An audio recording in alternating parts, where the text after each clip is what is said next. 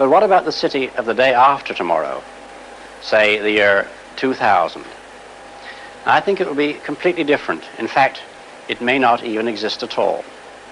Oh, I'm not thinking of the atom bomb and the next Stone Age.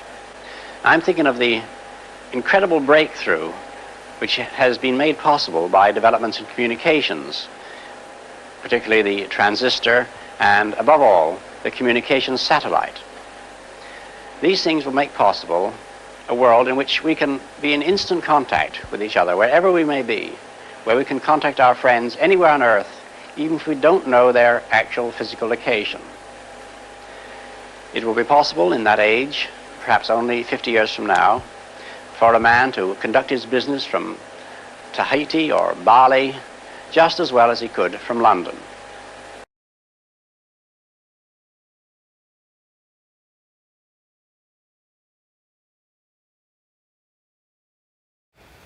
Holy pickles. Hey there, everybody. So this is an iceberg I have found a while ago on Reddit. Yes, I know, ill.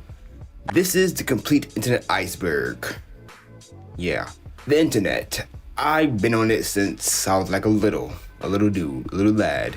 Just watching random YouTube videos, Halo edits, and just whatever it was. So this is gonna be, well, something kind of special to me. And this is, of course, gonna be our part 1 series that I'm pretty much gonna be doing, because I'm gonna be spending this entire iceberg. Yeah, this entire iceberg. It's like over 7,000 tiers, well, 7,000 entries in like 20 tiers. So yeah, okay. Alongside, I'm gonna be adding stuff that is new to the internet, like stuff like 6-7 and other memes and all that sort of jazz. Now, I don't know what else to say now, but there is, well, a current legend that pretty much explains these topics. And I'm using, well, multiple versions of this iceberg, so it's gonna be kind of a little confusing. So I'm gonna, like I said, on up. Gray is like a general topic, means like you can talk about like something like just a normal topic. Light green is a person, account, or animal. Light yellow is a website. Purple will be either video games or tabletop games. Dark red is either a piece of literature or magazine. Cyan is for posts or images or even webcomics. Orange is either slang names, genres, or internet lingo, kind of like, you know, like internet speech. Cream is for locations. Dark green is for video, audio, or web series, and some web series may be orange as well. Mauve or dark red is a subculture or group. Mustard is for events. Magenta, I'm in magenta, sorry, for search terms. And red is for hidden web, aka the deep web or the dark web, so ooh, spooky. And white is for system or programming. And this video is gonna be very long, so I am gonna have to rush some topics, so I'm not gonna like super explain them out or just be like 40 hours long. Alongside, there will be some stuff that when I get deep, there'll be some stuff, well, of course, on the internet, that's either gonna be very crazy, which I'm gonna have to not show, and gonna have to, well, of course, you know, well, show random gameplay of a different game while I'm talking about it, alongside, well, even have to censor some stuff. So yeah, I apologize. And there will be many trigger warnings, of course, so here's a list of them. And I don't know what else to say now, so grab some drinks, a snack, a blanket, your friends, your dog, your cat, your fish, or whatever, as we get into the complete internet iceberg explained. Starting now. Like now.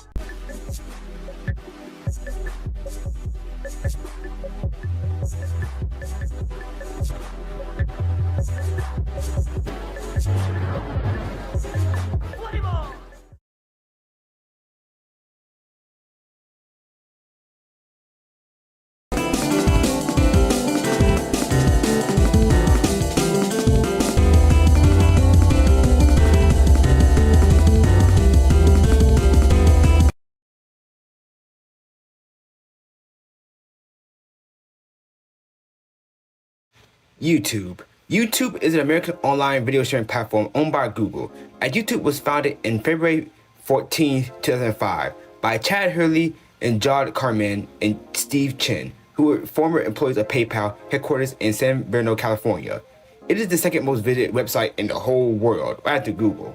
So technically the first website, like most search website in the world, it was owned by Google still. As YouTube has more than around over 2 billion monthly active users who actively watch more than 1 billion hours of YouTube videos and even upload many videos like every day. So like right now I'm talking about a video upload like right now.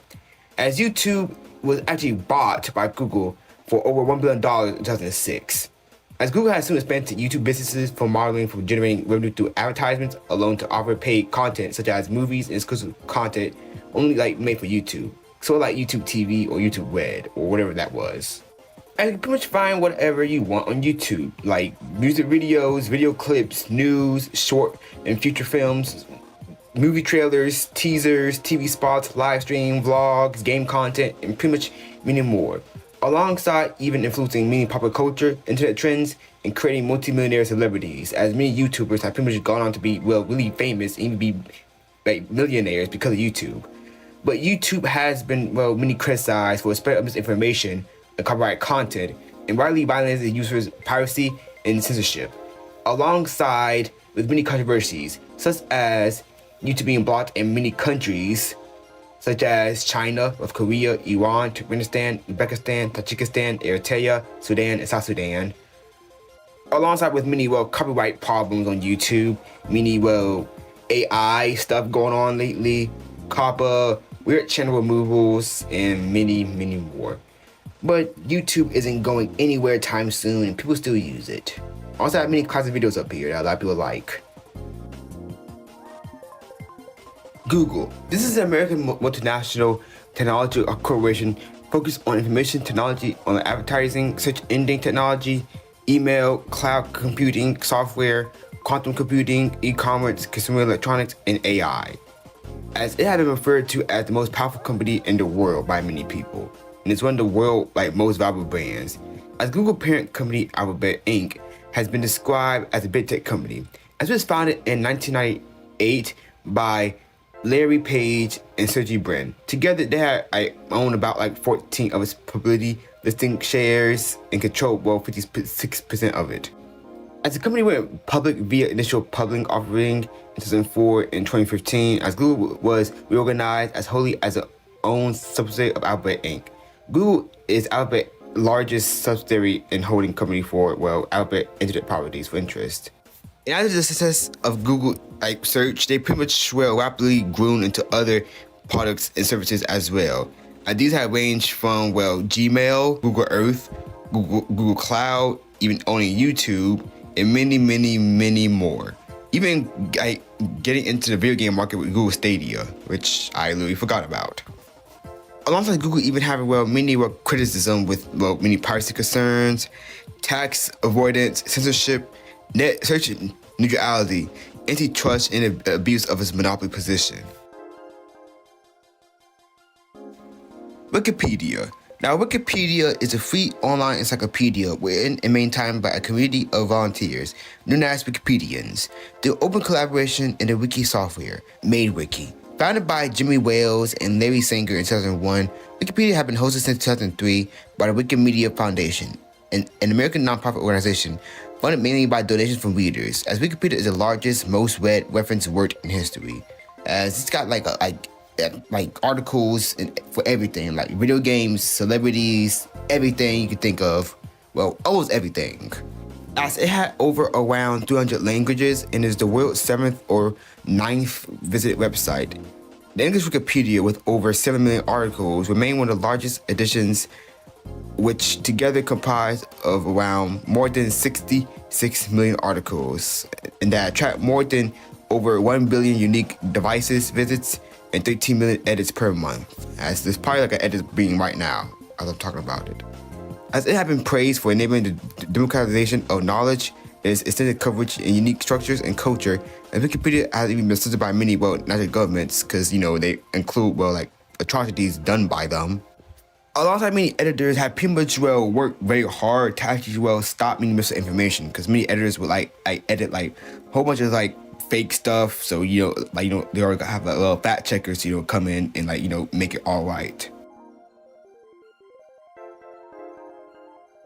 Facebook/Meta.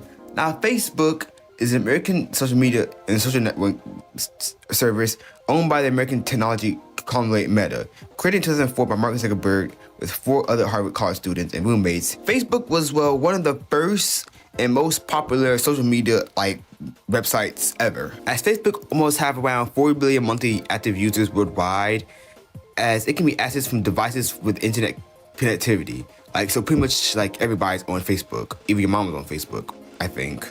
As they can people can post text, photos, and multimedia that share with another. You can post your picture of your dog, and Facebook has even been criticized for a lot for many user piracies, as with the Facebook Cambridge data scandal, political manipulation, and mass surveillance, as it has been pretty much shown that Facebook kind of watches you a bit, alongside even many psychological effects such as addiction, low self-esteem over content such as fake news, conspiracy theories, copyright infringement, and hate speech, as companies that even accuse Facebook of really being the spread of such content. And Meta is an American multinational technology company headquartered in Menlo Park, California, as Meta had owned several prominent social media platforms, including Facebook, Instagram, WhatsApp, Messenger, and Threads. As the company also operated an advertising network for its own sites and third parties. As of 2023, advertising had accounted for around 97.8% of its total revenue, as this has been described as another big tech company just like Google. Amazon. Amazon is an American multinational technology company engaged in e-commerce, cloud computing, online advertising, digital streaming, and artificial intelligence, aka AI again. Founded in 1994 by Jeff Bezos, the company originally started out as an online marketplace for books, but gradually expanded to offerings including a wide range of products and categories, referred to as the Everything Store, as Amazon is considered to be one of the big tech groups alongside, Microsoft, Nevada, Apple, Alphabet, and Meta. As the company has multiple subsidiaries, such as Amazon Web Service, providing computing, Zoox, which is a self-car driving division, Keyfly Systems, which is a satellite internet provider, Amazon Lab 126, a computer, hardware, and R&D provider, alongside other businesses such as Ring, which, doorbell stuff, Twitch, which I'm gonna get into later, IMDb, and Whole Foods Market. As Amazon is mostly known for, delivering packages and stuff, alongside with Amazon Prime, which can get your packages more faster, alongside even getting access to Prime Video, which have TV shows and whatnot, movies and stuff, alongside with the main devices such as the Amazon Fire Stick and the Amazon Kindle, which is a little tablet. I believe they also make phones too. I don't know. Alongside the Amazon Alexa, which is pretty much like an AI Siri type of thing that helps you at home. But this company had many controversies, such as its surveillance partnership, poor working conditions, and I mean poor working conditions, many anti-union efforts. They caused a lot of harm to the environment, anti-competitive behavior, censorship controversies, and many bad treatment of small businesses and suppliers. As one of the main criticisms for Amazon that pretty much faced was its worker policies, as Amazon had pretty much treating many of their workers badly. Microsoft Bing, also known as this Bing, is a search engine owned and operated by Microsoft, as it is developed by Microsoft AI. And the services traces back to its roots from Microsoft early search engines, including MSN Search, which I don't know still exists, Windows Live Search, and Live Search. As Bing offers a broad spectrum of search services encompassing web video images, and it's just pretty much just their own version of Google Chrome and Google and stuff. As Microsoft usually used Live Search for the main thing until it was announced by Steve Ballmer in 2009 that they'd be switching to Bing. As Bing had pretty much introduced many notable features such as search engines being query input in a list of related searches known as the Explorer pane. As these had pretty much went on to many other search engines. And Microsoft had pretty much many strides to open source technology in 2016, making it pretty much more advanced. But Bing had always been pretty much made fun of for pretty much searching for many opposite stuff and to give you random stuff. And Bing had also been notably controversial as well, as it was known to actually straight up copy many Google searches stuff. So copy the same Google answers. Alongside in 2019, There's many reports that Bing's image search has showed illegal images. Like when people just searched them up, they just saw that. And Microsoft got in a lot of trouble for that. Google Chrome. This is a web browser that was launched in 2008 for Microsoft Windows, built in with free software components from many Apple WebKits, Mozilla Firefox, and many other stuff. As Google Chrome is one of the main, most used search web browsers in history, as it's on pretty much around 75% of many PCs in the world, and it's the most used browser on tablets, even having surpassed Apple Safari, and it's the most dominant on smartphones, with a market share of 71.22% across all platforms. As this was pretty much started doing the so-called browser wars. Why I say it like that? Browser wars of 2004 and 2017, when many tech companies start making their own search browsers to compete with other stuff. So yeah, I don't know what to really say. This is Google main web browser, and every time you get a new PC and stuff, they'll always try to be like, hey, you wanna get Google? You're not using Google Chrome. You wanna get this? You wanna get that? And stuff. eBay. This is an American multinational e-commerce company based in California, as this allows people to buy or view items via retail sales through online marketplaces. As its in websites even have over 190 marketplaces worldwide. As sale occurs either via online auctions or buy it now into sales. And they pretty much have anything you want. You want this old whatever this is, and you get that. And sometimes people be even scamming people up here. So yeah, do be careful if you use eBay and stuff. So yeah, just may y'all know, be careful if you're trying to get something rare. Alongside in 2013, when stuffed items from the British Museum was stolen, and they were even put on auction. And it was old jewelry, stones, and other stuff from 1,000 years ago. So yeah, and nobody pretty much bought any of the treasure. As the police had pretty much investigated the whole case, and it's just very crazy. Imagine you have this old ass artifact and it just gets stolen and it's be on eBay. But I guess it kind of makes sense because it is from the British Museum and they steal a lot of stuff. So I guess karma, I guess.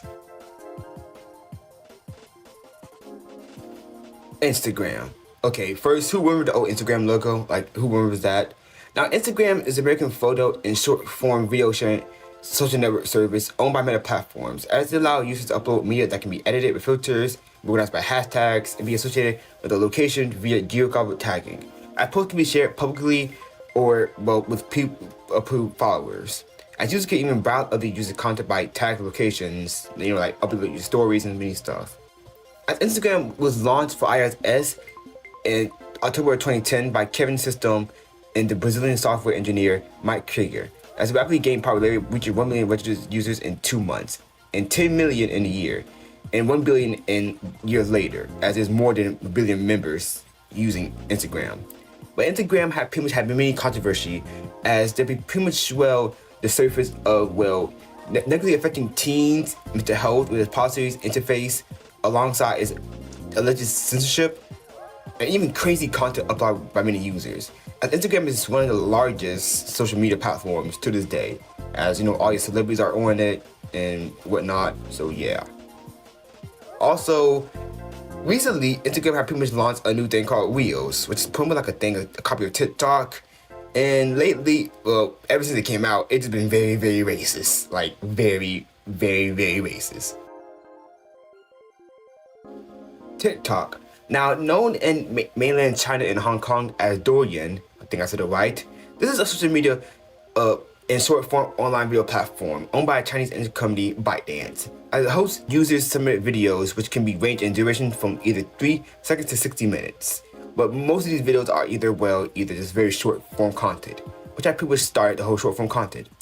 As since its launch, TikTok became one of the world's most popular social media platforms, using recommended the algorithm to connect to other content creators, influencers, and new artists. As in 2020, TikTok has surpassed over 2 billion mobile downloads worldwide. And TikTok has been the main thing of many internet trends, dances, and even controversy. as TikTok was owned by, well, China. And many people, well, mainly the United States government and other governments, don't really like, well, China, well, apps like being used by Americans. And that even, well, said that China is spying on, well, Americans. Which had pretty much caused TikTok to actually be banned in, well, many, well, military phones and other stuff. Alongside many people, even, well, pretty much, well, criticizing TikTok. Mainly for one of the first, well, criticisms TikTok I reached was around in 2019 when they started, well, banning people for actually, well, talking about what's happening in the Xinjiang province in China, which is a genocide going on there. Alongside when many people had tried to ban it, like a lot of people had actually tried to, well, ban TikTok, mainly the United States government. As in 2024, the United States government had pretty much, well, said they would ban TikTok unless it was, well, sold to an American-owned company. And soon, TikTok sort of got banned a bit. Yeah, okay, so at around January of 2025, right when it had been like banned, like it was unable to use all across America, many people have started going to Red Note, which is the Chinese version of TikTok, pretty much. But soon, Donald Trump has signed an executive order delaying the enforcement of TikTok ban, as he pretty much well liked TikTok, even though he pretty much said that he didn't like TikTok, but he switched it up. But now TikTok is now back in, well, the App Store and stuff, so yeah. And it's pretty much rumors that it's going to get replaced by another app soon, but I don't think TikTok is going anywhere because it's pretty much the most downloaded app in Apple Store and app recently. So yeah, like everybody's on TikTok, like everybody's on it. And TikTok do be having some crazy stuff, like crazy challenges, weird trends, and just weird videos. Minecraft. Now, Minecraft is a sandbox game developed and published by Mojang Studios, formerly released on 18th of November 2011 for many PCs, but will soon grow larger as it will soon reach into video game consoles and even mobile devices, as Minecraft is available on everything. I'm not joking, it's available on everything. It's available on the Wii U, the Switch, the 3DS, random ass unused Amazon products, like everything. As Minecraft is pretty much, well, a randomly generated three-dimensional world that is very blocky. As players can discover and extract many raw materials, craft tools, pretty much survive, and just create whatever you want. Like you can do whatever you want, like it's a sandbox game. As the game large community offers a very wide user-generated content such as modifications, servers, and player skins. Created by Notch using the Java programming, alongside with Jens Jeb Bergerson, was hand control over the game continuing to follow release of 2011. As Mojang and Minecraft initially will soon be bought by Microsoft for over $2 billion. As Minecraft is now, well, one of the most best-selling games of all time, with over 35 million copies sold and over 100 million active players every day. And Minecraft even influenced like many places in YouTube, made many YouTubers grew, even inspired many video games as well. Even being referenced in many things, such as Mad. Sir, have you seen anything strange? You know, I didn't think anything of it at the time, but yes, I did. Follow me. You see, right down there... Oh no! I forgot! I die in the sun! I bet those guys in the Glades never interviewed a skeleton. And Minecraft have even been used in educational environments to teach chemistry, computer-aided design, and computer science. And the wider Minecraft franchise even had pretty much grew to have many spin-off games such as Minecraft Story Mode, Minecraft Earth, Minecraft Legends, Minecraft Dungeons, and even since it pretty much reached so high, and of course, you know, Hollywood gonna get into the money, it would soon have a live-action film called a Minecraft movie, which is the second highest grossing movie film of all time. And the movie is peak. The movie is great. I'm joking. The movie is terrible. The movie was memed on for months before it came out, and all month it was just a big meme with Jack Black and Jason Momoa in the movie. And who could forget this?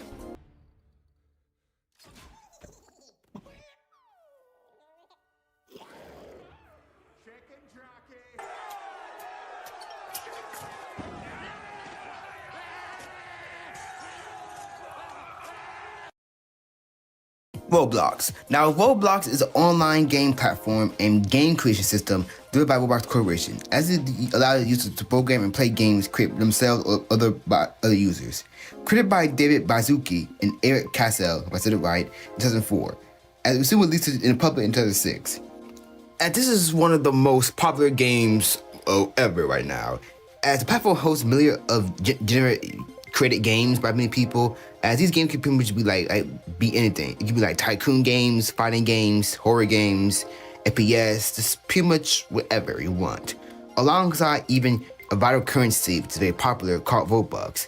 As this game developers on the platform are able to create items that cost Robux, so you can pretty much have a virtual economy, alongside even making your own character and stuff. Now, Roblox started as a small player base, but will soon grow in the second half of the 2010s and will soon grow accelerated by 2020. But Roblox do have many controversies, as there's pretty much been allowed content moderation due to many stuff, such as many sexual or political extremist material on the platform, as it has been criticized for alleged exploitative practices toward children and microtransactions. As there is a lot of predators and weird people on Roblox trying to do horrible stuff to people. Alongside even being a massive controversy that happened when one YouTuber named Schlep literally got banned for actually trying to stop these predators, which I'll talk about later on. And with all these controversies happening with Roblox, it even got banned in many countries such as China, Russia, Turkey, and Iraq. And Roblox is still one of the most popular game of all time right now. And even though they have pretty much faced many controversy and even ongoing investigation by Chris Hansen, at the time I'm talking about this right now, so I don't know if Roblox is going to be going anywhere anytime soon. X or Twitter. You know what? I'm just gonna call it Twitter for this video, alright? Because X sounds stupid as hell and it sounds like an adult site. Well, Twitter is sort of one, but whatever. So Twitter, also known as X since 2023, that's a horrible name, but that don't make no goddamn sense, is an American microblogging and social network service. It is one of the largest social media platforms in the world and the most visitors. As users can pretty much share text messages, images, and videos, and pretty much look at whatever you want, like movie trailers, talk to people, many celebrities, and any politics are you on, Twitter. But Twitter have been pretty much, criticized for being, a very hateful place, as many people were getting these crazy ass arguments that literally people getting doxxed, people getting death notes and stuff.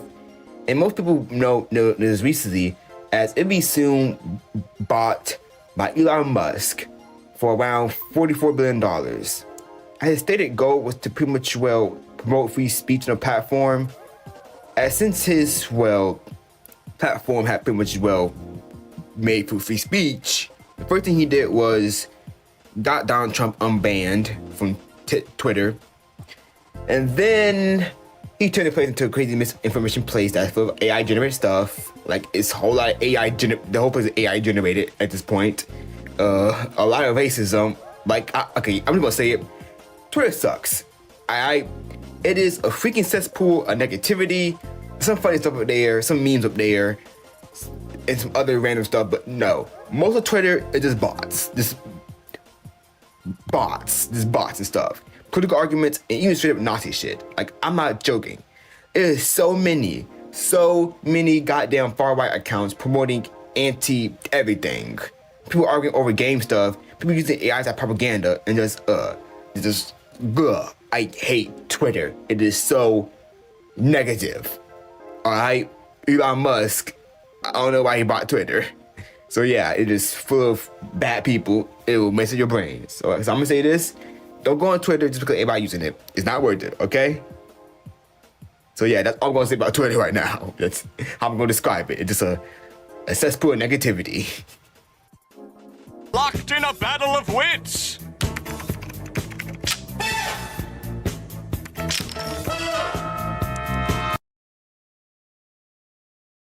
Yahoo. Now, Yahoo is an American web portal that provides a search engine as Yahoo Search, and is related services as My Yahoo, Yahoo Mail, Yahoo News, Yahoo Finance, Yahoo Sports, and Y Entertainment, and Yahoo Life. Oh my God, how many Yahoos are there?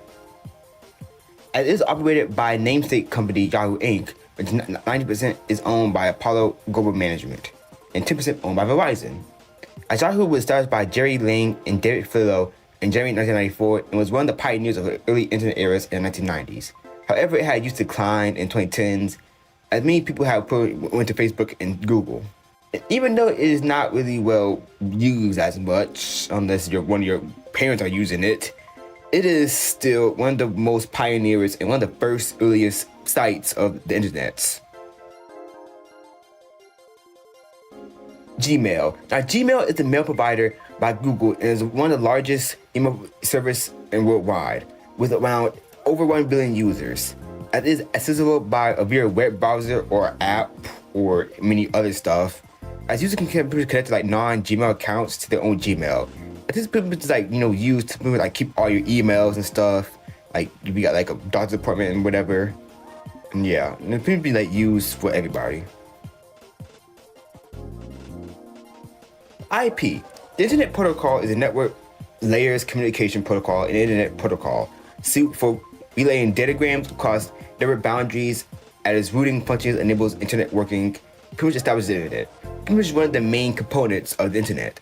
As IP has a task of delivering packets from the source to the host, and destination host solely based on the IP address. As the packet headers for this purpose, IP defines packet structures that encapsulate the data to be delivered. As it also addresses methods that are used to label the datagram and source destination information. And this has been pretty much used already since 1974. But the first major version of IPv4, the dominant protocol of the internet, and sister of the internet protocol, IPv6, which have been increasing in deployment since around 2006. HTTPS, Hypertext Transfer Protocol Secure, is an extension of the Hypertext Transfer Protocol, as it uses encryption for secure communication over a computer network, and it is widely used on the internet, which is pretty much motivations for the authentication and access of the website and protection of privacy and integrity of the exchange data while in its transit, as it protects the man-in-the-middle attacks and block cipher encryption, eavesdropping, and even tampering. This is pretty much used in every single website, well, almost every single website in the internet. Ubuntu. Ubuntu is a Linux distribution based in Debian and is comprised primarily of free open software developed by the British company Canonical and its community contributors under a meritocratic governance model. As Ubuntu is released in multiple official editions, desktop, server, and core for IO2 and mobile devices.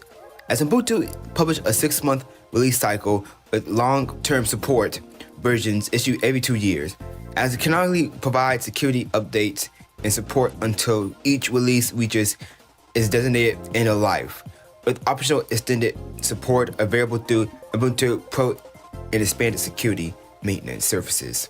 As Ubuntu can be installed directly on hardware, one with a virtual machine, as it was used mainly for cloud computing.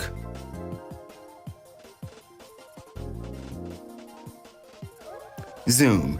Now, Zoom Workplace, mostly known by Zoom, is a computer software that pretty much puts you in like a FaceTime camera in a call room. Kind of like Skype, but not really like Skype.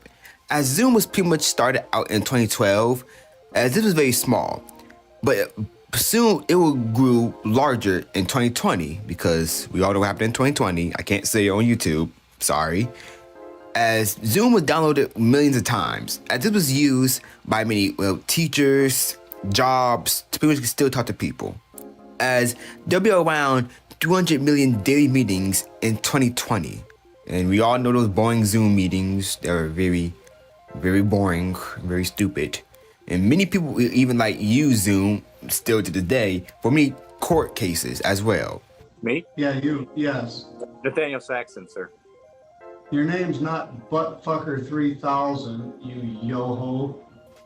And even in 2020, Zoom bombing had became popular. And many people would just raid your Zoom class and do crazy stuff. Like very crazy stuff. Yo, Patrick, you look like you're from Clash of Clans.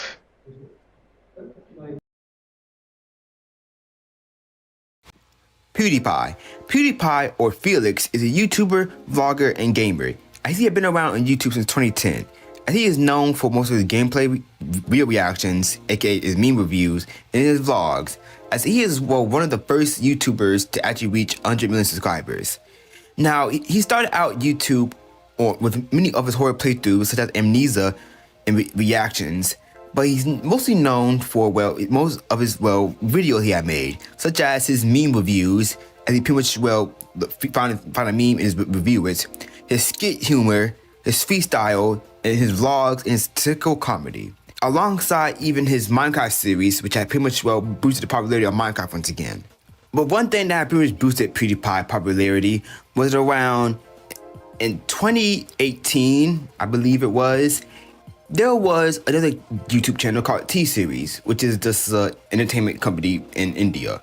As T-Series was pretty much reaching to be near 100 million subscribers, as PewDiePie was almost reaching 100 million subscribers. I think that pretty much started, what many people had called the subscriber war, as this was not really a feud, but pretty much just a race for who get the 100 million subscribers at first.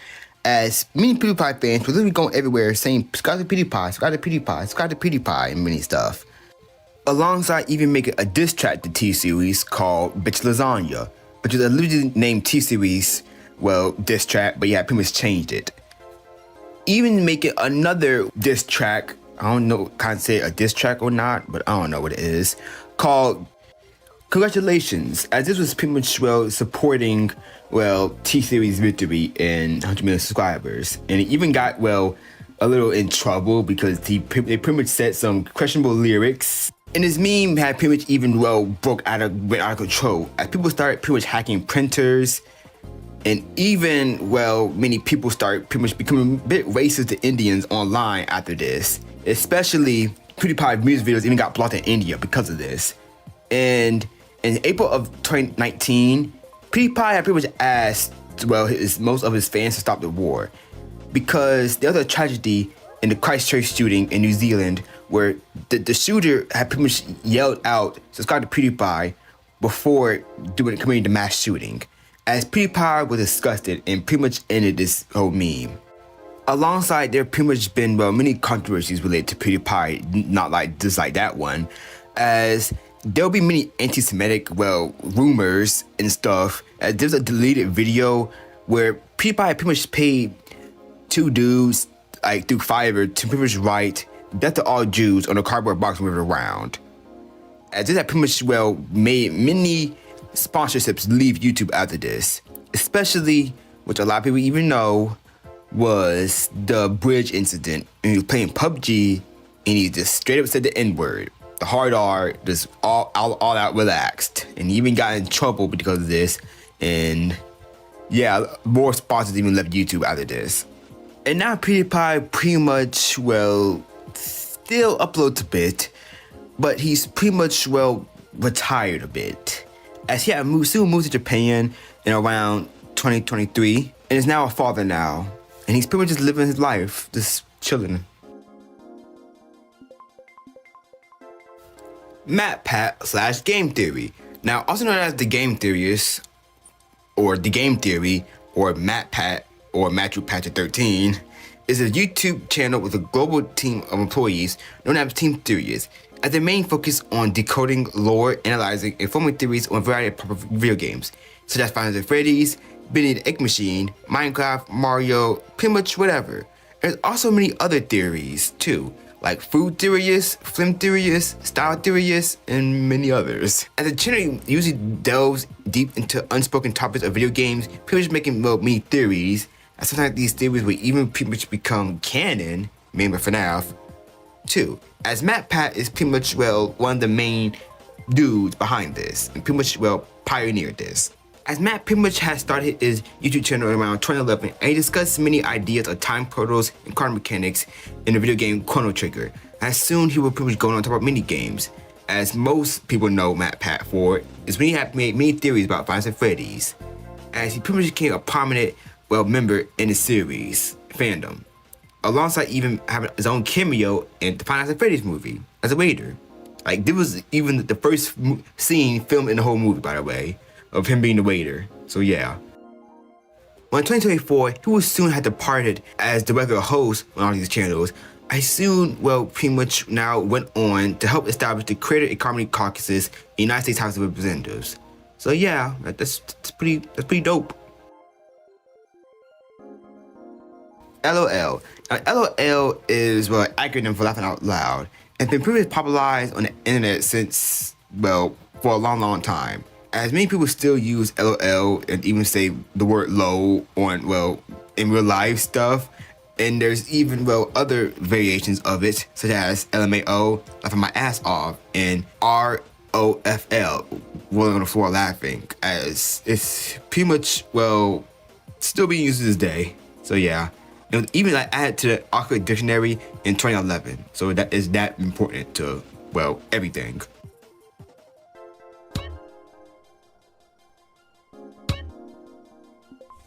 Troll. So trolling or troll is a slang term you describe any internet user by behavior that is meant to pretty much anger or frustrate somebody, pretty much derate somebody.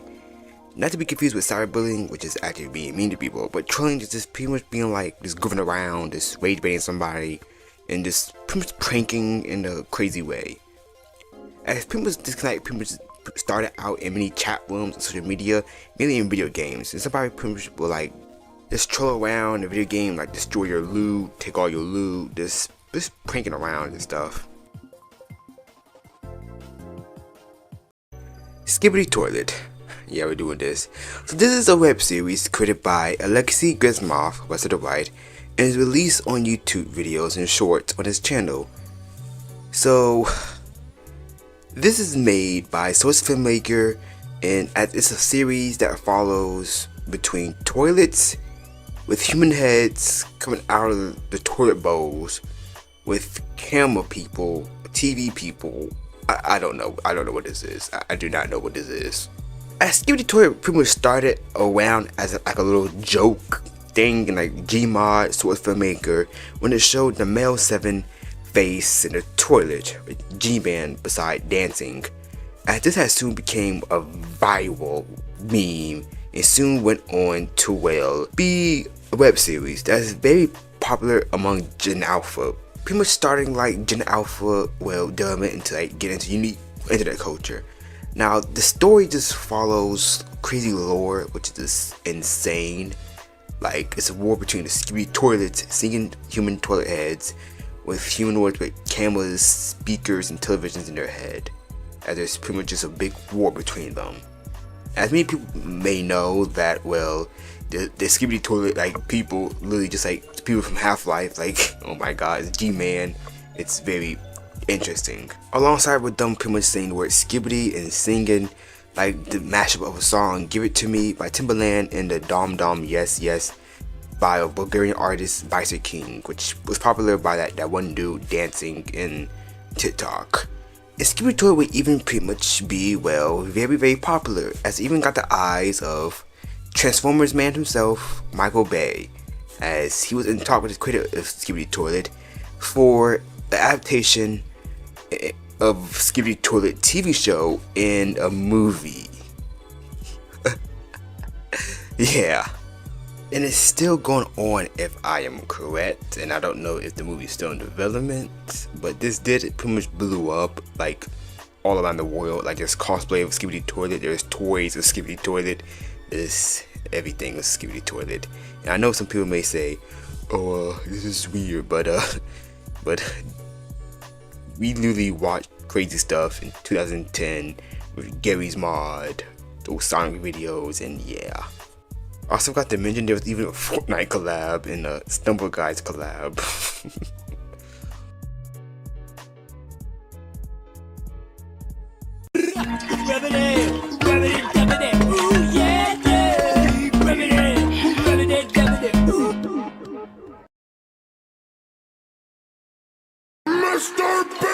Now, James Stephen Jimmy Dawson, commonly known as Mr. Beast, is an American YouTuber, media personality, and businessman, as he pretty much produces high-paced YouTube videos built around crazy challenges and just very crazy stuff.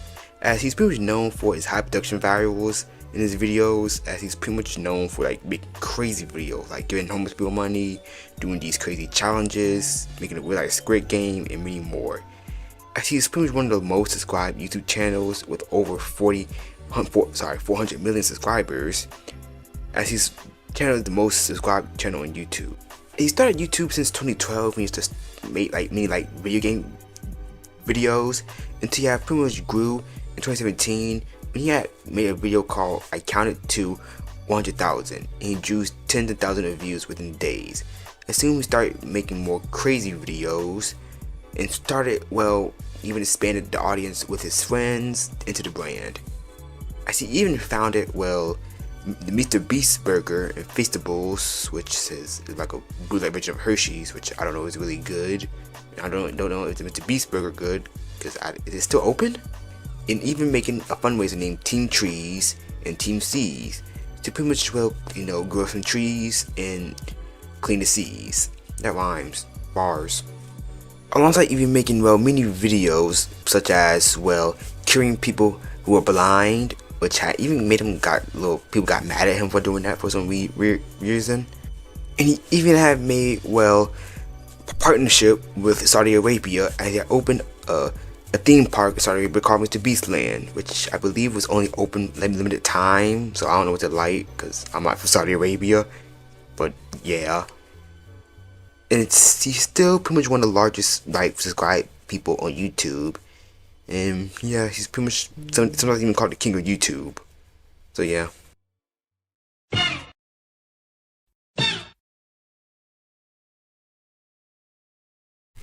Creepypastas. Now, a creepypasta is a horror-related legend which has been shared around the internet since the early 2010s.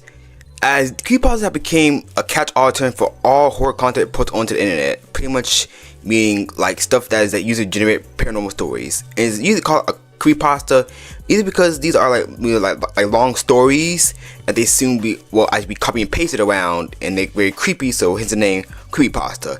As many creepypasta stories can actually pretty much be a very like variety of terms, be like ghosts, cryptids, murder, suicide, zombies, and aliens, and whatever.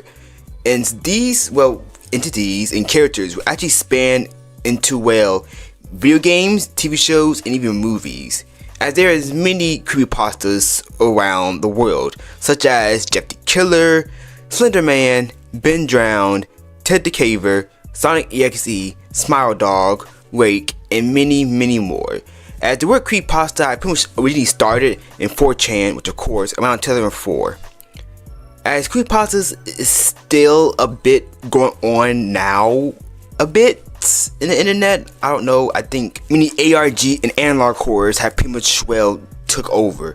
Alongside, there's many genres of creepypastas, such as lost episodes, which pretty much, well, trying to, well, you know, change up, you know, like old childhood nostalgia, and people like transform it into like a weird lost episode that includes like a horror scary episode like, oh, Squidward died, or SpongeBob died, or Ed and Eddie Purgatory Theory. And even due to many narratives, many creepypasta stories have pretty much, well, been very popular, and these have pretty much, well, kind of transformed into actually, well, like being believed as real. So yeah.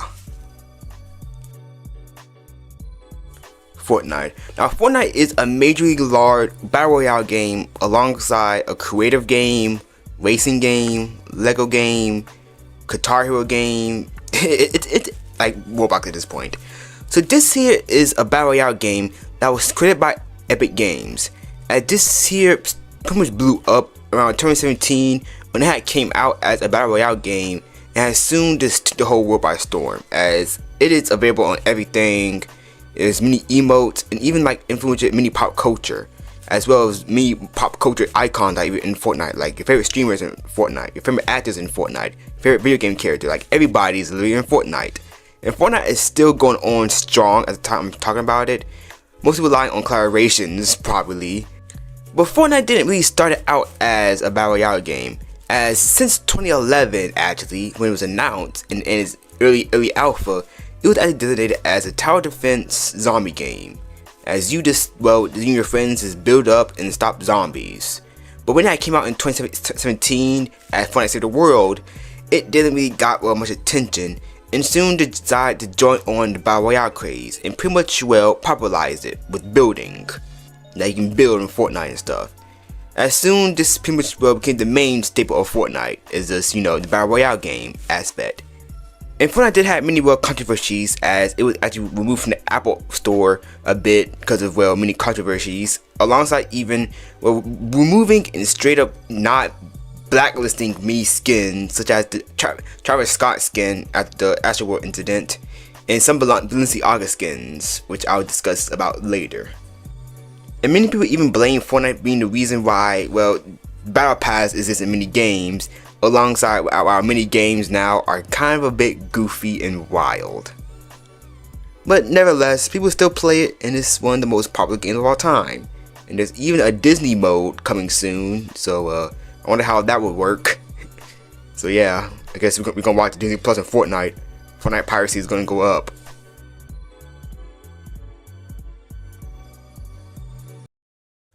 Five Nights at Freddy's. Now, Five Nights at Freddy's is a video game series and media franchise created by Scott Cawthon that includes many video games, many novels, graphic novels, and even 2 movies, with a 3rd one on the way at the time I talk about this. As a story arc and the gameplay, pretty much, well, have you play as a night guard, trying to survive from midnight to 6 a.m. for 5 levels called nights, or sometimes it could be either 6 or 7 nights, depending if you're going for, like, you know, custom night. As you gotta survive different locations from haunted animatronics who are trying to, well, kill you. Now, this game series has pretty much popularized many horror games on the internet, alongside even spanning many fan games based on Five Nights at Freddy's. As the game was pretty much created by Scott Cawthon in 2014, as he had made many other family-friendly games and even some Christian games, but one of them, Chipper and Son Lumber Co., was very criticized for being, well, fighting animatronics, as many people had said it looked scary. And this pretty much, well, gave him an idea to make a horror game. Released in 2014, the first game was so successful it had prompted development of a sequel right in the same year, and this was soon spread on to another sequel. And these sequels actually pretty much, well, expand the lore and tell the story of Five Nights at Freddy's a bit. Now, I'm not going to explain the entire of the lore, because it's going to take like 10 hours to explain the lore. So pretty much, some dude named William Afton, okay, purple guy, had killed some kids, and they went hunted, and they pretty much, well, scared them, and he died in a Spinlock suit, and yeah, he pretty much won't die. And the games are still going on as I'm talking about it right now. If I'm correct, there's another game coming soon. As the most recent one was called Secret of the Amendment, which was a prequel, I believe. I don't know. Alongside the games, even pretty much, well, getting the Eye of Hollywood, of course, which there will be a movie, which was in development since 2015. Yeah. And the movie came out in 2022, and I really liked it. I don't care what anybody else say. It was a good movie, and so was the sequel. Oh. Maybe not. Yeah. I'm still scared of, well, Five Nights at Freddy's. Yeah, in my 20s, I'm still scared of this game.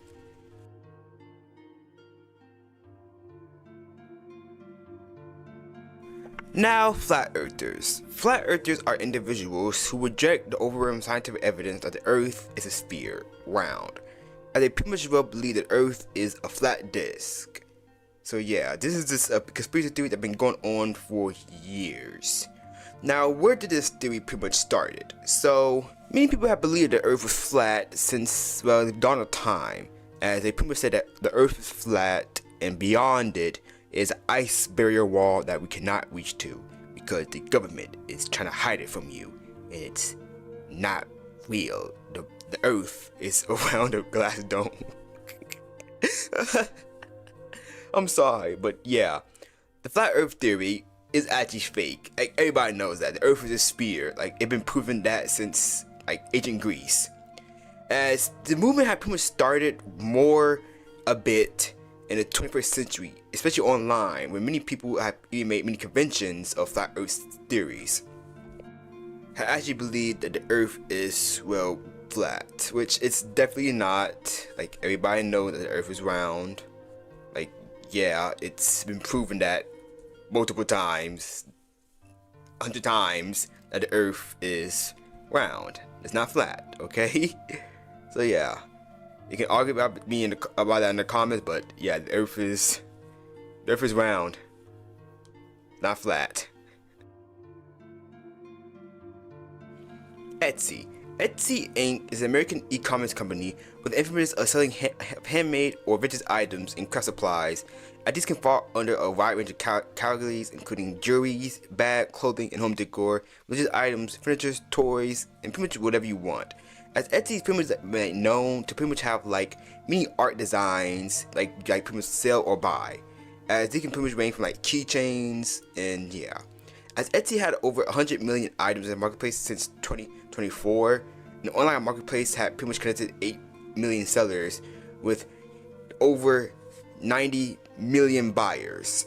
It is still being used to this day. Alongside even having many controversies, as many people even like try to steal other people's art and sell on Etsy. So yeah. Linux. Now Linux is a family of open source Unix-like operating systems based on Linux kernel. An operating system kernel first released in September 17, 1991 by Linus Torvalds. As Linux is typically packaged as Linux distribution, which includes the kernel supporting system software and libraries, most of which are provided by third parties, to create a complete operating system designed as a clone of Unix and released under copyleft GPL license. As Linux is one of the most prominent examples of free open source software collaboration, while which being developed for x86 based personal computers, as it has been since been ported to more platforms and other operating systems, and is used on a wide variety of devices including PCs, workstations, and mainframes, and is very popular recently too. Even being used on Android, as Linux is actually one of the largest installed bases on Android since 2022. And many people really like Linux as it offers unparalleled freedom and power, making it more available on more devices and applications, from the internet to even your iPhone, and even giving it more freedom on like Windows PC, which most people mainly use it for to pretty much avoid Microsoft AI stuff. NFTs. You think it's funny to take screenshots of people's NFTs, huh? Property theft is a joke to you. I'll have you know that the blockchain doesn't lie. I own it. So NFTs, or non-fungible tokens, are a unique digital identifier that's recorded on a blockchain and is used to certify ownership and authenticity, as it cannot be copied, substituted, or subdivided, as the owner of the NFT is recorded in the blockchain, meaning you own the NFT, and you can even sell it for like millions of dollars, even though it's like literally just part of a digital thing, so you don't really own it. So NFT pretty much been a thing since 2017, but has soon grew since 2020. NFTs budgeting even went up to 82 million all the way to 17 billion. As many people have pretty much started getting into the NFT chain craze during the early 2020s, as many people have even drawn criticism for the energy cost and carbon footprint associated with some of these blockchains, as well as using art scams, and even be criticized as a Ponzi scheme and a pyramid scheme, as NFTs mainly during this era were either literally just drawings, and I don't mean good drawings, I mean ugly ass drawings that are literally just the same thing over and over and over again, like those red apes or ape yacht club, whatever they were just the same damn monkey over and over and over again. Alongside even many voice actors getting into the NFT craze, alongside everybody was getting in NFT craze, like actors, your parents, everybody. But soon the NFT market will soon collapse, as the number of sales of NFT type went down dramatically in like 2022. And I don't know if NFTs are still a thing now, because everybody's into AI stuff. So I don't really know, but we are going to be discussing more NFT like stuff down below. So yeah, just don't buy NFTs. You don't literally own them. Like somebody can just literally screenshot them. If people actually got mad, people like screenshot NFTs and stuff. So yeah, like you don't really own an NFT. So why not just own Legos or some Transformers? So yeah, just do that. Wait, there's lots of other characters if you don't like the Pixie Sorcerer. No, there aren't. They're all just the same with different costumes.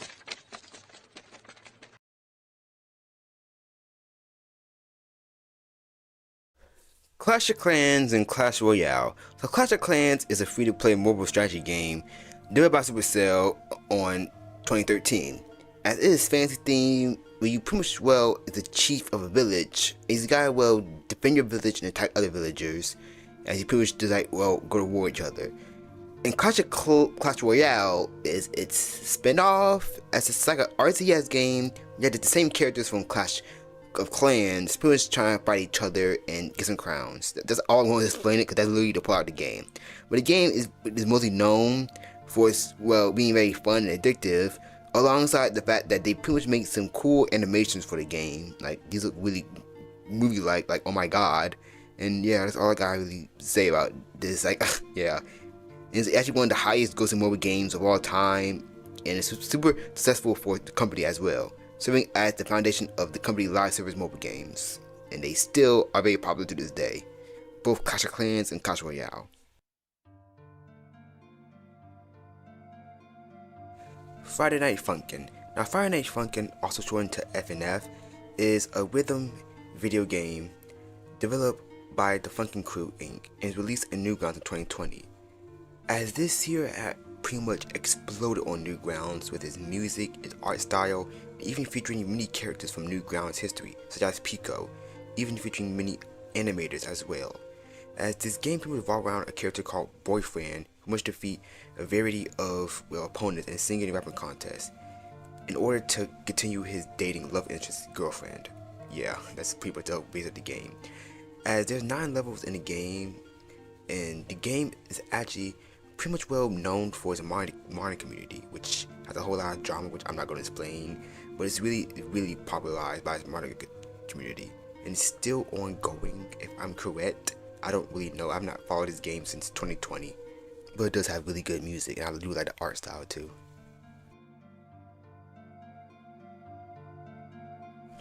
Rage Comics. Now, Rage Comics is a short cartoon strip using the growth set of pre-made cartoon faces, or rage faces, which usually express rage or just other thing of mad. Now, they are usually crudely drawn in Microsoft Paint and others like simple drawing programs to make it look very easy and just low effort a bit. And they're very popular in the early 2010s, as these webcomics have soon spread much in the same way as internet memes do. And they still are, well, kind of spread a bit today, as Rage Comics have pretty much existed around in the mid 2000s, with the source of one largely attributed to 4chan. The first Rage comic was posted on 4chan in the random board around 2008, as it was a simple cartoon strip of a dude on a toilet is mad, and they soon pretty much turned to a Rage guy. As there will be many other Rage comics, and such as Trollface, the Forever Alone guy, the Like a Sir guy, the Low, Augusta, No, the Why You Know face, and many other. As they pretty much were very popular during the early internet, as they soon pretty much spread out and actually became very classics in the old, well, internet meme space. Keep Calm and Carry On.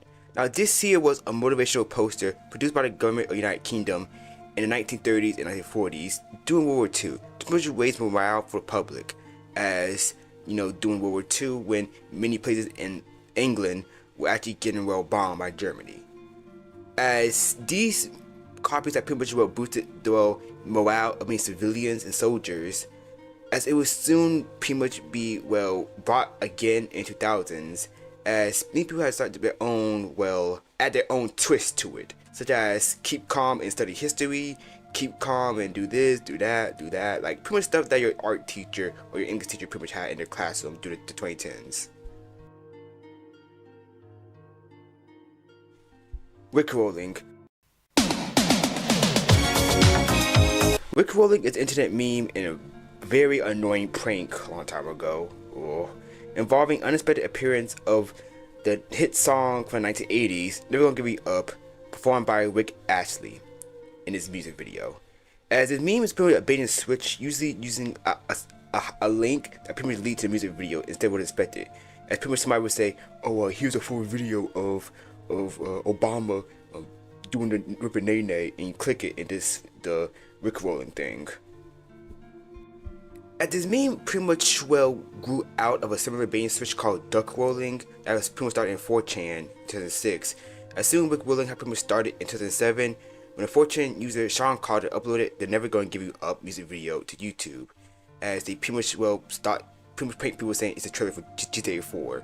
As soon as pretty much went widespread all across YouTube and many places on the internet. Even the hacker group Anonymous actually used this to protest the Church of Scientology, the rickrolling, which is pretty much funny. Alongside doing the Macy's Thanksgiving Day Parade, Rick Ashley actually rickrolled everybody on live TV while performing the song on the Foster Home for Imaginary Friends float. As soon as rickrolling has soon declined in the mid 2010s, as people just stopped doing it, but it soon made popularity again during the 2020 lockdown situation. I can't say it on YouTube. As soon the music video has soon went up to over 1 billion times because of rickrolling, and I don't know if people still rickroll to this day. So yeah.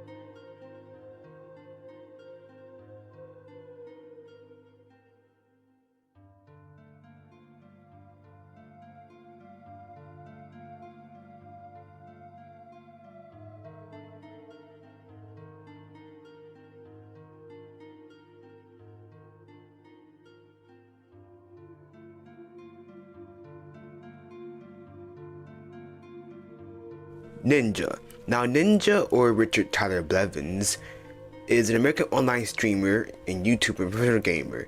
As he pretty much started his streaming through several esports team, as he pretty much used to play Halo competitive, which that's how I used to watch Ninja a long time ago. Remember that?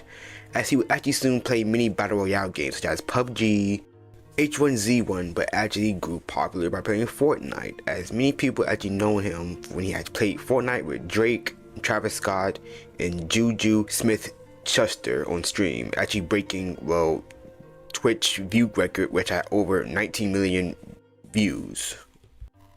And he actually decided to actually have a game really popular too, as Ninja mainly became known for being really good at Fortnite and actually being called one of the top Fortnite players of all time, alongside even getting on Mixer a bit, which was a Microsoft competitor to Twitch until that got shut down. He just took a whole lot of money.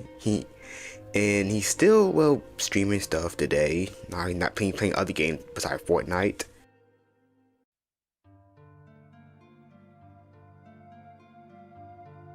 Dream.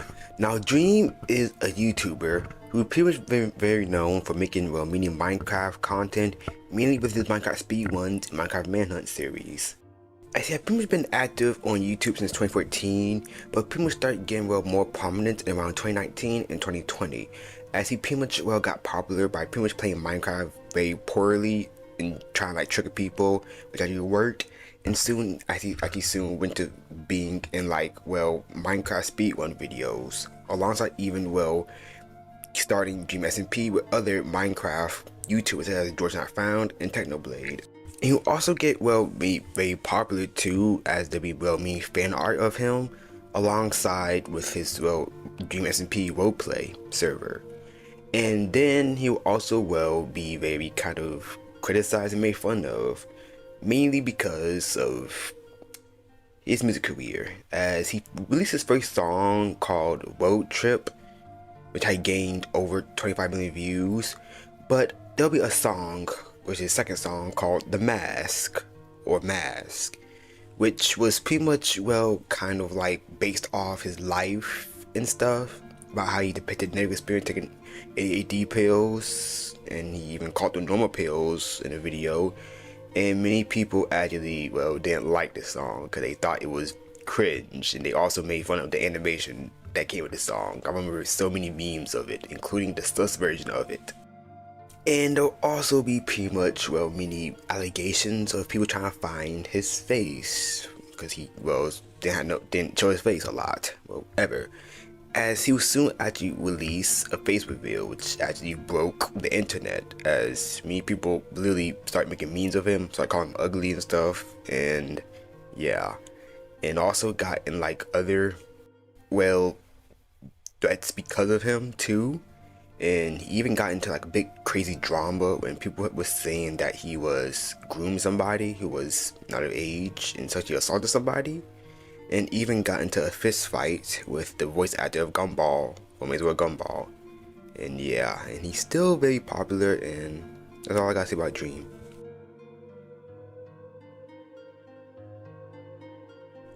Lorem Ipsum. Lorem Ipsum is a dummy or placeholder text commonly used in graphic design, publishing, and web development, as its purpose is to permit a page layout to be designed independently of the copy that it will suitably populated, or demonstrate various fonts and typeface without a meaningful text that could be distracting, as it is the corrupt version of the, was it right, Defimius Borin Etymologium, a 1st century BC text that the Roman states in Foster Sericio with words altered added, to make it more nonsensical and improper Latin, with the first two are transcriptions of Dolus Ispum. As versions of Dolus Ispum text have been used in typesetting since the 1960s, when advertisements for the Leicester transfer sheets have popularized it, as it was soon to be introduced in the digital world during the mid-1980s, when Autolus employed it in graphic and word processing templates for desktop publishing programs, PageMaker, and other popular word processors, including Pages and Microsoft Word, has since adopted Dolus Ispum, as well as latex packages, web content managers such as Joomla, WordPress, and CSS libraries such as Cinematic UI, and it's still being used by many, well, things today. .io games. Now, .io games is a genre of browser-based multiplayer games that are characterized by the use of .io top-level domain name. As starting in the mid-2016, soon after, well, many other IO games such as Agar.io and Slither.io, more games in the IO game genre has soon became released, and many of these were just either clone games and usually released in top format. As they soon had pretty much, well, started as in 2015 as Agar.io, which is like a multiplayer game where you just like collect mini cells and stop stuff. Pretty much all you gotta do is just like eat other cells, collect other cells, and stop players with small cells while avoiding larger ones. As soon to be Slither.io, which was be more popular soon. I just play like a worm or a snake, just collecting more of these cells, go bigger, eat smaller dudes, and yeah. And IO games would soon pretty much will become really popular during 2020 and from 2021, because as more people was like, home and was on the internet. But they soon declined right after 2021. But I'm pretty sure that many people are still playing, well, many .io games right now, so yeah. Markiplier. Now, Markiplier, or Mark Edward Fishback, I hope I said it right, I apologize if I said it wrong, is an American YouTuber, filmmaker, and actor, as he is one of the most popular YouTubers on the platform, as he is known for, well, pretty much being very popular by Let's Play videos of many indie horror games, alongside even making many web series on YouTube that are like very interactive, such as Who Killed Markiplier, Iceberg Markiplier, Spaceberg Markiplier, and I believe other ones. I don't know. As I started YouTube in around 2012, and he pretty much started making comedy sketches until he started making, well, many Let's Play videos. As he had pretty much, well, made many, well, Let's Play videos of Amnesia, and he soon even branched out to other, well, games like Octodad, the Whacker series, and most notably Five Nights at Freddy's, which had pretty much, well, got him, well, like, what he is known today as the King of Five Nights at Freddy's, as he played pretty much every single Five Nights at Freddy's game and he beaten them and he even was in the ad for one of the games too. And he was actually supposed to be in the Five Nights at Freddy's movie too, alongside even creating many interactive web series like Who Killed Markiplier, A Date with Markiplier, and even A Heist with Markiplier, and most recently A Space with Markiplier. And he's currently working on a new movie, which I think is already out, I don't know by the time I'm talking about it, called Iron Lung, which is based on a game called Iron Lung, which is really pretty cool. It's pretty dope. And he is still one of the most popular subscribed YouTubers, and pretty much, well, just a really cool guy. Like, he's really cool. He was also on, well, one Disney XD show one time. I literally forgot that TV show name. All I remember, it was about video games. So yeah, like, I'm actually surprised that he was actually on it, because, you know, Markiplier, well, really known to have a sailor mouth. Shut the fuck up! You shut the fuck up! I hope you die in a fire! Jacksepticeye. Now, Jacksepticeye, is it Septiceye or Septiceye? I've been saying Septiceye for like years, oh my god. Is an Irish YouTuber, real name Sean Jack McCollin. Now, he is, well, another Let's Play YouTuber, a voice actor, and a former musician. I see, I started YouTube in around 2012 when he had pretty much his first video being War Has Changed of him doing an impression of Solid Snake. Alongside his first gameplay video was him of playing Far Cry 3. As he was soon branched on and I made many friends with other Let's Play YouTubers like PewDiePie, Markiplier, and Corey Kenshin and Cinnamon Toast Ken. As he had pretty much made many similar videos like Markiplier, many Let's Play videos playing Five Nights at Freddy's, playing Duck Hunt, and he was also even had made a clothing line with Markiplier called Cloak. And he even starred in many movies too, as he starred in Free Guy, which I remember that. Even Sonic. Even voice acted in video games, as most recently most people know him when he played Punch Up from Dispatch. Pretty good game by the way, and he did a really good role. Wash your hands after touching all them filthy nutsacks. Thought he seemed salty. Doge. Okay, there's two things of this related to Doge, so I'm gonna talk about two. So Doge. Now Doge is a slang term for dog that is primarily associated with pictures of Shiba Inuus, nicknamed Shibi, a internal monologue caption on Tumblr. As these photos may have been either photoshopped to change the dog face or caption with many interior monologues and Comic Sans font. As the primary meme and iconography associated with Doge was the Shiba Inu named Kubosu, as photos of her were being taken in early 2010 and went viral across the internet, as there be many edits of Kubosu everywhere. Some were good and some were just straight up cringe. And a certain somebody named Elon Musk had pretty much gotten really into Doge, the Doge meme. As Doge will also go into in 2013 pretty much become in a cryptocurrency called Dogecoin, created by software engineers Billy Marcus and Jackson Palmer, who decided to create a payment system as a joke, making fun of wild speculation of cryptocurrencies at the time, as it's considered to be the first meme coin, as this pretty much went on to be its own thing, and Elon Musk had even got into it. So yeah, as in around 2020, Elon Musk had pretty much tweeted one word Doge shortly after the value of Dogecoin had rose by 20%, as he soon pretty much started becoming into it, as he soon started making many tweets related to Dogecoin the following year, capturing Dogecoin into people cryptos and no highs and lows, only Doge. And even in 2024, President Donald Trump announced that Elon Musk and Vivek Ramsey, hope I say your name right, would lead a new Department of Government Efficiency, or DOGE for short, the acronym that shares the name of the Dogecoin. So yeah, and he also fired a whole lot of people to make this. And Elon Musk just straight up left the government. Oh my lord. And sadly, Kobusu will have soon died of leukemia at the age of 18 on May 24, 2024, as her owner had announced the news on social media, stating that she had died peacefully, alongside even sharing a heartfelt message, expressing her gratitude for the time she had with Kobusu and the joy she had brought to people's lives through the Doge meme. So rest in peace, Kobusu.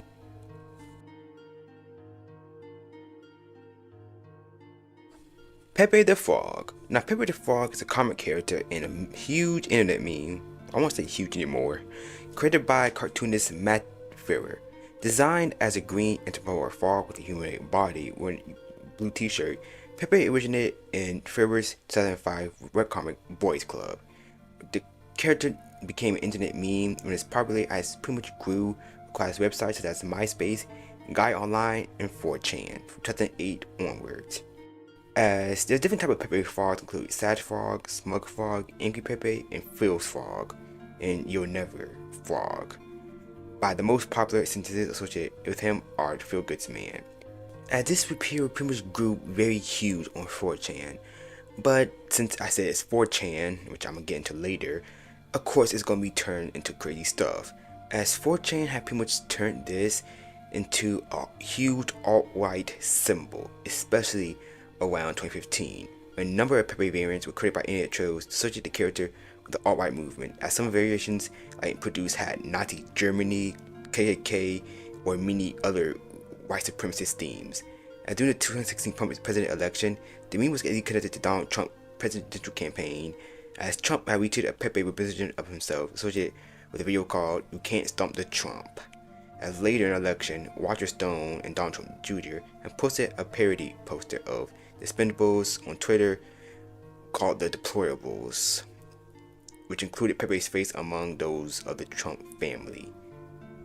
Even with the internet term slang kek, which I probably may discuss, was always often described as, well, mainly connected to, well, Pepe the Frog a lot, as many people even start making mini flags based off kek, which, I don't know if this is me going a little crazy, but, this flag is very, how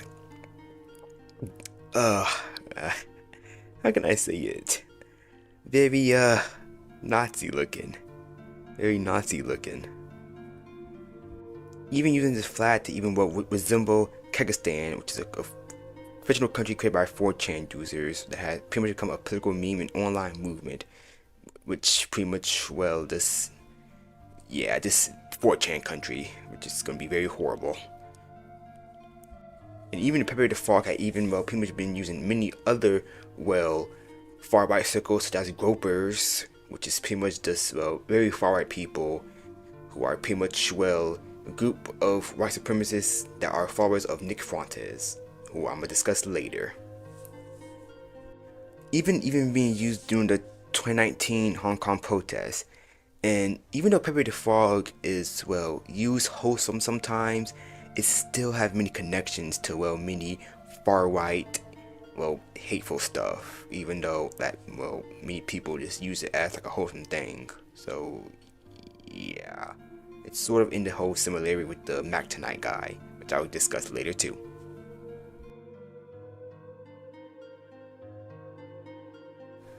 Wojak. Now, Wojak from Polish, pronounced loosely soldier or fighter, okay, also known as Feels Guy, is an internet meme that is an original form, simple black outlined cartooning of a bald man with a visual expression. And there's multiple versions of Wojaks, as they have pretty much grew popular in 4chan, where the character became associated with the phrase of "I know that feel bro," and "that feel," and "that feel win." And there's many variations of them, as soon there'll be multiple one. As the first Wojak I pretty much started in 2018, dubbed NPC Wojak, which became a visual representation for people who cannot think for themselves. As soon they'll pretty much, well, become other, well, Wojaks, such as Doomer and other ones, which I'm about to discuss right now, such as Coomer Wojak, which is pretty much, well, a Wojak who has bad hair, red eyes, crazy looking beard, a very crazy grin, and has, well, one arm that is larger than the other one. This push represents somebody who has a crazy porn addiction and just very goonery. Doomer Wojak is, well, just a Wojak wearing a black watch, a black cap, a black hooded sweater with some circle on his eyes, smoking a cigarette. Pretty much somebody who is very depressed. There's even another variation of the Doomer, which is a Doomer girl, which is mostly represent either sometimes this a very depressed e-girl, and even another one called a Doomer boy, which is just, well, another one, but it wasn't that like more, well, e-boys and stuff. The brick brain Wojak is a variation of one, which is this a dude with a big head and just sitting on it like a chair. Pretty much somebody who is very smart and just pretty much it was made to pretty much mock others for political or controversial opinions. Pretty much calling like people who want to be intellectuals. I never say this word right, oh my god. The trad wife or the wife Jack Wojak is a blonde woman in a blue dress. Pretty much resembles somebody who's more a traditional and more conservative values. Pretty much a trad wife type of thing. And there's of course the Chad Wojak, which is this, the Chad face. And there's many other variations of one. Some are just crazy, some are just straight up racist, some are just normal. Like there's normal looking ones, like there's a Japanese one, there's a black one, there's a Puerto Rican one, a Korean one, a Halo one, and yeah.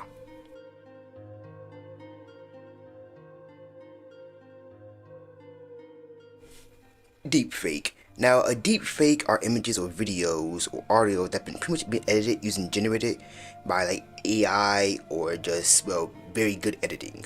And they made to depict real or official people that are considered a form of synthetic media. Pretty much media that is usually created by AI systems by combining various elements to make a new media artifact.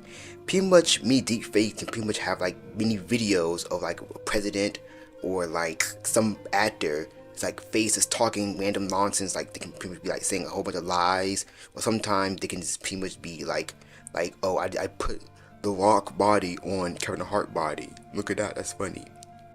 And of course, since people are going to be using these a lot, deepfakes have been pretty much been known to pretty much be illegal in some places, as many people had pretty much made these as pretty much weird celebrity videos, fake news, a whole lot of hoaxes and bullying, even financial fraud, and even CSAM material by using deepfakes. And of course, I am talking about more AI stuff, but many deepfake examples was a deepfake video and deepfake images of Donald Trump pretty much being arrested, which I thought was real back when this had popped up. One of Ukraine President Vladimir Zelensky pretty much telling like his soldiers to lay down arms during the 2022 invasion of Ukraine, which people had thought was real. And there's even phone calls of deepfakes, voices of pretty much people intimidating Joe Biden that was pretty much saying, oh vote for me or not, but yeah, it was actually just fake. And since AI is now on the rise more, I think we're going to keep having deepfakes for a while now. 4chan. Now 4chan is an anonymous English image website launched by Christopher Moot Poe in October 2003. As the site hosts boards dedicated to a wide variety of topics including video games, television, literature, cooking, weapons, music, history, technology, anime, physical fitness, politics, and sports, and many others. As pretty much there's no registration, like you don't gotta sign up for 4chan except for the staff, and users are mainly mostly anonymous. As 4chan have pretty much received since 2022 more than 22 million monthly visitors, of whom are from the United States. Okay, 4chan has a long crazy history, as it started as an unofficial English counterpart to the Japanese image football channel, also known as 2chan, as the first boards were originally used for posting like images of anime, but soon this pretty much described a hub internet subculture. As community is influential for the formation of population, many internet memes such as the Lowcat, Wickwolling, Rage Comics, Wojaks, Paper the Frog, as well as many activist groups and political movements such as Anonymous and many alt-right and far-right groups. As 4chan have been the subject of media attention and controversies because 4chan is mainly known for pretty much have a lot of edgelords, like a lot of dudes who are far-right Nazi dudes. I'm not joking, I'm being serious. As one of the most popular boards of 4chan is the random board, which pretty much just have like random stuff. Alongside the My Little Pony board, which is pretty much really popular with bronies, the music board, the poll board, which pretty much just means political stuff, which is very crazy because there's a lot of racist stuff. even had inspired, well, many websites such as the Daily Stormer, which is like 4chan but made by neo-Nazis. Alongside even being well responsible for many pranks over the years and many other crazy stuff, because I remember there was an incident where one like dude had punched like some neo-Nazi in the face and they literally tracked that guy down and had him arrested.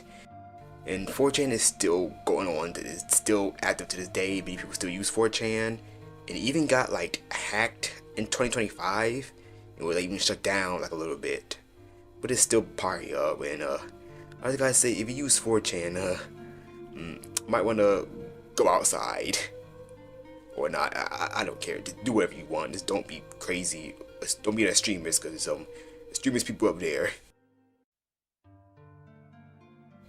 Angry Birds. Now, Angry Birds is a Finnish video game series and media franchise that is owned by Rovio Entertainment. I think I said it right. I've been saying that for years.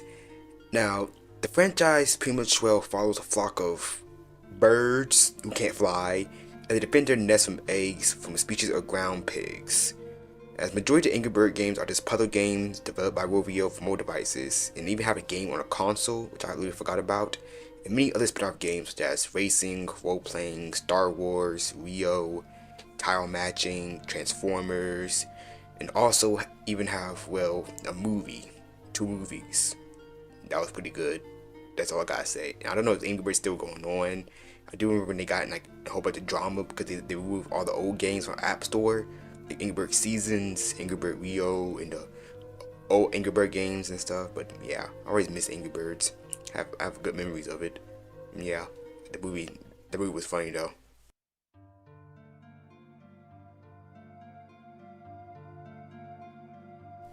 Patreon. Now, Patreon is an American monetization platform operated by the Patreon Inc. that provide business tools for content creators to run a subscription service and sell digital products globally. It has helped artists and many other creators earn a recurring income, providing rewards and perks to subscribers. Pretty much like, you get this tier, you get to be in my Discord, or you get videos early and stuff.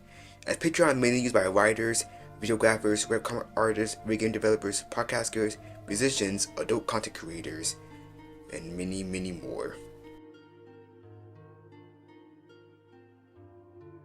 Pinterest. Pinterest is an American social media service for publishing and discovery of information as form of digital pin boards, which include recipes, home style, motivation, inspiration on the internet using image sharing. As Pinterest Inc. was founded by Ben Silverman, Paul Sequeira, and Evan Sharp, and is headquartered in San Francisco. As many people just upload images and pretty much like save stuff for like Pinterest for like their clothes, art references, memes, and many more.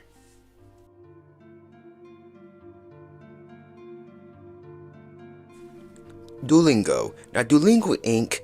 is an American educational technology company that produces learning apps that provide language certification, and Duolingo offers courses on 42 languages, ranging from English, French, Spanish, as well as other languages such as Welsh, Irish, and Navajo. And they even constructed languages as Klingon, from Star Trek. I almost said Avatar.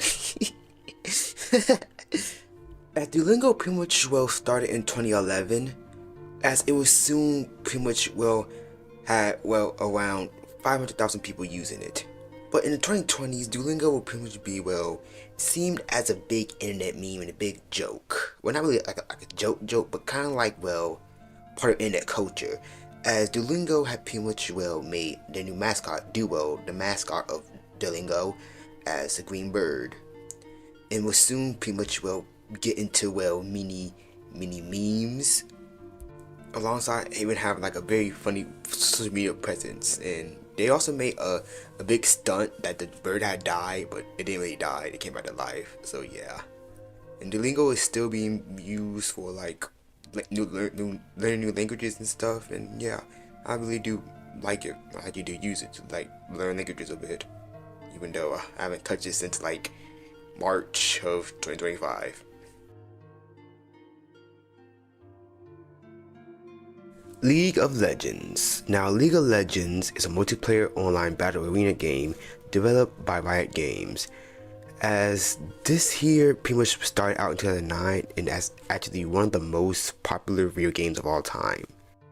As the game pretty much played like this: 2 teams of 5 players in a player versus combat game gotta control different type of characters known as champions with different type of abilities, as you pretty much gotta defend your base and defeat the enemy team base by pushing towards the enemy base, and whoever destroy it wins. As League of Legends pretty much gained very favorable reviews, which had highlighted with its many character designs alongside its long lifespan of the game, mainly because of money.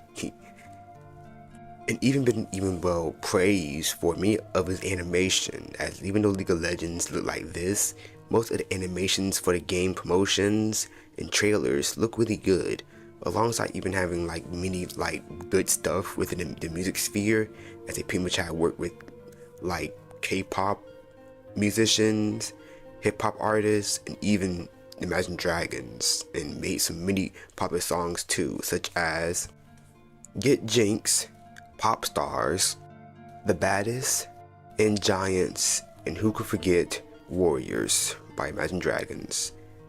But the game do get very criticism, mainly because of its fan base and its toxic game chat. But it is, very popular, and actually very popular in the esports scene, as many people have made many careers making this game, alongside even, spawning a TV series and other spin-off games.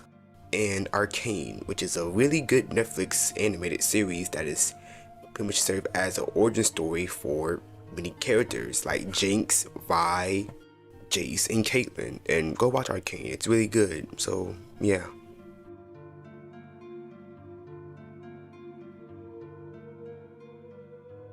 The Great Firewall. Now, the Great Firewall is pretty much, a play on word that is pretty much, a combination of many legislative actions and technologies enforced by the People's Republic of China to regulate the internet domestically. As it's pretty much called this because majority of stuff that like Google, Facebook, Twitter, YouTube, Wikipedia, and other stuff are actually banned and straight up blocked if you try accessing this in China, as China people have their own version of the internet, alongside even checking for certain words that's pretty much the Chinese government won't like. And yeah,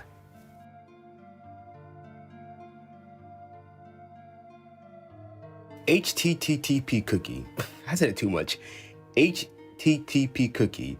Now, a HTTP cookie, also known as a web cookie or internet cookie or a browser cookie or just a cookie, is a small block of data created by a web server while using a user browsing website, and is placed on a user computer or any other device. As many cookies are really useful and sometimes essential to functions on the web, as they enable web servers to store stateful information on the user device or track the user's browsing activity. And it can also be used to save information that you have pretty much used, such as name, passwords, addresses, and credit card numbers.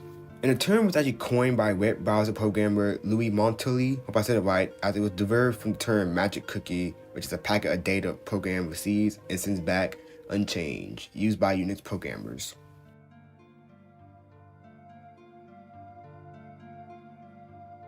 Left 4 Dead. Now, Left 4 Dead is a video game franchise that is a series of mini cooperative first-person shooter survival horror games. As the game was actually created by Valve, sort of created by Valve, as the game take place at the pandemic of an outbreak of a viral strain that's turned people into zombies, but they're not zombies. They're more like the dudes from 28 Days Later. It's very mad people and mutants. As you pretty much in each of the game, follow 4 characters attempting to survive, reach a safe house, and then a rescue.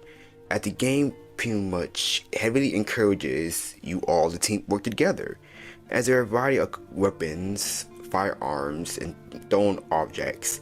Alongside, you even have to pretty much work together and survive these type of special infected, as they're pretty much mutated strains of the zombies.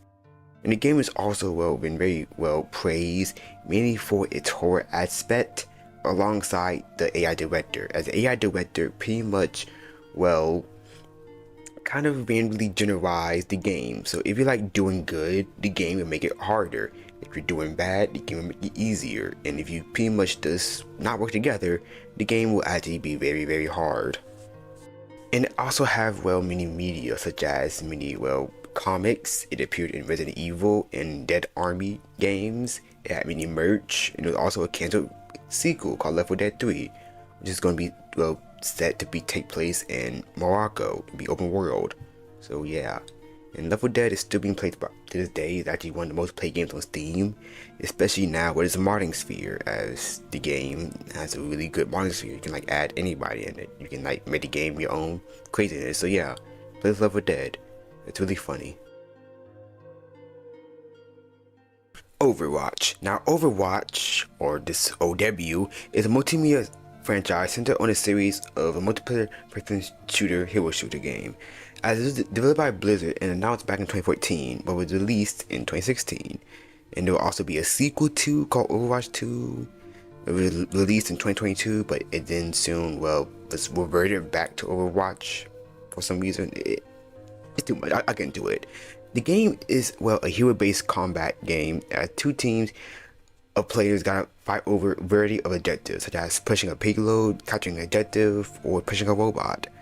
As the game also has a type of story mode-ish, but mainly follows through the game lore, through the game characters, comics, and even animated media. As the game was pretty much, well, been praised for its, well, commercial success, its art style and gameplay, and even with animated films, which actually one of them actually won an award. But the game do actually kind of have, well, many controversy, mainly because of loot box stuff. It's, well, overpricing a bit with many skins recently, and how when Overwatch 2 came out, they pretty much just reverted, kind of deleted the original Overwatch game, but then brought it back. The game is actually, well, very still popular to this day, and also had, well, been very popular in the esports league with the annual Overwatch World Cup, and the game has also been very well popular with many art, cosplay, fan fiction, and even internet memes, and of course pornography. Overwatch, yeah, that's pretty much what Overwatch is mainly known for. I'm not joking, by the way. It's yeah.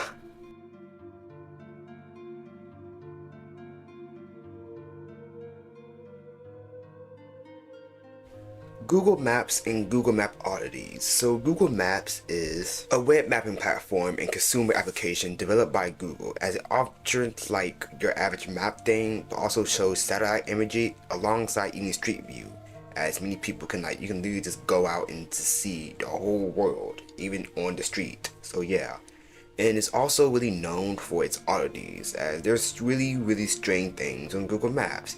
And you can see people waving at the street view cars. You can see like this. You can see a cat, or you can actually see a stealth bomber. Yeah, that's actually real. Like, that's actually super rare, seeing a stealth bomber. And Google Map oddities pretty much just shows all the weird stuff on Google Maps. As some examples are this giant bunny, this I don't know what this is. Bird people, a giant pentagram, and other strange stuff. So yeah, the world is strange.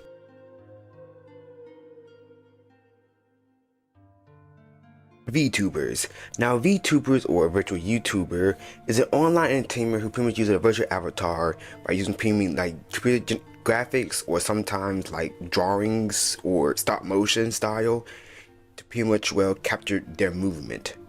As the digital trend had pretty much started in Japan in the mid 2010s, became very popular in the 2020s. As those actually, well, make many people, well, many careers, and actually make many companies as well. As VTubers pretty much started out in Japan in the 2010s, as many people, well, started just doing this, but was soon actually pretty much, well, expanded on by many face rig. Technology was soon pretty much advanced, as the first VTuber to actually break out and be very popular was Kizuna AI. As she was actually the first term to even use the term virtual YouTuber. And those actually pretty much be, well, a big trend as there be many VTubers from Japan and even indie smaller VTubers in America and beyond. And there will also be many companies too, like Hololive Production, if I said it right, Nisanji, and VShojo, which is pretty much the VTuber agencies based in North America.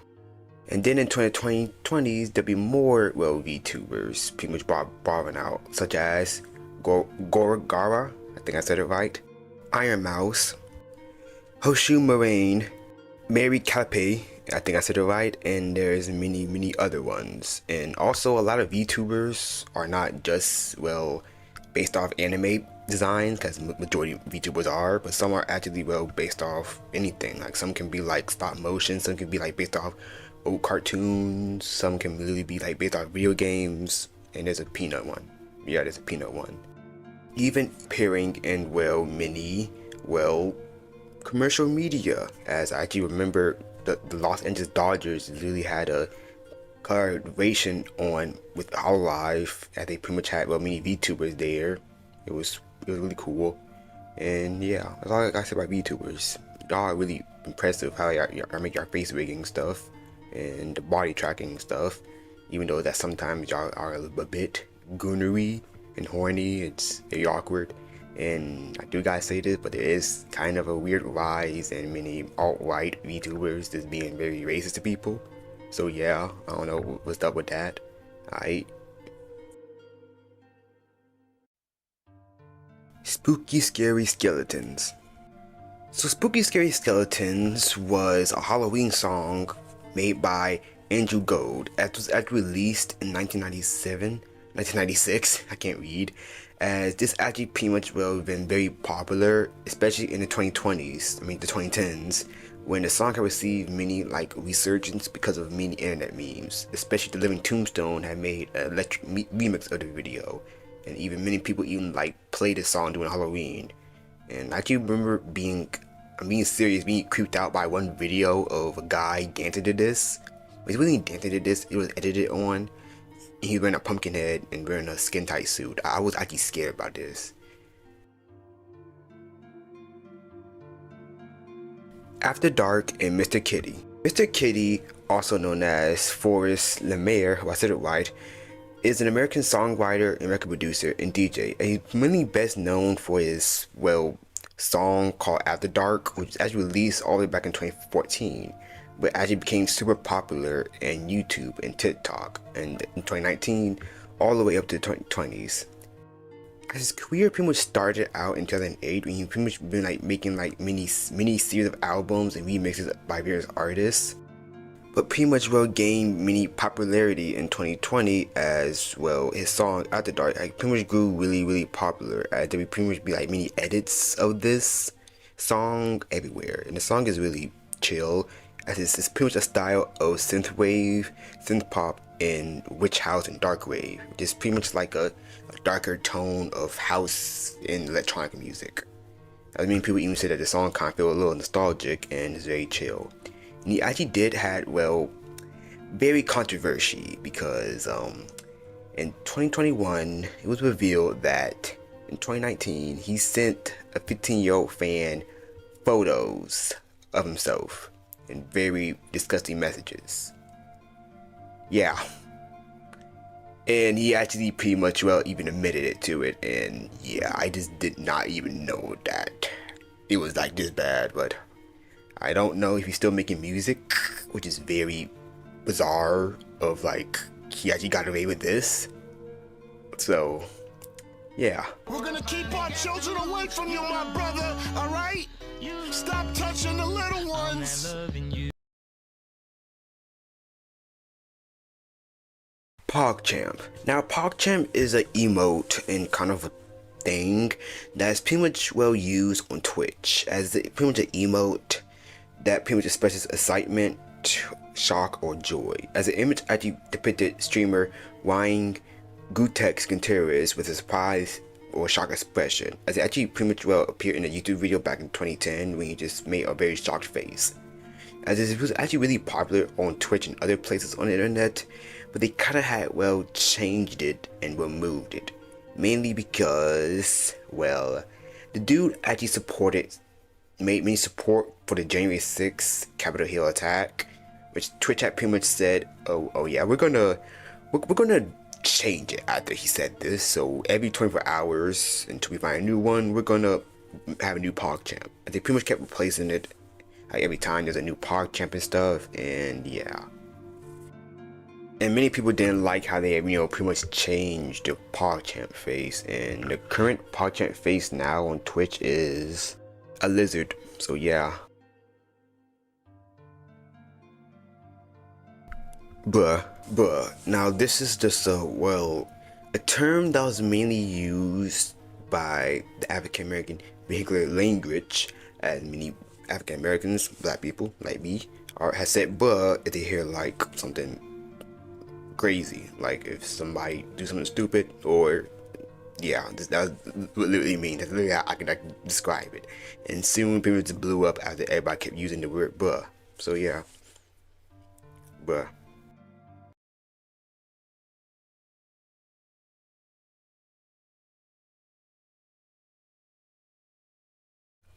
Karen. Now, Karen is a slang term typically used to refer to a middle-class woman who is perceived as entitled or very demanding. As the term is often portrayed as in memes depicting middle-class white women who use their white class and white privilege to demand their own way, pretty much being like a white man to speak to the manager, or just being racist or homophobic. Now, Karens have been around for a long time, but it was soon popularized in 2020 after the Central Park Birdwatch incident, when a woman had called the police during a disagreement over her dog being like walked on a leash in the park. She got mad at some birdwatcher dude, and yeah. As there have been pretty much history of calling Karens since in African American culture, it's been a huge history of this, as if meaning like white women trying to weaponize the position by being a generic name. As in antebellum era during slavery, Miss Ann was used. In the early 1990s, it was called Becky. As in the late 2010s, before the use of Karens, it was either called like Patty or Caroline, and soon became Karen. And there actually are male Karens. They're either called Ken or Kevin, and they even have been criticized of many people saying, don't call me Karen because you can pretty much call me racist or ageist or sexist or misogynist or stuff. But many Karens are just actually straight up even racist. Alongside, during 2020, they pretty much, exploded. They were everywhere. Like, it was many of them. And I haven't really seen like people use the word Karen in a while actually. So yeah, but people are still being entitled and just being buttheads. So yeah, don't be a Karen or a Kevin or a Ken or I don't know, Kevin James. Editors note, I forgot to mention that there's also a movie, there's many movies about Karens. And there's one of them that I made by BET. I remember it was just, the trailer that made it so funny. It's pretty much like a horror movie about a evil white lady just being racist and stuff. And yeah, and there's also another Christmas movie, Karen. This is just like a Karen, but on Christmas. Yeah, that's all I got really to say.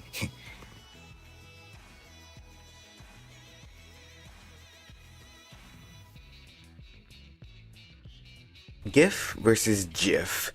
Now, GIF versus GIF is a long-standing debate on how to pronounce GIFs, aka graphics interchange format. Now, the word GIF, I don't know, keep saying GIF because that's how I'm used to say it, was invented in 1980s at Compressive, I think I said it right, I don't know. As developers were noted, early pronunciation was GIF, indicating that the debate over the pronunciation had existed since the beginning, as many people even had debated it. As there were many arguments too, alongside even Obama supporting the word GIF. I can't say it no more, great. But to be honest, I just say GIF. It's more easier. So yeah, it's not GIF, It's GIF. I think I'm saying it wrong. I don't know. I got confused too fast. Doomer. Now, doomers are people who has very extremely pessimistic or fatalistic about global problems, such as overpopulation, peak oil, climate change, nuclear weapons, or AI going rogue. As some doomers even believe these problems may lead to human extinction, which it may, I don't really know. As soon many doomers may even be very depressed about even life and such. As the term doomer was peaked in early internet and many internet forums, where members had discussed and theorized at a point in time where oil extraction was stopped due to lack of resources and be followed by a collapse of society. As in the mid 2000s, doomers had pretty much embraced on how this can pretty much be end, including doomsday preparing. And by 2018, 4chan users have become using Rojacks, creating the Doomers, who was the symbol titled as a 20-year-old something who had simply stopped trying, and this pretty much showed a depressing thing. And Doomers were pretty much grew across the internet during the 2020s, where everybody was inside, especially on YouTube, when there's many edits of slow down music showing the Doomer, and many playlists featuring the Doomer, kind of also showing as the Doomer wave, which is either a mixture of Russian post-punk, dark wave music, vaporwave, but slowed down a bit, alongside even Multidoma, even garnered huge internet virality through many online memes of the Doomer. And just don't be a Doomer. I know things are crazy right now, but things will get better. Don't worry. Be positive. Be smile. Be happy. Smile. Smile, friends. Sigma males. Why Sigma males are more attractive than alpha males. Stay tuned. Welcome to the Anthony Spade channel.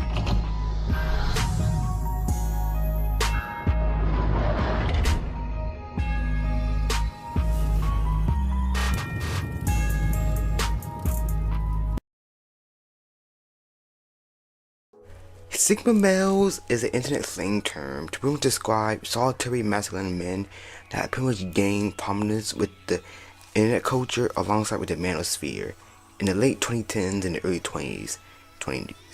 It has experienced numerous memes, graffitis, and videos, as it's pretty much used to denote a male who is equivalent as an alpha male, but exists outside the alpha beta male hierarchy as a lone wolf. In the manosphere, it was regarded the rarest kind of male, as in 2023, the word Sigma male gained over 40 million views on TikTok, with many edits, especially there'll be a song called Sigma Boy and went viral on TikTok. Alongside it even be taken as ironic sometimes, as a particular meaning mocking the concept of the manosphere and the ideas of hustle culture, with bizarre and nonsensical actions being considered part of the Sigma males or the grind set. And social media is often described to pretty much be ideal and masculine fictional characters too, as there being pretty much many edits of many characters of Christian Bale portrayal of Patrick Bateman from American Psycho. It's pretty much the ideal representation of a Sigma male through many memes alongside the movie Driver, but you don't want to be Christian Bale character from that movie because he was literally a serial killer and just a horrible person. Alright, many Sigma males are just really weird edgelords a bit. Well, not a bit, this most of the time. So yeah. Also remember to be Sigma edits of many edgelords too, liking the Joker movie before they all changed their mind when the Joker 2 came out and they didn't like it. Cause he was just a wimp in that movie. Yeah. Daily Dose of Internet. Daily Dose of Internet is a YouTube channel and social media brand managed by Jason Greenwick, best known for its curated compilation of many videos featuring trending and unique clips from the internet. Pretty much showing them every day, and the videos can be simple science stuff or cool stuff or just cute stuff.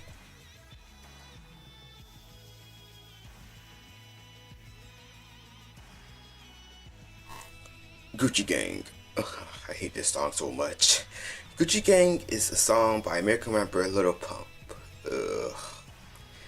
And it is a song that came out in around 2017. As it is Little Pump's highest charting single to date, Billboard Top 100, and peaking at number 3. As it's even been certified as a 5 times platinum by Record Industry Association of America.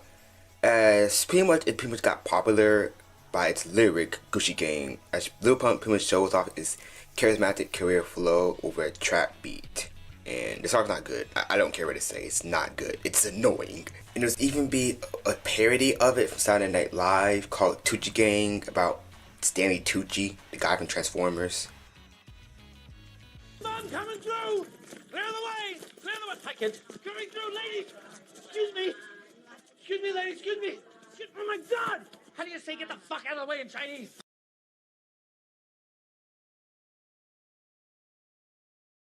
Dream SMP. Dream SMP was survival multiplayer Minecraft server that was founded by Dream and George Not Found. As they pretty much play a fictitious version of themselves and a loose storyline. As many participants have live streamed on Twitch and YouTube, as it became a very popular Minecraft web series, but soon will be shut down in April 10th, 2023.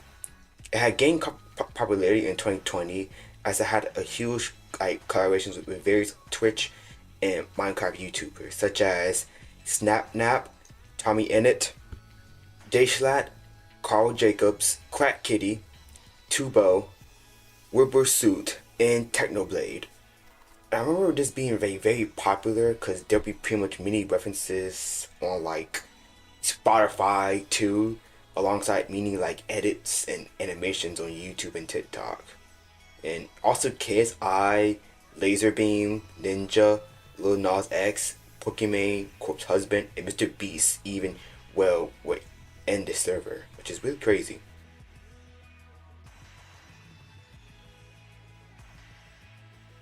Webcomics. Now, webcomics, also known as online comics or internet comics, are comics that is published on the internet, such as on many websites such as Webtoon, Tapas, and Linsen Comics, and many, many more. And webcomics have pretty much been a thing since the internet pretty much started, for years. As sometimes they can either just be those funny comics that you see, those political comics, or sometimes ones that actually have story and really good. Mainly ones from South Korea that I got popular. And sometimes some of these webcomics can actually be turned into anime and TV shows. Ones like The Forks, which is based off a South Korean webcomic. Looksism, Solo Leveling, Scissor 7, and some webcomics are actually really popular and sometimes even get their own, hard book titles, such as Lore Olympus, which is based off Greek mythology. It's really good.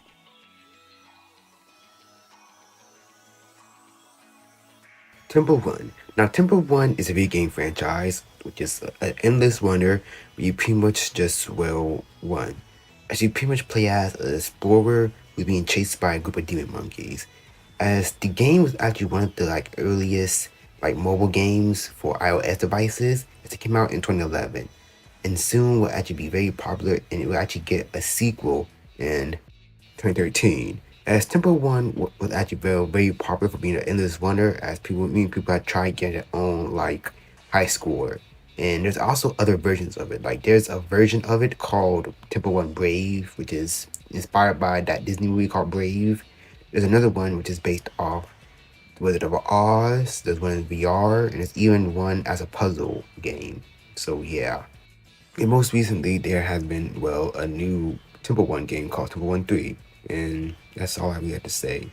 But Temple Run will actually pretty much be taken off being one of the most popular endless wonders, as it will be replaced by another game that kind of inspired it. And this would be Subway Surfers. Now, Subway Surfers is another endless wonder game that came out in 2012, as it was pretty much developed by Kilo and Cybo Games.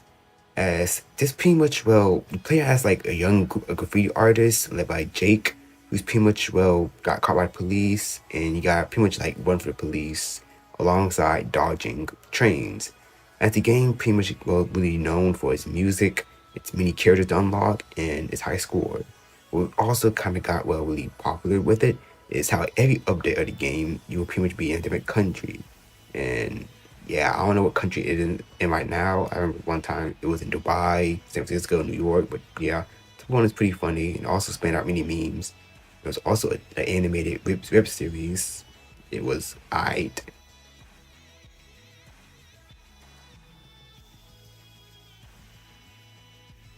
Fruit Ninja. Now, Fruit Ninja is a 2010 mobile game developed by Hyper Studios.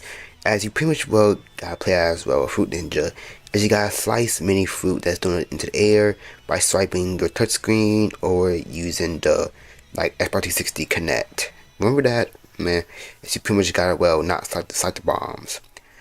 As the game pretty much started out for the iPod Touch and then soon other Apple devices, and then soon be ported to Android devices, Microsoft Windows, and soon Xbox Connect. As Fruit Ninja actually became a very popular mobile game, actually being one of the earliest mobile games to get really popular, as this came out during the era when mobile games were very popular, and there will actually be plans for, I'm being serious, a live action comedy film that was going to be made in a movie. But it got rejected. There was actually a YouTube series too called Fruit Ninja Frenzy Force, and I don't know much about it.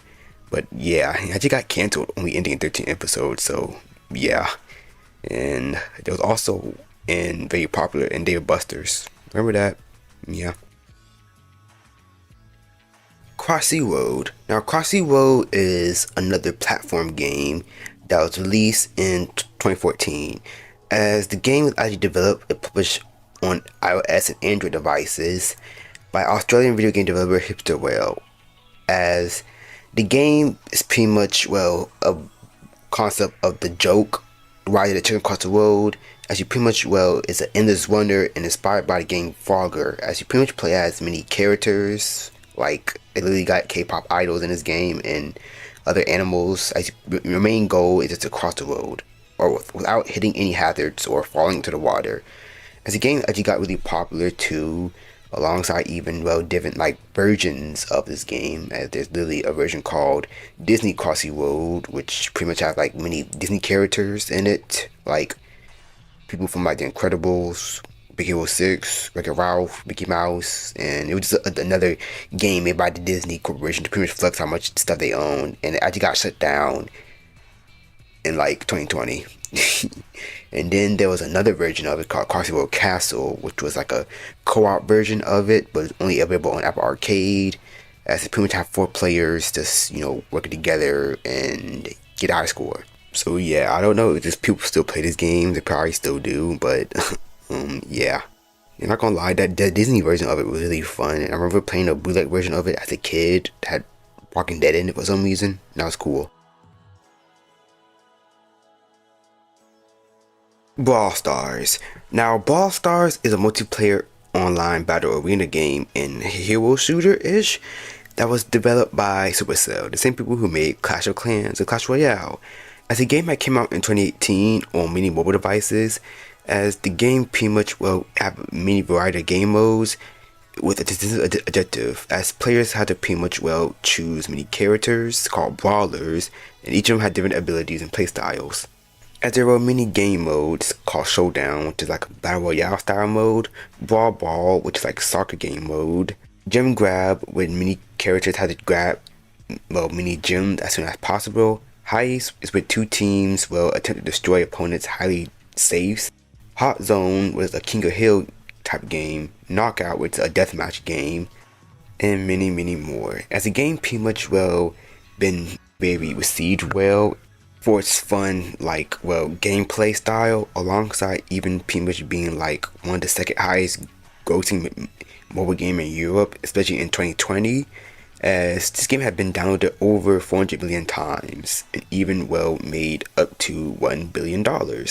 And the game is still going on, and I actually remember playing this game when it was in its peak, and it was really, really fun. So yeah, and the animation they have for the game is really good, and yeah, play if you want.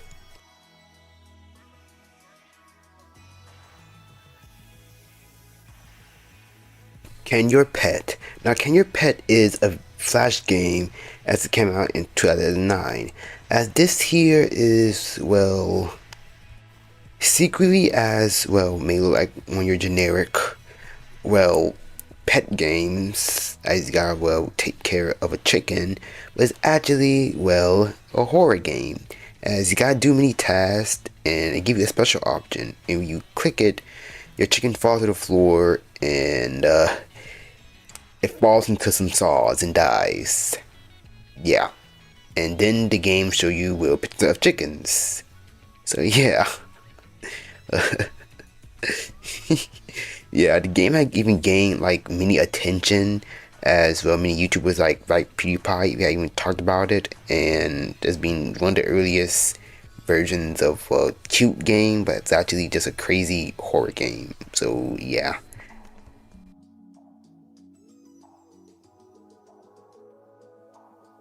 Skrillex. Sonny John Moore, also known as Skrillex, is an American DJ, record producer, singer, and musician who was from Los Angeles. As he began his music career in 2004, as he was the lead vocalist of the post-hardcore band from First to Last, as he recorded their first 2 studio albums, the band, Dear Diary, My Teen Angus Has a Body Count, and Heroin, before leaving to prefer a solo career. As he began his first tour as a solo artist in late 2007, after recruiting a new band lined up, as he soon joined Alter Press Tour to support many bands such as All Time Low, The Walker Summer, and appeared on the Alter Press. People know him for pretty much, well, being a very good dubstep artist. Now, you don't know what dubstep is. It's pretty much like a genre of electric dance music that was popular in the 2000s all the way to the 2010s. So yeah. As he soon started performing under the name Skrillex and had released My Name is Skrillex as a free download, well, on MySpace, as it was followed by Scary Monsters and Nice Sprites, both of which were actually pretty much, well, had a good success, as he even won Best Dance Electric Album and Best Dance Recording, and even pretty much, well, went on to make other good songs such as Bangarang, Make It Burn Them, Promises with Nero, Where Are You Now with Diplo and Justin Bieber, Purple Lamborghini with Rick Ross, and he also had a cameo in Coco, which was funny. Okay, editor's note again. He wasn't just in Coco as well. He was also in Wreck-It Ralph 2, and he also had a song in Wreck-It Ralph, so I just did not realize that. I watched this movie a lot when I was younger. I used to listen to Skrillex a lot when I was younger. I just realized this right here was Skrillex. I thought it was just some random DJ. I am so stupid.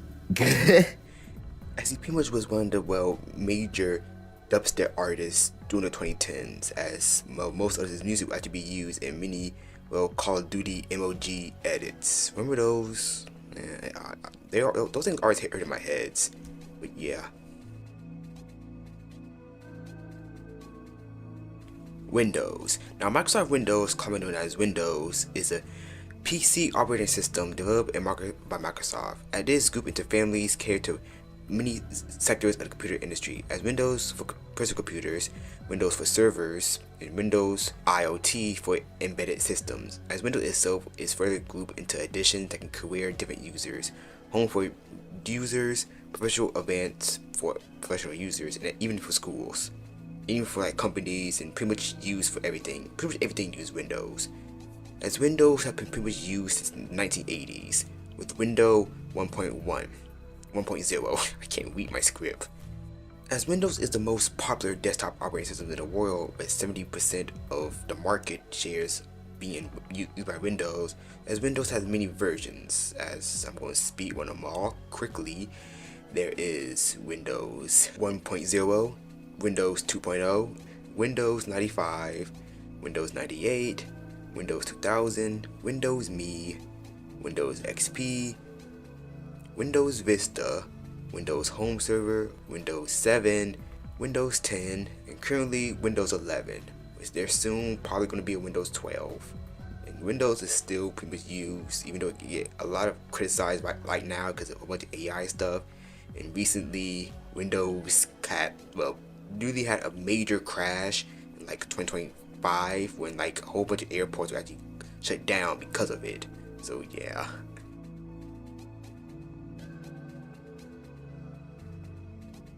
Discord.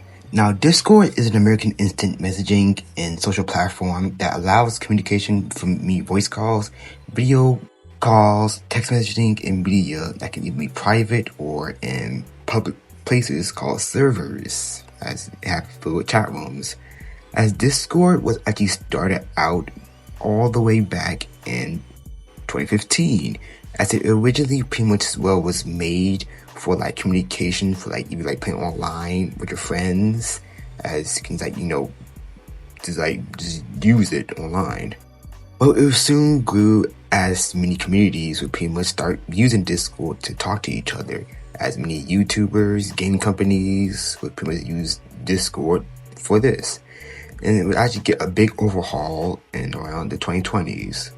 As over 100 million people use Discord a lot.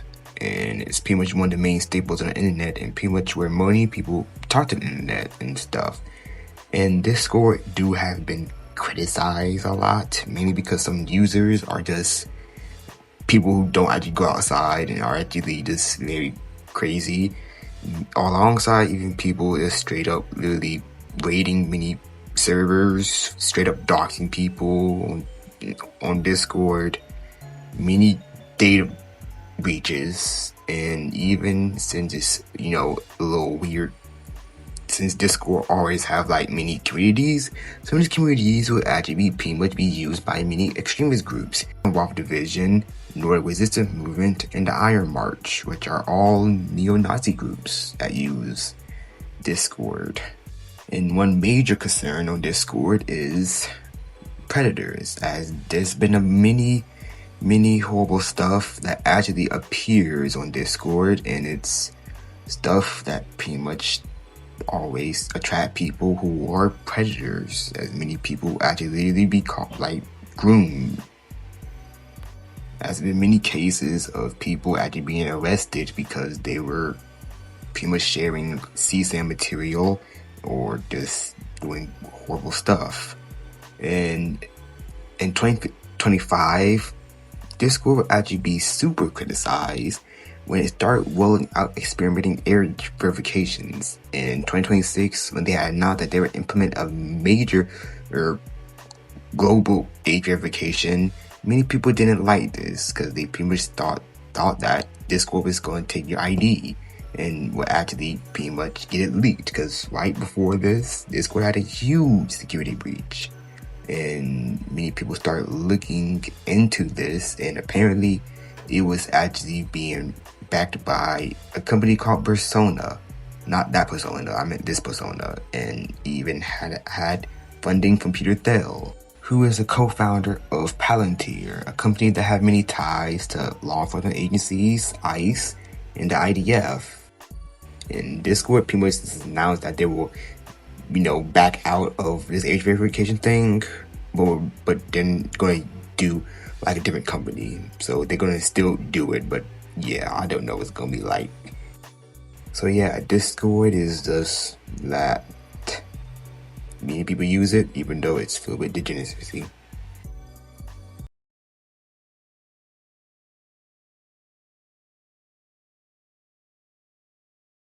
Among Us.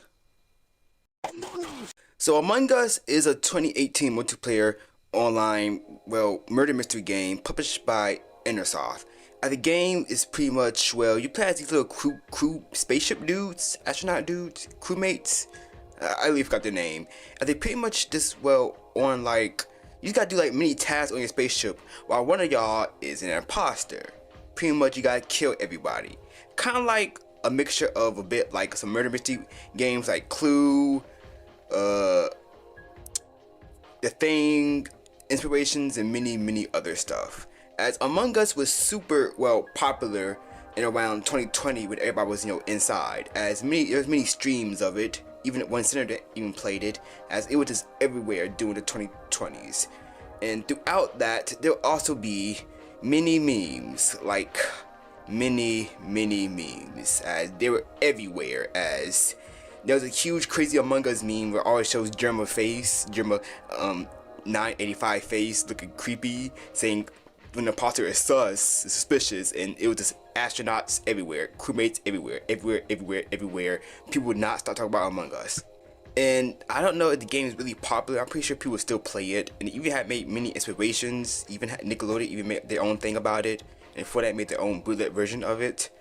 And apparently there's a TV show that is currently in development. It was announced back in 2023, and I don't know if it's still being made. Like, all I know is Elijah Wood is in it, and it is 2026 right now at the time I'm buying this. So there is no information about the whole show. Like, it just disappeared. Like, it just disappeared.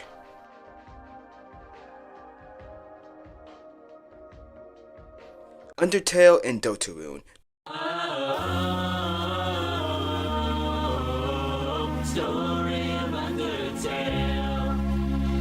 I fell from the light. Talk or should I fight? Monster genocide. This my Undertale. Undertale is a 2015 role-playing game created by indie developer Toby Fox, as you pretty much play as a child who has fell into an underground large region under the surface that is separated by a magical barrier. As you pretty much meet various of monsters as you try to go back to the surface, as you may engage in, like, may fight them because it's RPG that's heavily based off the Mother games and the Earthbound games. They're similar a bit.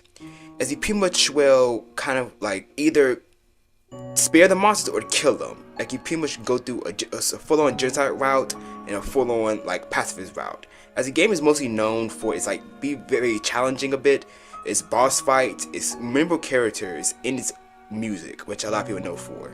And soon there'll be a sequel to, Undertale, I believe. I'm not sure. I have not passed Undertale or played Deltarune yet, called Deltarune, which is an episodic role-playing game that is similar and set in the same continuity as Undertale.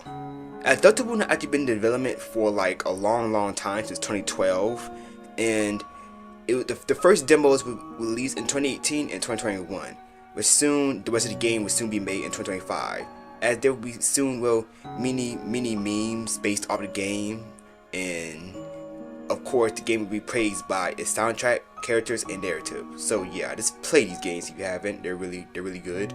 So yeah.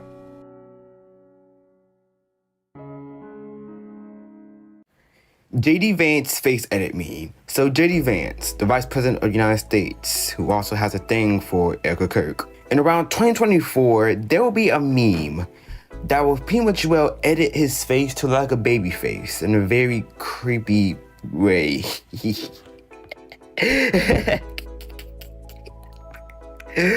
Oh yeah, so this will pretty much spread all across the whole internet in 2024 and 2025.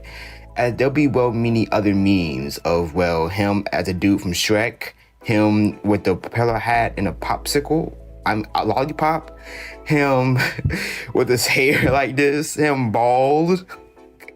This is pretty much go everywhere all across the internet, and even we even get somebody even arrested too when somebody had this on their phone too when they were trying to come to the United States, and this would be every single wear of JD Vance with a baby face, JD Vance with crazy hair. And he saw this meme too, and on Halloween of 2025, he got a wig and decided to do the meme, and there it is, JD Vance face. This is weird.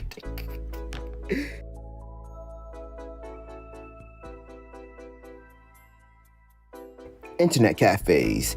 Internet cafes, or cyber cafe, is a cafe or sometimes a convenience store too that have pretty much fully dedicated internet businesses access. As the providers pretty much use computers with a high connection to the internet, as you can either pretty much pay to get on them, alongside pretty much depending how on you are, you can be on it for an hour and stuff. This was a whole lot of people first introduction into the internet, as many internet cafes pretty much got popular in the late 1990s and all the way in the early 2000s. As some internet cafes, especially in Southeast Asia, also even turned to esports cafes and gaming cafes, where many people can go there and pay to be like, oh, play this game for a couple hours and stuff. And internet cafes are cool.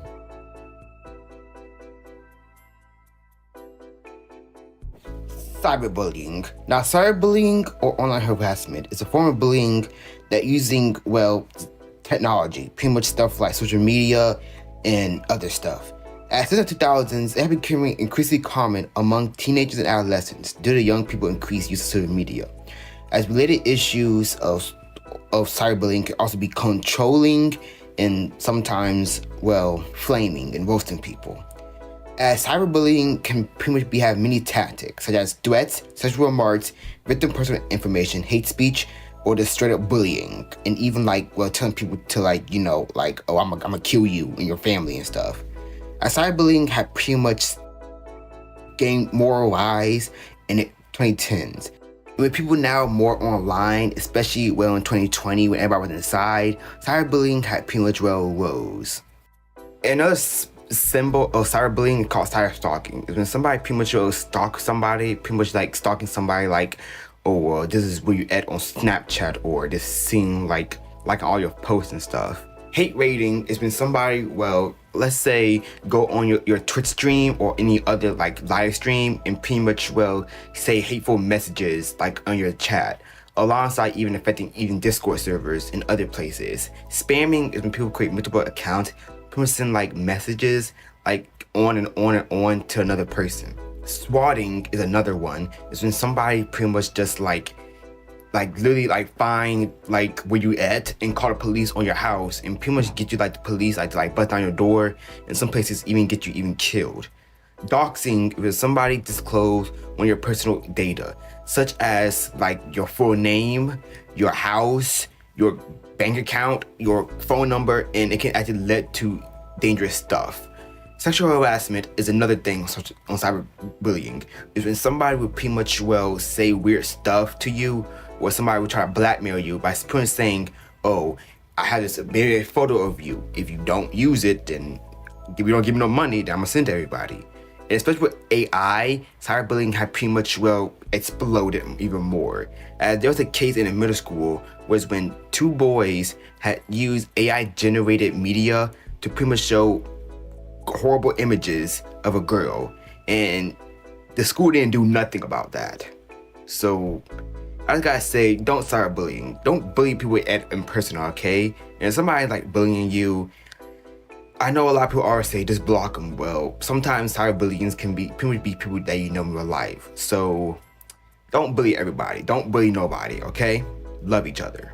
And if somebody bullying you, I really just stop them, okay? Just try many ways to pretty much stop them. And if like they start trying to threaten you, then take it to law enforcement, okay? So don't bully nobody, okay?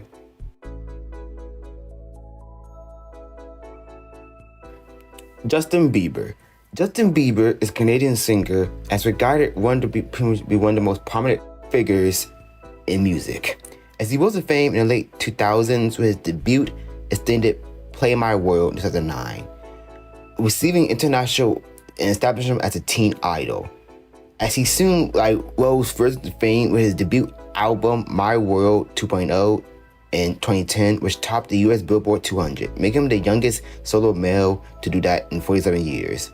As his lead singer, Baby, featuring Ludacris, became one of the best singles in the United States, and also became one of the most disliked video on YouTube at the time. Because Justin Bieber, even though he was really popular in the 2010s, he got in a lot of hate, mainly from weird dudes online, just pretty much just very miserable, as many people don't really know how much Justin Bieber got a lot of hate, which is really kind of sad for he's literally just a kid. Come on. And that's all I really kind of had to say, because a lot of people know who Justin Bieber is, and he was really very popular in 2011 and all. Well, he still is very popular, but back then he was everywhere. There's many parodies of him. There is many memes of him. There's even a whole 4chan thing where people had said that he got cancer, which he didn't really have. And a lot of his fans saw the bait and they went bald. So yeah.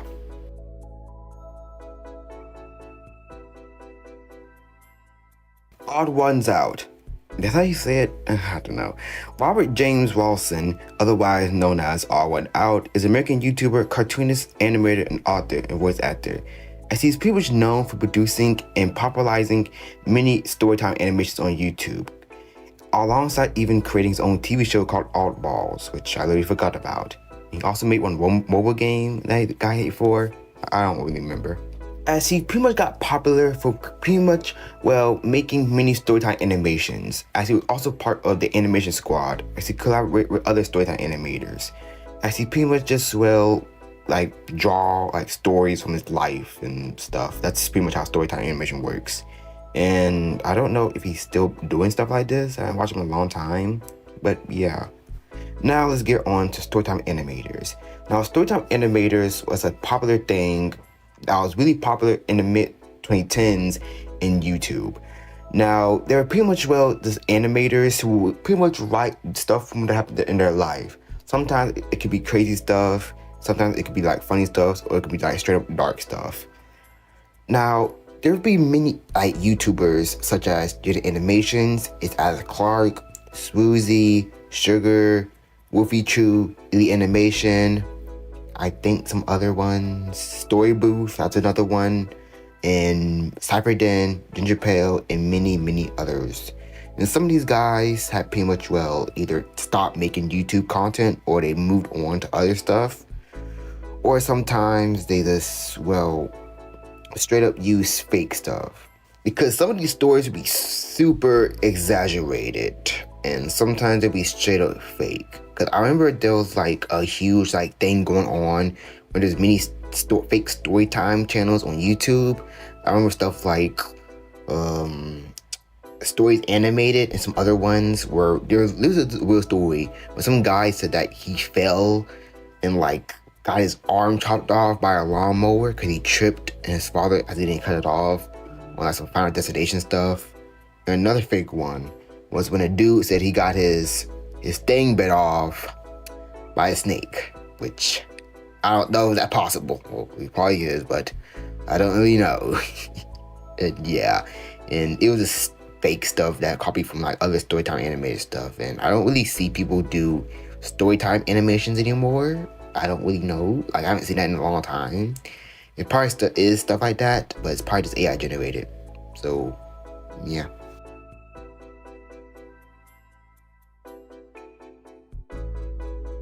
Woke. Ooh, woke. Scary word. Okay. Now, woke is an adjective derived from the African American English used in 1930s as pretty much, well, either means to like be awareness of racial prejudice and discrimination, often is constructed as by people saying stay woke. Now, woke had changed a lot. The actual definition of it had changed a lot. At first, it pretty much went from being like, you know, be aware of discrimination, racism, homophobia, sexism, but soon it kind of changed a bit when many political right-wingers pretty much changed it into like a word, the slang term, by being like, oh no, that's woke, and it's just a main character who's a lady. And yeah, now we need to go all the way back. So the word woke pretty much started out in 1930s during the whole Jim Crow era, as many people will pretty much use this as a word to pretty much stay awareness of racial prejudice and discrimination in the South.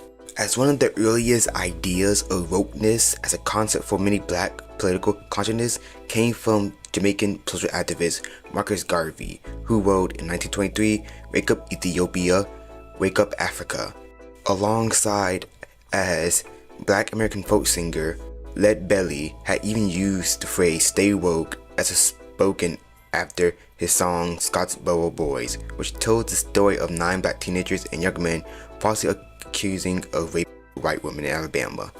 And it will soon come back, especially during 2000s, as during the 2000s, woke was pretty much used a lot, mainly on the internet, especially when Charles Gambino's Redbone song had added the word stay woke. especially being used in the Black Lives Matter movement alongside in, well, many LGBTQ plus communities and even in feminism, as many people will use it as, be aware of, discrimination. But soon, in like around 2020, many, well, political commentators, mainly from the right, have pretty much reused this word as pretty much a buzzword to pretty much point out stuff that is progressive and stuff that have like black people in it, or somebody who's disabled, or somebody who's gay.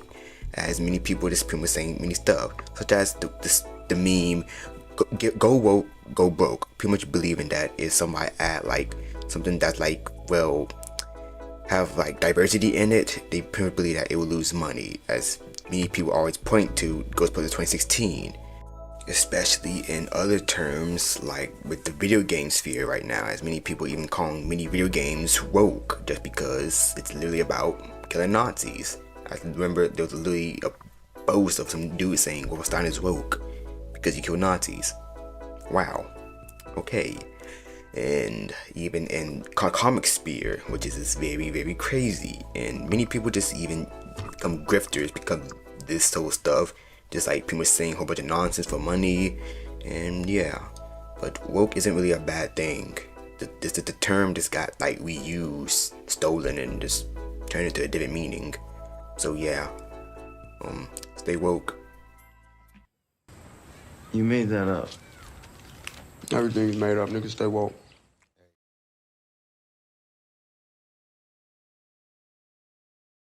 Advance fee scam. Now, advance fee scam is a type of fraud and is a common scam, as this pretty much happens mainly across the internet.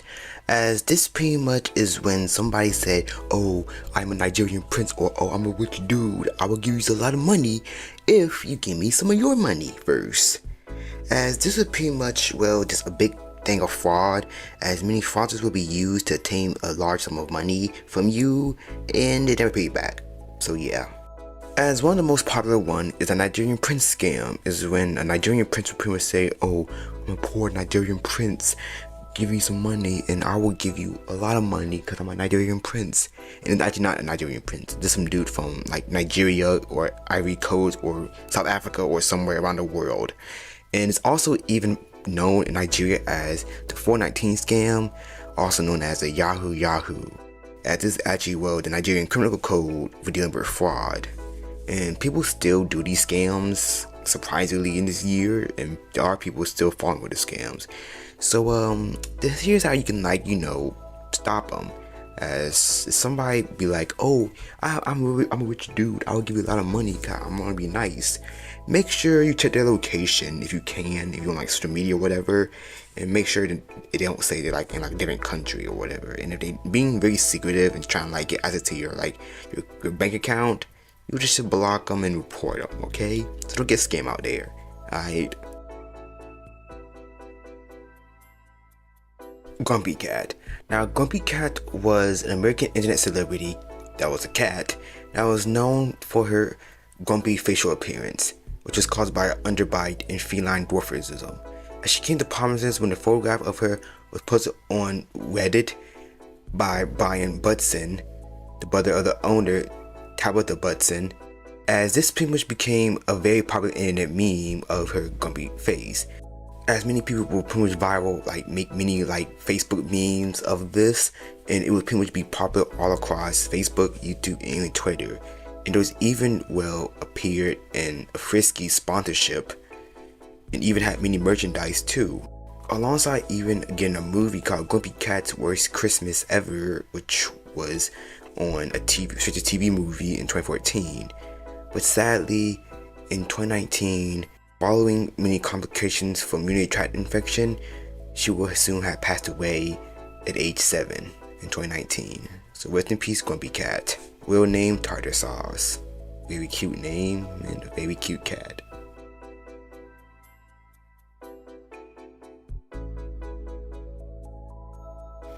Fred. Now Frederick Fred Figglehorn is a character in web series called Fred that was popularized by internet personality Lucas Kirkishank. I hope I said your name right. From 2006 until 2014, This was a character who had a high-pitched voice and just did a lot of stuff on YouTube. This became one of the first YouTube channels to actually have over 1 million subscribers and got really popular because of the character Fred. And it would actually be so popular that it would actually become on Nickelodeon. Started with iCarly, I Meet Fred, which aired on 2009. And soon they were actually lead into a TV movie called Fred the Movie that also had, for some reason, John Cena as Fred Dad. I'm being serious.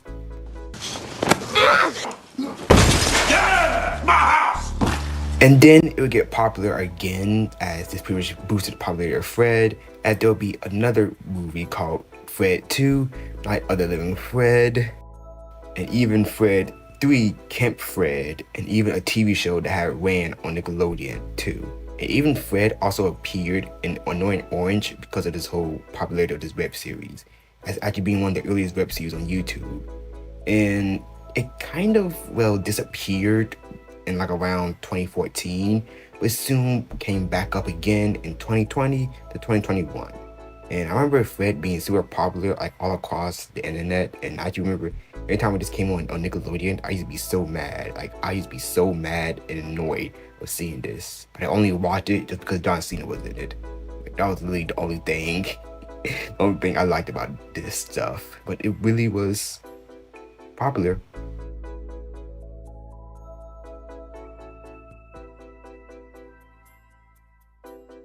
Sonic EXE. Now, Sonic EXE is a creepypasta character in 2011 that pretty much features an evil version of Sonic in, well, a cursed video game called Sonic EXE, which is this version of Sonic is pretty much an eldritch god that kills all the characters and enslaves everybody's souls. And there was also a fan game in 2012 that pretty much inspired and boosted the popularity of this creepypasta. And I actually remember seeing this creepypasta as a kid and actually being very scared of Sonic for like a couple months because I thought it was a real lost game, you know, real lost Sonic character, and yeah. And this version of Sonic pretty much looks normal but have black eyes and sometimes even red pupils or white pupils, and you have blood dripping from his eyes. So yeah, and this entity is pretty much just, well, evil version of Sonic, and who's pretty much a god, and yeah. Alongside, it's actually in public domain now, so anybody can use it, so maybe we may get a Sonic EXE movie. That'd be horrible.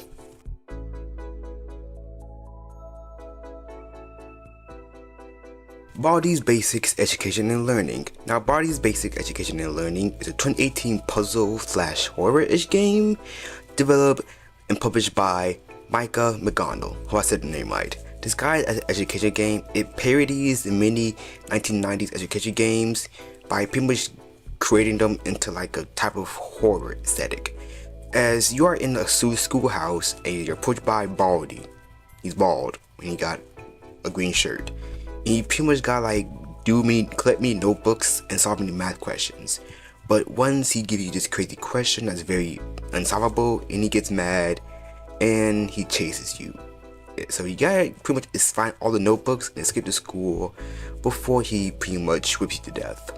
I think he whipped you to death, like he literally got a ruler. I don't know. And there's also many characters in this game who pretty much will beat in your obstacles, such as the bully who pretty much blocks the hallway, playtime, which is this girl character, I don't know what this is, who pretty much forces you to play jump ropes, or the principal who pretty much puts you into detention if you like run across the hallway, a broom that sweep everything. And the game will actually pretty much be very popular due to the help of many let's play YouTubers and many theories. And the game will also get a birthday update and a camping update, which I literally forgot about. And then there will be a remastered version, which pretty much includes new features, new maps, and new characters. And this game is really fun. It's really chill. That's all I really gotta say about Baldi's Basics. I do remember being scared of this too.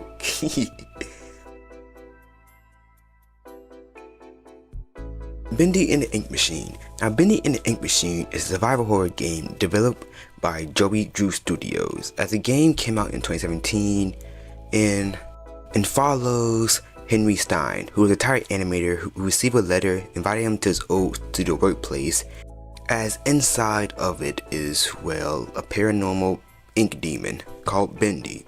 As he pretty much have to, well, trying to escape and pretty much stop all of this from happening and just pretty much like stop all this chaos.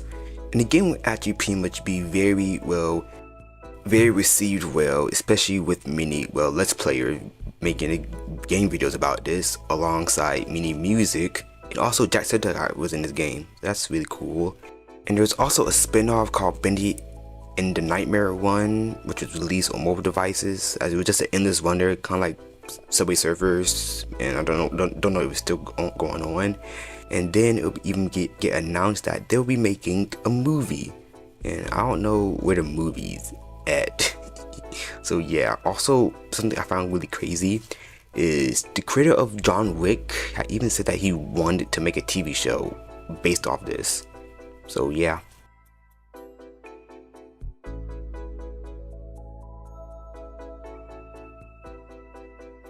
Geometry Dash. Now, Geometry Dash is a 2013 side-scrolling rhythm platform game developed by Swedish game developer Robert Topala, who I said it right, and his company RobTop Games.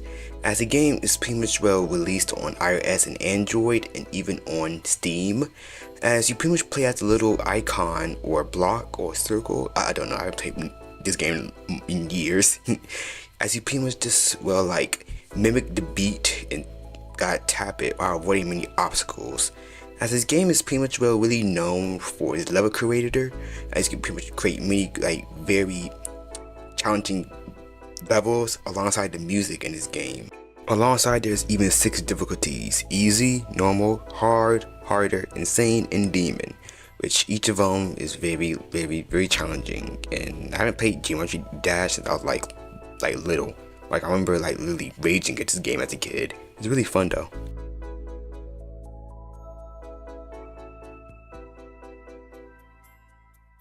Slender Man. Now, Slender Man is a fictional supernatural character that started out as a creepypasta created by something awful forum user Eric Kunsen, also known as Victor Surge, in 2009.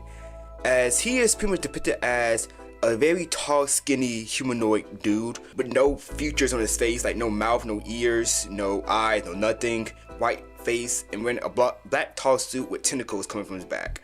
As stories of Slender Man is commonly featured his stalking and abducting or traumatizing people, as Slender Man have become a very huge pop culture icon through many video games, through many artwork, through many music, and even inspiring, well, many stuff like in Minecraft. Like the Enderman is similarly based off, well, Slender Man, and there's even, well, a texture pack that he turned Enderman into Slender Man. I also remember in Pistol Gun 3D, like a long time ago, doing that forest mission, Slender Man, that boss fight actually scared the hell out of me as a kid. As one of the oldest like photos of Slender Man was posted, that pretty much well showed Slender Man in the background of like a group of children playing, as this pretty much I actually thought it was real as a kid. As soon as it was soon like be based on many adaptations of Slender Man, such as Slender Game, which had boosted the popularity of Slender Man.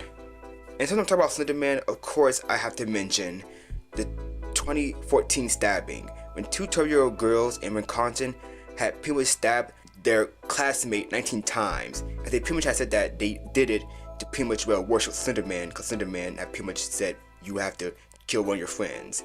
But luckily the girl didn't well die, as Morgan Geiser, then 15 years old, had agreed to plead guilty for attempted to commit first-degree homicide, that she can like probably try to avoid jail, as she would soon be sentenced to a mental hospital. And there would be soon well many other panics that well Slender Man was, the whole Slender Man panic was going on. As soon many people even like taught Slender Man as a real cryptid and like a real folklore, as you know, people actually like thought that he was real, kind of like Bigfoot and stuff. And there'll even be, well, a movie in 2018.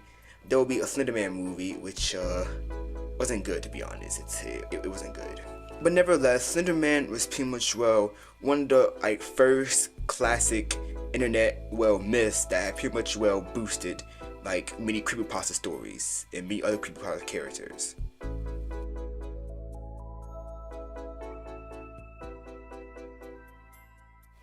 Jeff the Killer. Now, Jeff the Killer is a fictional horror character that is also part of the creepypasta genre, as the concept of the character was created by Deviant and Newground user Caesar. It's a character that gained widespread popularity following a publication of the creepypasta story in 2011, as he depicted as a crazy serial killer with a pale skin, no eyelids, and a black hair and a permanent smile scar, kind of like the Joker scar, as he pretty much quickly became one of the most popular creepypasta characters.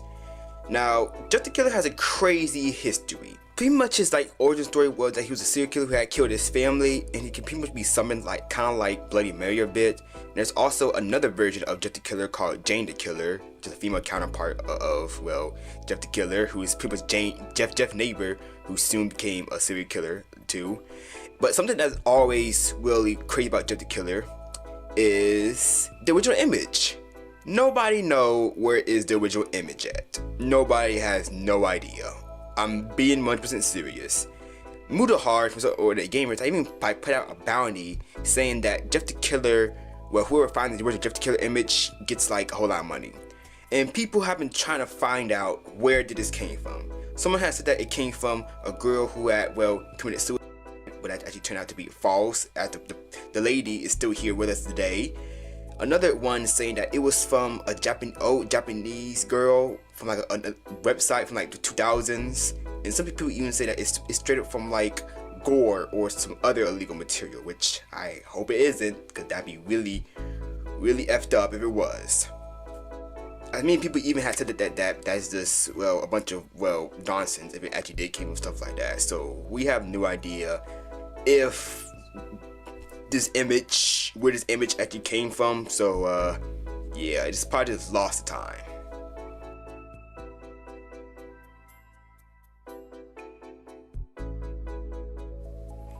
Gritty. Now, gritty is a dance move which the person is pretty much, well, just tap their heels either in place while walking, swing their arms back and forth. As this dance had pretty much went viral on TikTok after Minnesota biker wide receiver Justin Jefferson had added throwing your bees to the dance. As the move also looks similar to forming OK symbols around the eyes. And there's also a song part of it called Whitefoot Creep by NBA Youngboy, which this pretty much go hand in hand. That's pretty much made very popular. And there's also emo over in Fortnite. That's all I really gotta say about it.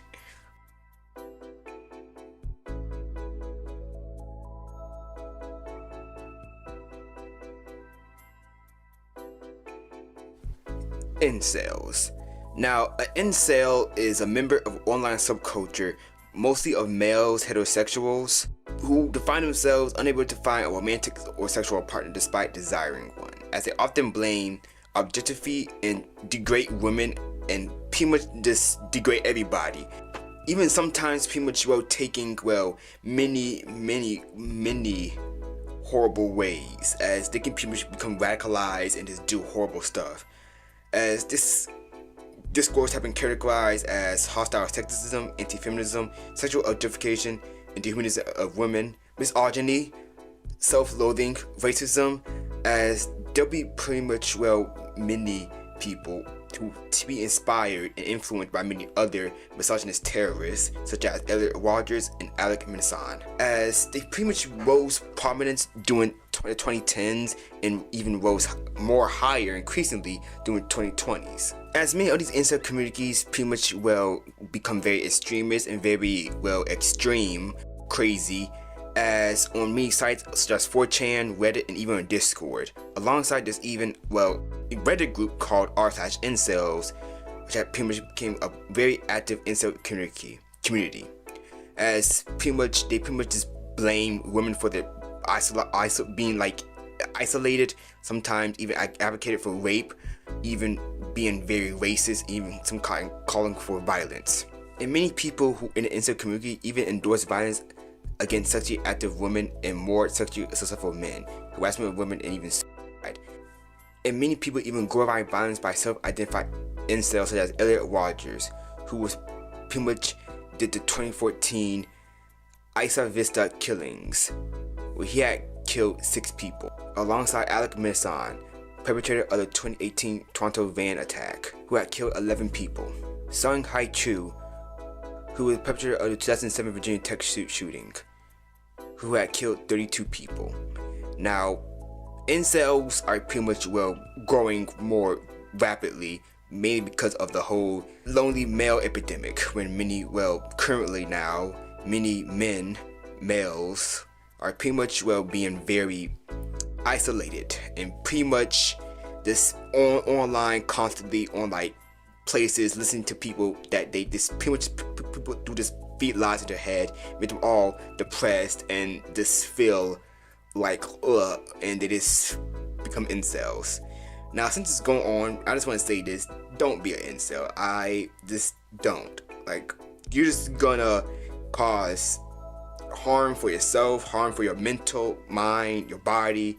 Just go out, get some fresh air, just talk to people. Like, and even if you can't get like a girl right now, it's okay. Focus on other stuff right now. Like, focus on other things right now. Or just like self-improvement. Like, go read a book, go to the gym. Like, self-improvement and stuff. And don't listen to those dudes like, oh, well, I'm an alpha male. I'm a buy my course for like $10 million. You get to be like me, a god. Just don't do that. Just do what you, just do you.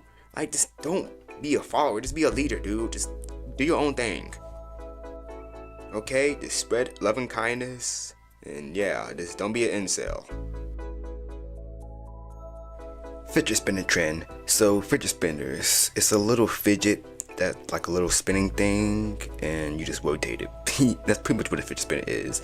And these things were really popular around 2016, 2017, as they were just like came in like mini like shape and sizes, as they're pretty much just used to pretty much like help people with like autism or ADHD, to pretty much, well, like help them fidget around. I had one when I was a kid, and I think I still have it. I don't know where it's at. And that's all we got to say about fidget spinners. They was really cool, but me teachers didn't like them. Like, I remember like people really getting fights because of them. Like, if you had a fidget spinner that like this, you was the king at the lunch table, pretty much. And that's all I got to say about fidget spinners. I missed them, and I think they still sell them, but like probably like super cheap. And yeah, fidget spinners, they were cool.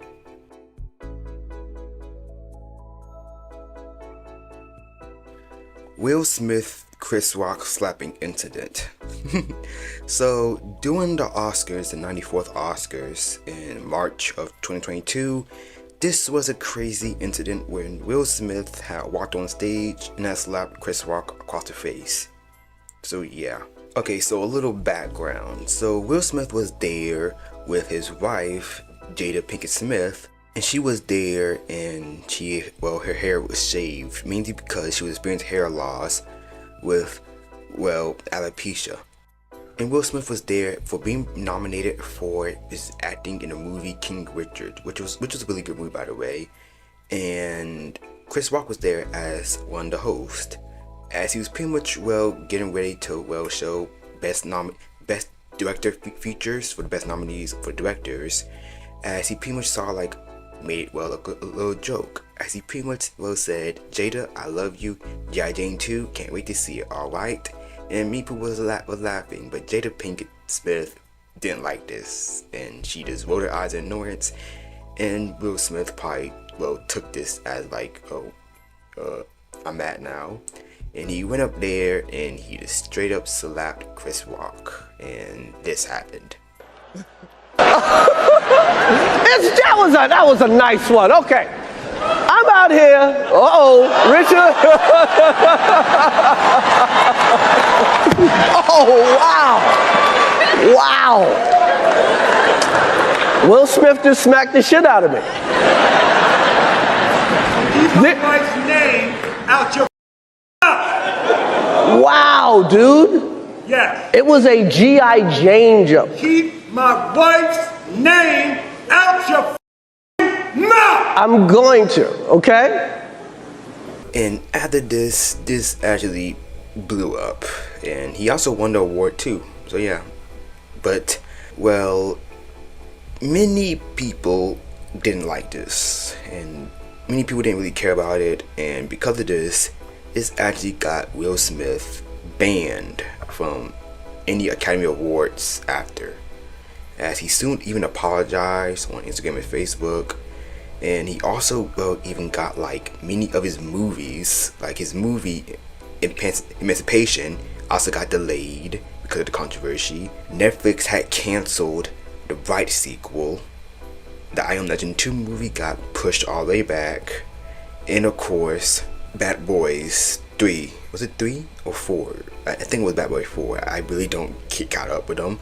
Got pushed back. And many people have said, oh, Will Smith, we're not going to see his movies no more. And Fortnite even removed his skin.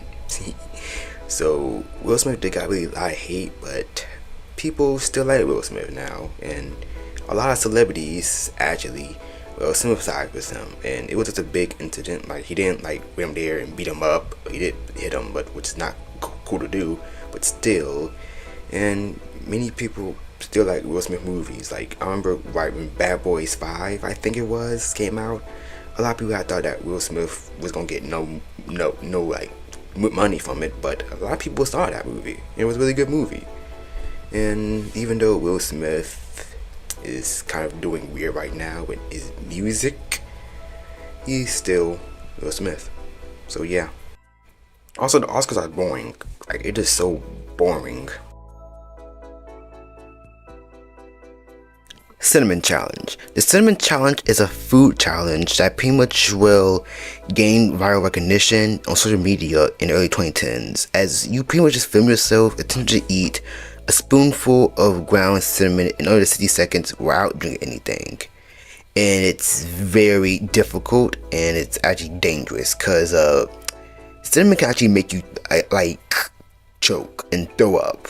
And yeah, because just eating like raw cinnamon like this, like powdered cinnamon, you can actually choke and suffocate and die. So yeah. And this challenge started around 2001, but grew popular in 2012 as many people kept doing it. So I don't know if people still do this, probably not, but don't do this. Your lungs gonna collapse. Okay?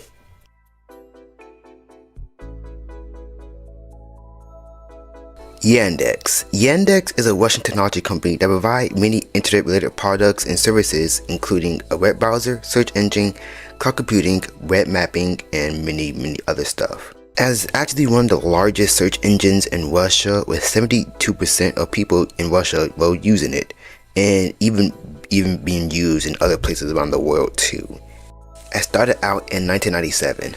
And Yandex has been also criticized a lot, mainly because of have faced many pressure for the control by the government of Russia, especially doing with actually being illegal to use in Ukraine, especially with the current war in Ukraine. At the time, I'm still talking about it. And there was also many data breaches, especially in around 2018 and then in 2021, when many email accounts of 5,000 users was actually leaked. There was also a movie based off Yandex called The Startup, which some people even called it the bootleg social network, the movie about Facebook. And I never really seen it. I don't even know like what that movie is. The Startup movie, not the other Facebook movie. But yeah, I don't use Yandex because I don't think I can in America. Well, there is an English version of it, but I don't want Putin to spy on me, okay? We already got the CIA spy on us, probably. The Internet Archive. The Internet Archive is an American non-profit library that was founded in 1997 by Brewster Kahle, hope I said it right, that pretty much runs a digital library website, as this is pretty much a huge archive on the internet. As the Internet Archive pretty much holds many archives of many old websites, alongside even like abandonware such as old movies that are pretty much can't be accessed no more, like old TV shows, even video games are even on the Internet Archive. Pretty much stuff to pretty much keep it, still here, because many stuff on the internet is fading away. And especially with games and music and movies, and especially now with everything become more digital, it pretty much becomes very hard to archive it and preserve it. So Internet Archive is pretty much made to pretty much keep it. And it even had many controversies, especially with many legal disputes, as many people have pretty much been saying, oh, you have many government emails, or oh, and other stuff. And even the ISIS was even using their archive to pretty much hide propaganda and stuff, which is really scary. Alongside with Nintendo pretty much being, well, very iffy about it, when many people started uploading old Nintendo magazines to it, and of course Nintendo didn't like that, so I guess you don't want people to have your old stuff. And it was also hacked one time too in 2025, if I'm correct, when many people had tried protesting and just caused a lot of hate to it. So yeah. And the Internet Archive is still here, and it's probably not going anywhere anytime soon. So yeah.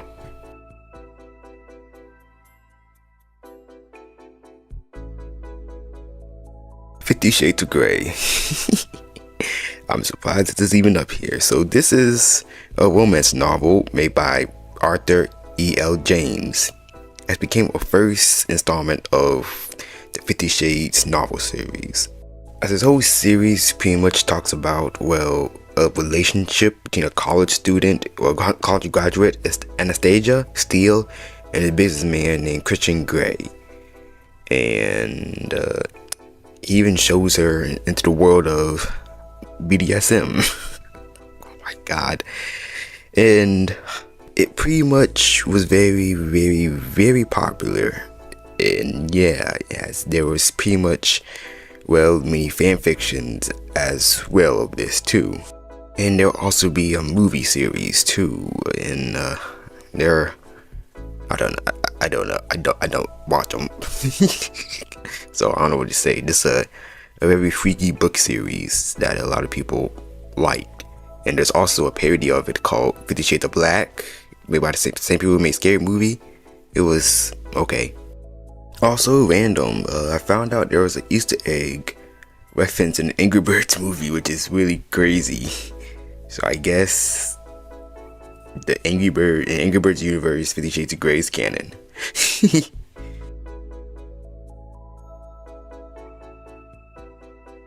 Road Safe. Now Road Safe is a popular, well, GIF meme of K.O. Imre, as he pretty much, well, portraying the character Road Safe in his web series Hood documentary, as him just, you know, look at the camera and tapping his head.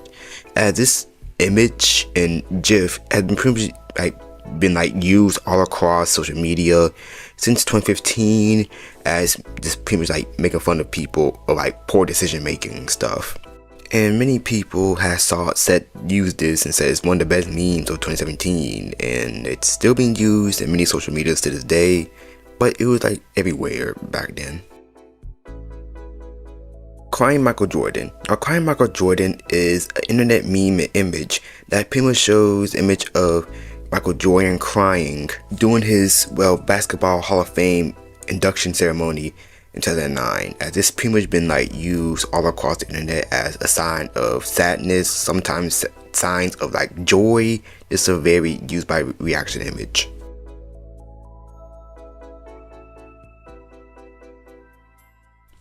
YouTube Rewind. Now, YouTube Rewind was an annual year in review web series that was made by YouTube, as this started around in 2010 all the way to 2019. And the videos was pretty much summarized of each year of our videos, events, trends, and music, as it pretty much had many YouTubers in it, and just doing a whole bunch of stuff, oh, this is what happened this year, oh, this music was popular this year, or this was very trendy this year. But they were actually kind of hated for being very cringy, especially in 2018 when there was Everyone Controls the Rewind that started off with Will Smith. Oh, that's hot. That's hot. And this YouTube Rewind 2018 was actually very hated by everybody, because a lot of people thought it was cringy and it was stupid. This actually became one of the most disliked YouTube video of all time. Of all time. A lot of people just hated this. And there were many memes of this too. And I just remember it being so funny, as many other YouTubers start making their own versions of YouTube Rewind. And then in 2019, they just changed it a bit by making it have no YouTubers in it, the site pretty much showing what happened this year and stuff. And then they just ended it in 2020 saying that, oh, we're not going to do it this year. But then they just said they ain't going to do it no more. And YouTube Rewind just pretty much died off. Now, they weren't really bad. They were just cringy a bit in a good way. But 2018 one was just very cringy. Is this what you wanted? You know who I would have asked for? Quit horsing around!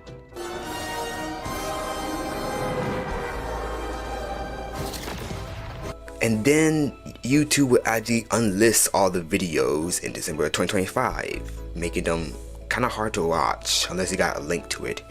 And then they just straight up deleted all the videos of YouTube Rewind, trying to make everybody forget. But hey, like they always say, nothing ever gets deleted from the internet. So yeah. Yanny or Laurel. Now Yanny or Laurel is an auditory illusion that became popular in 2018 with a short audio recording speech that some people can be hear the two words, which I'm gonna play it real quick. Laurel, Laurel, Laurel, Laurel, Laurel, Laurel, Laurel, Laurel, Laurel. Now many people have pretty much responded saying you may hear Laurel, while some people may say you may hear Yanny. Well, it's actually analysis of frequencies that can pretty much be like both mixture of recording. As if you turn it up, it can say Yanny, but if you turn it down, you can say you can hear Laurel. I'm gonna show you here again. Laurel, Laurel.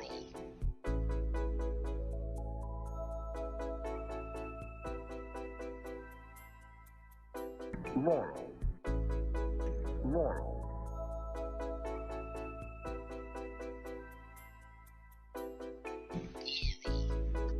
So yeah, that's pretty much what Yanny or Laurel is. Google Doodles. Now Google Doodles is like a special, alteration of the logo on Google homepages, as it's pretty much many holidays, events, achievements, and historical figures, as there's ones for everybody, and there's even ones whenever, the presidents pass away, as the YouTube thing just turns white and stuff. As the first YouTube Google started out in 1998, as pretty much very on, there would pretty much be like mini Google Doodles of pretty much anything, any holiday, any person. It's also like a little thing, when you click it, it shows like a new video thingamajiggy, and Google Doodles are really sweet. I like them. Gamergate. Now Gamergate was a crazy, loosely organized, misogynistic online harassment campaign motivated by the right-wing backlash against feminism, diversity, and progressivism in video game culture. As this was even conducted by using the hashtag Gamergate, primarily during around 2014 and 2015. As this pretty much targeted many women in the video game industry, most notably Anita Sarkeesian. As Gamergate pretty much began in August of 2014 with a blog entry called the Zoe Post by ex-boyfriend of video game developer Zoe Quinn. As this had pretty much falsely incited that Quinn had received favorable reviews because of her sexual relationship with a game journalist, as the blog post was soon spread to 4chan, which had pretty much spread all across the internet, as this had led to a major campaign of harassment against her through many anonymous messages, such as on 4chan, 8chan, and even on Reddit. And this also came across a time near 2016 when many people started becoming very misogynist to each other, and also started even described as a cultural war against feminism in video games, as this pretty much kind of dwell into what we have right now with many grifters and just many racist and sexist people in the video game sphere, as many people just pretty much be like, oh, women have no space in gaming. Or women, blah blah blah, like this very hateful stuff. As there would also be many threats against Anita Sarkeesian, who had pretty much made many series of YouTube videos called Choice for Women in Video Games. She pretty much talked about many stuff between women and video games, and she had pretty much gained across a lot of harassment, from many sexual harassments, death threats, even gotten law enforcement even involved. And there's even, I'm being serious, a video game about beating her up, which is just really messed up. And Gamergate will soon pretty much will end when like many people just stop like doing this around 2015, but it will actually keep coming back once again, especially now with like many people on Twitter, especially many people being like very crazy with like many companies doing stuff like Pride in video games alongside the Sweet Baby Inc. controversies. And I just gotta say, just don't be a bad person talk about this type of like stuff, alright? Like, because majority of the people who play video games are ladies, and majority of the most popular video game characters are ladies, like Chun-Li.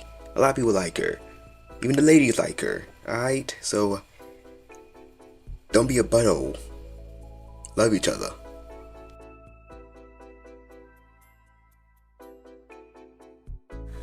Plants vs. Zombies. Now, Plants vs. Zombies is a video game franchise created by George Fan, as the series pretty much follows Crazy Dave, as he pretty much uses his plants to defend his house against zombies.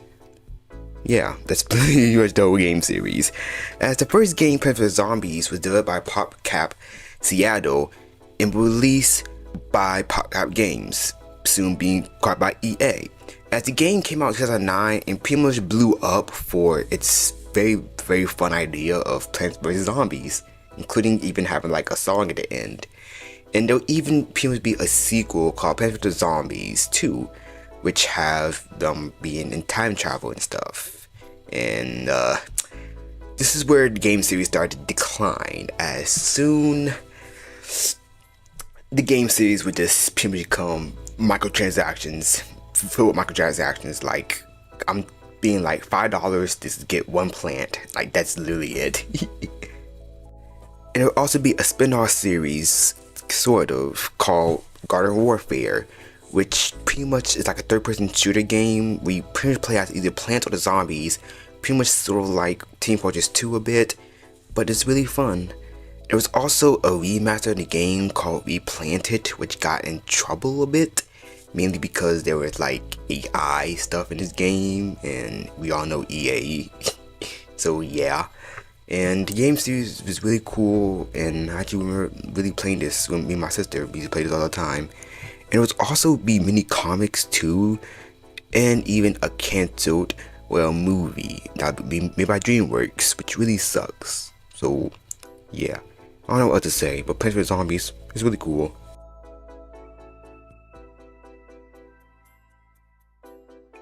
Kai Cenat. Now, Kai Cenat is an American online streamer and a huge internet personality who specializes in many comedic live streams and videos, as he's one of the most, if not the most subscribed Twitch streamer in the whole world, and was actually the most followed Twitch streamer with 20 million followers. And he's also really known for popularizing many phrases that a lot of people now use, such as Riz and Gyat. As he started YouTube and internet, and with many prank videos in 2018, as he would soon start beginning streaming on Twitch in February 2021. As soon he would pretty much grew in popularity with 2022, as he started inviting many rappers up there. And then soon even starting in 2023 the Mafiathon, which is a month-long subathon, which he pretty much just featured many celebrities, including himself, doing like a lot of like crazy comedy stuff, even sleeping on stream for like all month long until he pretty much get many subscribers and get a lot of money from it. As he had made over $20,000 per month with his sleep streams, which is just really, really crazy, and even won Streamer of the Year in 2023. And this also popularized the just chatting genre on Twitch and other streaming sites more popular. And even going on the Mafiathon too, when he had pretty much had many celebrities up there, such as some of the cast members from Good Luck Charlie, Kodak Black, Lil Uzi Vert, Snoop Dogg, Quavo, Gorilla, Marshmello, Serena Williams, Soulja Boy, Bill Nye, Lil Dicky, Chris Brown, Lizzo, SZA, Lil Yachty, Travis Barker, Sexy Red, Drewski, Kevin Hart, NPC Miles Morales, and even Iron Mouse. And there's even one time NPC Miles Morales straight up said this. First one to go to sleep, man. I'm taking her goddamn cheeks, man. To get that shit started, twin. Shot told him May 69. Hold up now. Whoa. And then there will be the Mafia-thon 3, which will be his final one, as he pretty much went over to 20 million followers, becoming the first Twitch streamer to even do it. And even did have many, controversies, as he started a thing called Streamer University, which is pretty much just like a university thing where many streamers got together, and many people had thought this was like an actual university, and many people straight up dropped out of actual schools, dropped out of left their jobs, and just went there thinking that it was gonna be like an actual university, but it was just for other streamers to make it more popular. So youch, and a lot of crazy stuff even happened there. And there was also an incident where one magician had faked hanged himself as a stunt on a Mario 2 stream, which people thought it was actually real. And he also started a riot in Times Square in New York City when he was going to say he was giving out PlayStation 5s and gift cards, which caused a riot. And he will soon retire and leave streaming, as he will soon leave mainly to focus on his mental health, and pretty much just said that he was burnt out, alongside even starting a new clothing brand called Vivid, where he pretty much just started a new clothing brand and making many videos out of this. And many people started calling him performative because his attitude just completely changed, but his clothing brand looks look okay, that's all I'm gonna say. But even though he is very controversial a lot, he did popularize many viral internet slang, alongside even being a very great achievement of reaching 20 million subscribers on followers. 20 million followers on Twitch, which is really impressive. Alongside even beating Elden Ring, and pretty much just said anybody can do it. So yeah, never give up. Alright?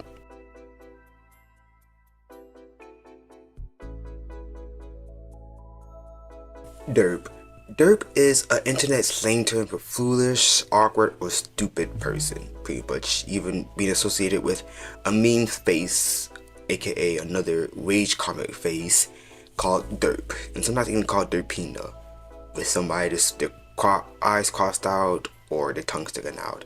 And there was also be a South Park character named Derp that would actually be popularized by this meme.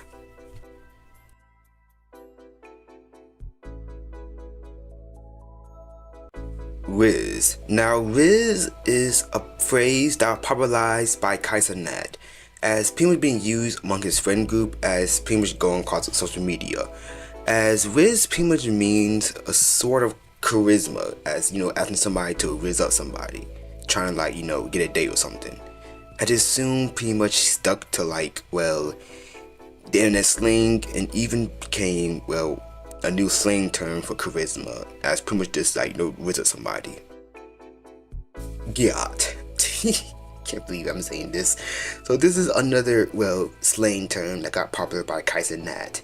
This pretty much grew popular in the early 2020s, as it pretty much just usually means somebody, usually a lady or a dude, with a big butt. Then they put it say gyat because they got a big butt. And yeah, that's what gyat means. We can go gat for gat. Fuck that, we can go riz for riz.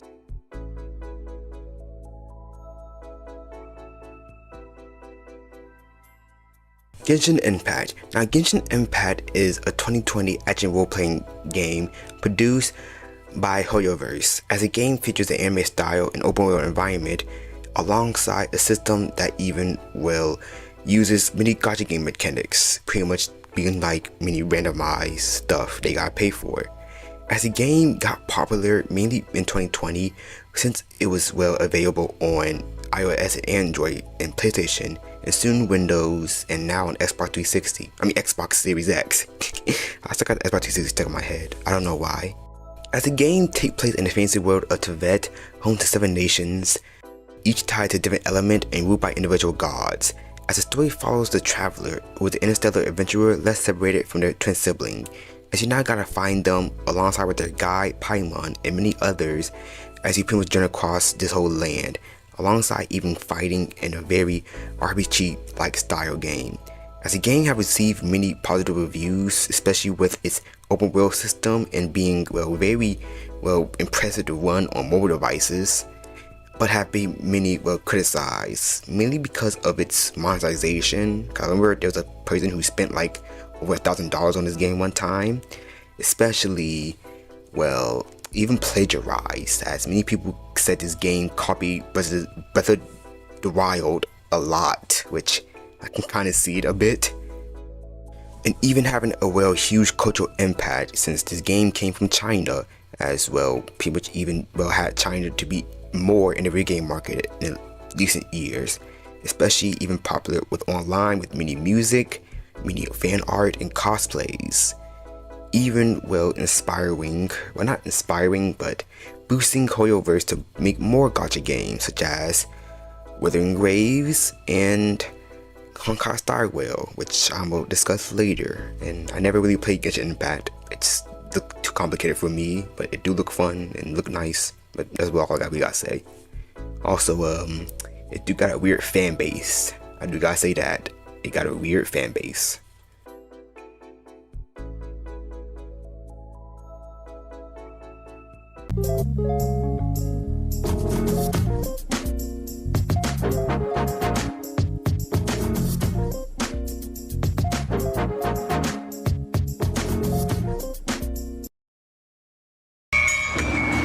Next Saturday night, Toonami's got that new car smell. Bring it on!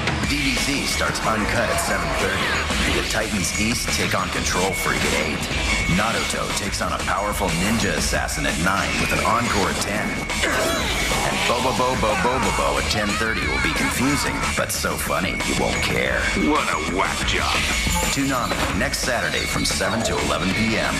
Breaking you down and building you back up.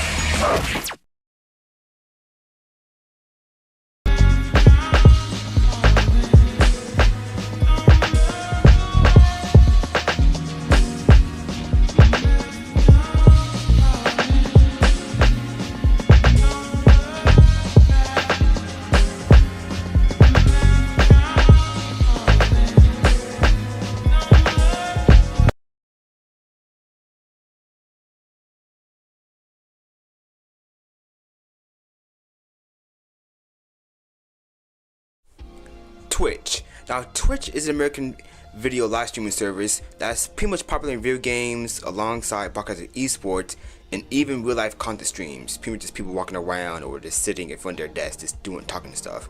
Now, Twitch is operated by Twitch Interactive, which is a subsidiary of Amazon. As it was introduced in 2011, that's pretty much a spin-off of the general interest streaming platform Justin TV. As content on Twitch can be pretty much be viewed via live or on demand, as pretty much people just use Twitch to either stream games, and it's pretty much really popular, even though it got a lot of controversy, as there's been many controversies in the past when Twitch have been pretty much accused of favoring many female streamers, cause one female streamer just straight up went naked one time and they just didn't ban it, and even one streamer was actually filming them doing something nasty and they then got banned until a couple days, so that's really crazy. So yeah, and I really don't know much about talk about Twitch because it's just you're a site to watch streamers and stuff like Pokemon, Ninja, and yeah. Also, I forgot to mention real quick, there was a time when Twitch literally allowed people to actually be straight up naked on stream. They just had to not show their parts. So yeah, I remember one lady just put on green paint over her body and just straight up use a green screen to play Fortnite or something. It was just wild.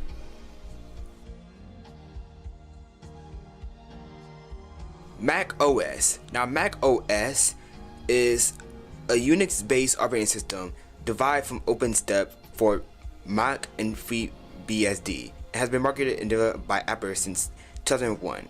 As its current operating system for Mac computers within the market for desktops and laptop computers, as the second most widely like desktop OS since Microsoft Windows, well, beside Microsoft Windows. As Mac OS had pretty much originated from being Macintosh from 1984 all the way to 2001, as pretty much being a result of Apple changing up their whole operating systems. As in 2001, Mac OS X 10.0 was released. And Mac OS is of course still being used, with the recently one being Mac OS Tahoe from 2025, as it's still pretty much being used and it's the second most used operating system in the whole world. So yeah, and can't really run PC games on Mac OS either.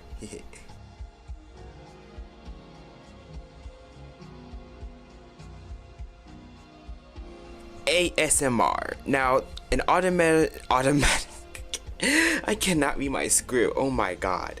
An automatic sensory measuring response is a tingling sensation and pleasant form of paresthesia that usually begins on the scalp and moves down the back. As ASMR is pretty much also used as many content on because on the internet. It could be either like calm sounds, somebody eating, I'm being serious, somebody whispering in your ear, like keyboard noises. It can be any sounds that your brain like. It can even be this.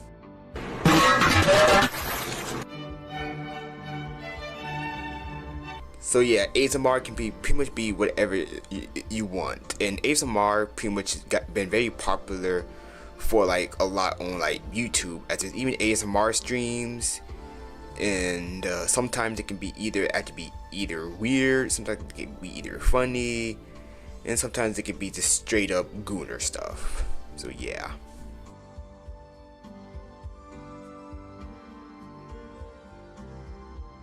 Simp. Now, a simp is an internet slang term describing somebody who exhibits pretty much crazy sympathy and attention towards somebody in like a very crazy way, as that same person may not be like, I'm not into you, or I don't know who you are, as this can be a pursuit of affection or sexual relationship, as this behavior is recognized as simping. And this behavior has pretty much been like mostly recent, like on the internet, pretty much going after celebrities, politicians, e-boys and e-girls, and even internet celebrities.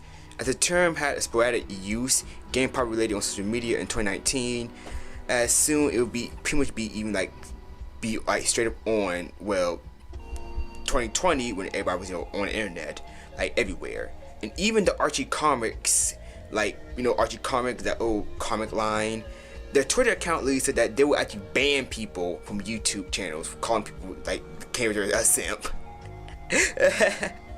which is just really funny.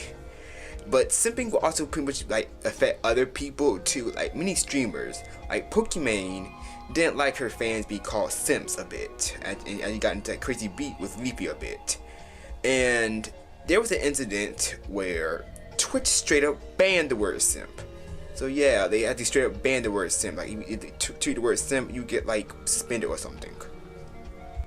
And even though that, simping sometimes can just be either harmless, there's a big affection to people, this can sometimes even create a big crazy parasocial relationships with some people. Like you can be simping for like a streamer that don't know who you are, and like donate like $1 million to them, and they just still won't know who you are, and just be very, very creepy to them. So yeah, if you want to simp, just simp small, not crazy big. Just simp small, or do it not. I don't care.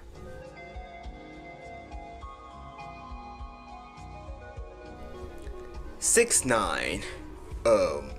Okay, so this is a well-known meme. 69 is a natural number following 68 and preceding 70. An odd number and an opposite number. Okay. The meme, the whole joke about this is pretty much a sex position about like 6'9"ing and the 6'9" position. And I can't show it, of course, so Transformers as an example. So just use. Yeah, this is pretty much a big joke on the internet for like a long time, and people, every time when somebody say the word 6'9" or is mentioned on the internet, people just say the word nice after it. So yeah. Now on to the other 6 number. I can't speak today. 6, 7. 6, 7. I just bit right on the highway. Because they're morons. You're idiots. 6, 7, 6, 7, 6, 7. Okay, 6ix9ine is an internet meme and slang term that emerged in TikTok and Instagram Reels. That pretty much, okay, the phrase, okay, I'm trying to actually make sense of this. The phrase originated from a song Doot Doot 6ix9ine by Skrilla, which became popular with many edits, of basketball players and other sports. And then soon a boy named Maverick Trillivan became known as 6'7" kid went viral, as he pretty much just went to he went to a basketball game just yelling 6'7" and doing a hand gesture. And this meme pretty much just blew up out of nowhere. And one of the main lyrics of the whole song that I forgot to mention is pretty much go like this. Oh, I know he died, oh my god, 6'7", I just bit right out on the highway, beep beep, and yeah. And this meme just blew up explodedly as people just keep saying 6'7", 6'7" everywhere. Even teachers and parents even going crazy about it. Even JD Vance was pissed about it. So yeah, and I don't know if people still doing 6'7". I don't know if they're still doing 6'7" and stuff. So 6'7", I guess. Even Fortnite and Overwatch got into it. Yeah, Overwatch of all people got into it. So yeah, watch Call of Duty do it next. Also, I forgot to mention that people even tried making their own new number meme with memes like this. 2, 2, 2, 2, 2, 2, 2. 6 1 6 1 6 1 6 1 6 1 6 1 6 1.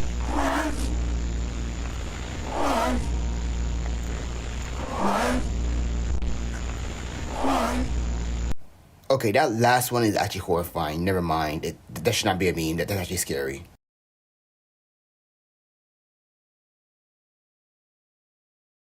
Poppets.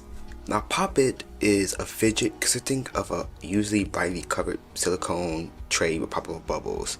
Similar to bubble wrap, it can be flipped and reused. And it's kind of like many varied colors and sizes. As this pretty much became popular in the spring of 2021 due to many TikTok influencers. And there's many versions of these. There's a Squid Game one, a Minecraft one. This is pretty much whatever they are. It's this little fidget they used to pop and play.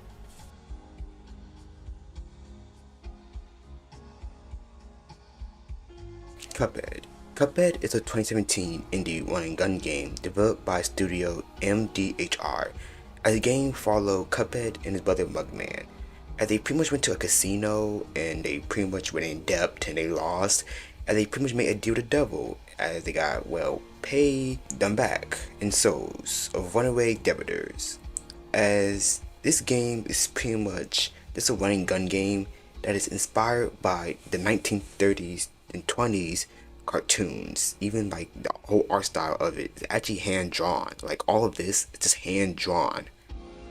As the game was in development for a really long time, as it was announced in 2013 but will soon be released in 2017 as a time exclusive for the Windows and Xbox One. As the game pretty much had sold over 2 million copies within 2 weeks and 6 million in 2 years. As the game is really known to be very, very challenging. I am not joking. It is super duper hard. Even some people even comparing this to even Dark Souls a bit, alongside having a lot of fan art of this game. And especially one game journalist, whose name I forgot, was pretty much struggling at this game tutorial, as this was pretty much be very memed on for a while.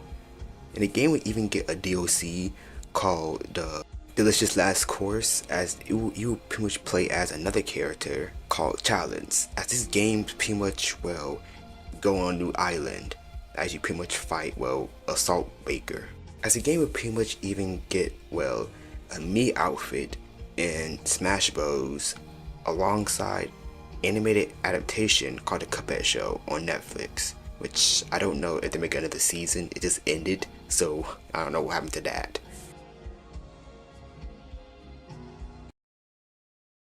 Hi, my name is Gabe Newell, and welcome to Steam.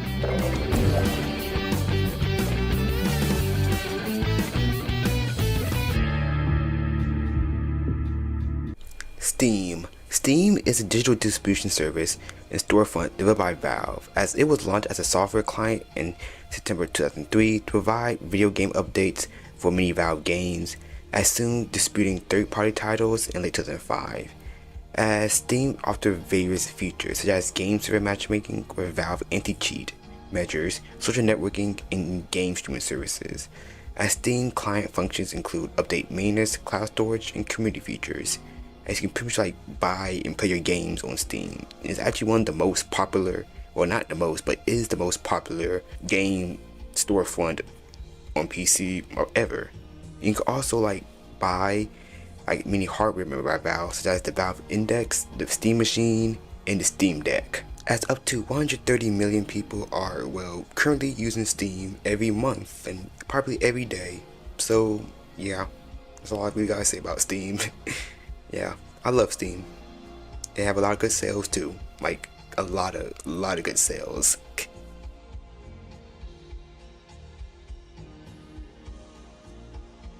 The Paul brothers, Jake and Logan Paul. The Paul brothers, Logan and Jake, are American media personalities, influencers, and athletes who rose to fame via Vine and YouTube with many prank and comedy videos. Like they pretty much just spread out from like being in like TV shows, and even in like boxing and WWE, and podcasts and other business stuff like NFTs and one energy drink that people forgot about. And they also have a TV show on HBO Max. And I'm gonna speed run them because a lot of people know about them, so it's gonna be a little boom. So boom, speed one. So Logan Paul, who is, well, most people have pretty much known, is an American influencer, professional wrestler, and entrepreneur, and a boxer and actor. As he's also a wrestler, as he pretty much started becoming in WWE since around April 2022. But before this, he was mainly known for around in 2013 when he pretty much made many sketches and many like skits on Vine. As soon pretty much going on to his YouTube channel, we have pretty much made many vlogs and many prank videos. But one of them, which actually pretty much had him getting in trouble and pretty much started the whole apocalypse thing on YouTube, was in 2017. He went on a trip to Japan where he pretty much visited, the Okinawa Forest, which is a notorious and known site in Japan. We pretty much went in there just joking around as he pretty much saw a dead body, and he actually uploaded to his YouTube channel. And many people on YouTube and actually everywhere on the internet did not like this, of course, as he was actually forced to take the video down, and he actually lost a whole lot of money, and a lot of he actually got dropped from many things, as he pretty much had made an apology video, which will soon be the start of many apology videos later on in the future. He also got into a boxing match with KSI one time, which was really fake, and also tried getting into NFTs called CryptoZoo, which actually failed badly, as it didn't it really made almost around over $1 million, and that was just it. And of course, he's still doing stuff right now, in wrestling, and yeah. Alongside now, he's getting more into Pokemon card collecting, I saw recently, so yeah. I don't really watch him though, so meh. Now on to his brother, Jake Paul. And he also pretty much started out with his brother too, posting many videos on Vine. Even pretty much being in many Disney Channel shows like Bizarre Dark, I really forgot about that. And even in Airplane Mode, which is a movie I really forgot about. As he pretty much started becoming a boxer, as he pretty much started being in a white collar boxing match against Dingy, and he was pretty much really known for his infamous Mike Tyson fight, where he had pretty much run against Mike Tyson, which was also very scripted too. He got in many other trouble too, as well as during 2020, he pretty much well, doing the whole incident, I can't really say it on YouTube, I'm so sorry still, he threw a large party. Many people had even criticized him for, like, you know, having a big party while people, you know, supposed to be, like, you know, staying away from each other. He also attended a riot at Arizona Mall during the whole 2020 protests. So yeah, he even like looted there too, so it's very crazy. And he's still, well, boxing and stuff, so yeah. And the Paul brothers, they are really infamous on YouTube and many parts of the internet. Like, people like them, people hate them, but they're just there. I don't really care.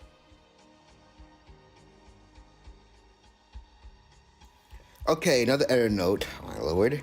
So apparently he met Jake Paul, one of the Paul brothers. Donald Trump had met Jake Paul and even endorsed him for politics. So I guess Jake Paul may run for president in the future. I don't know. So if you do become president, just nuke us. Just nuke us, anybody.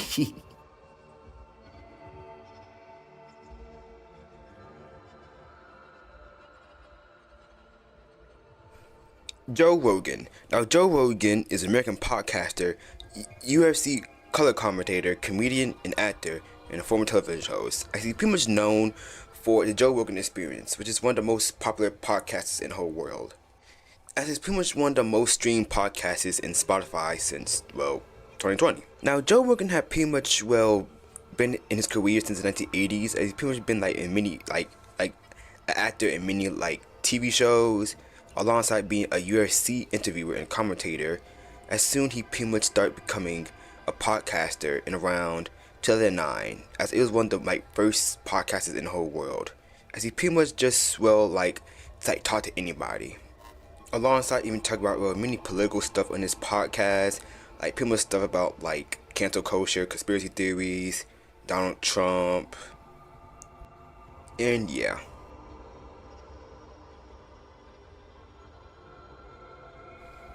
Jordan Peterson. Now, Jordan Brent Peterson is a Canadian psychologist, author, and media commentator. As he's pretty much well known, like widespread attention for his views on cultural and political issues. And he also has a YouTube channel where he uploads many like videos of his 2 classes at the University of Toronto. And yeah, I don't really know what else to say. I'm actually surprised that he's even on this Iceberg. So I literally never heard of this guy in my life. I'm just writing what I just see from videos and stuff. So he's just a teacher, just a YouTuber, just a old political guy.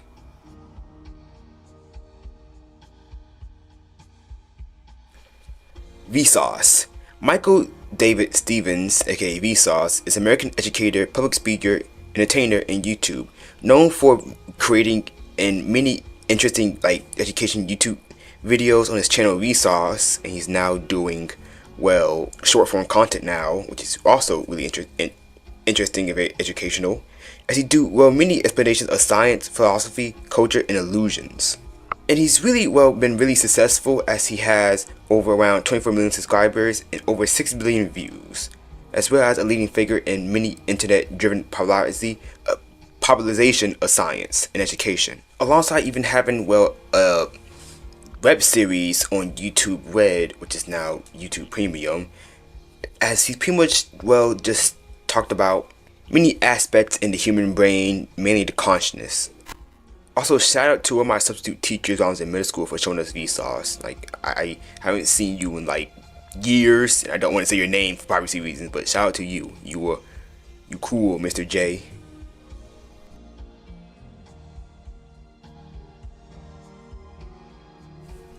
Andrew Tate. Now, Andrew Tate is an American-British social media personality, businessman, and former... Wait, can I call him a businessman? I don't want to say businessman. And a former kickboxer who had gained notoriety from promoting his highly controversial positions in the manosphere. As his commentary in his many of his videos and advice have pretty much exploded from many media platforms, as he pretty much just promotes misogynist views to his like audience, as most audience are either just teenagers or just some old dudes. As he has over 10 million followers on Twitter, and he was the 3rd most Googled person like ever in 2023. as he had even called himself a misogynist as well, and he even like described himself as right wing and far right. So Andrew Tate, okay, this guy's crazy. Crazy. I cannot speak when I'm talking about crazy stuff. I don't know why. I'm so sorry. So he was born on December 1st, 1986. As he had pretty much moved a lot when he was a kid. As he soon started being in many kickboxing and even other martial arts in 2005. But most people mainly know him mainly because his online ventures. As he had pretty much made a thing called Hustle University, which is a popularity platform where members paid $50 monthly to receive instructions how to make money outside traditional employment, such as cryptocurrency, copywriting, and e-commerce. Pretty much just like being like, oh, here, how can you be the best? Oh, I am awesome. And all his videos was just like pre-recorded, and there was like even a Discord server too. As he pretty much became very prominent in early 2020s, encouraging members of his university to post videos of him to social media platform in an effort to maximize engagement. But it would soon be shut down because many people said it was a pyramid scheme. And he even made another one called Real World, which pretty much target male teenagers and how can they pretty much be the top G, as he pretty much called them. And it actually pretty much the same as Hustler University, and even got taken down from the Google and App Store. And Andrew Tate is pretty much really known for, a big influencer in the manosphere and the alpha male community, as he's pretty much very right wing and far right. Like literally recently, he really hanged out with many far right commentators in a party van, and even sang that Kanye West song, which I'm gonna get into later.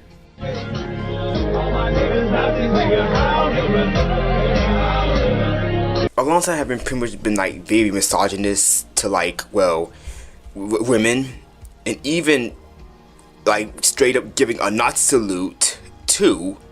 So yeah, so the dude's far right. He pretty much hanged out with actual neo-Nazis, but he's not white. What is going on in this world, dude? And he also was arrested in Romania along with 2 women and his brother. They were charged with rape and human trafficking, as he actually did commit in many human trafficking cases.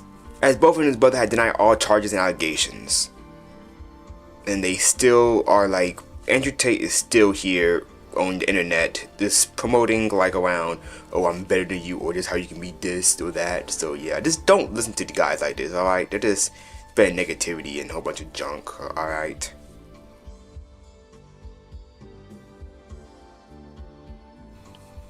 Catfishing. Now, catfishing refers to the creation of a fictitious online persona, pretty much just being a fake identity on social media platforms, trying to attempt to pretty much trick somebody.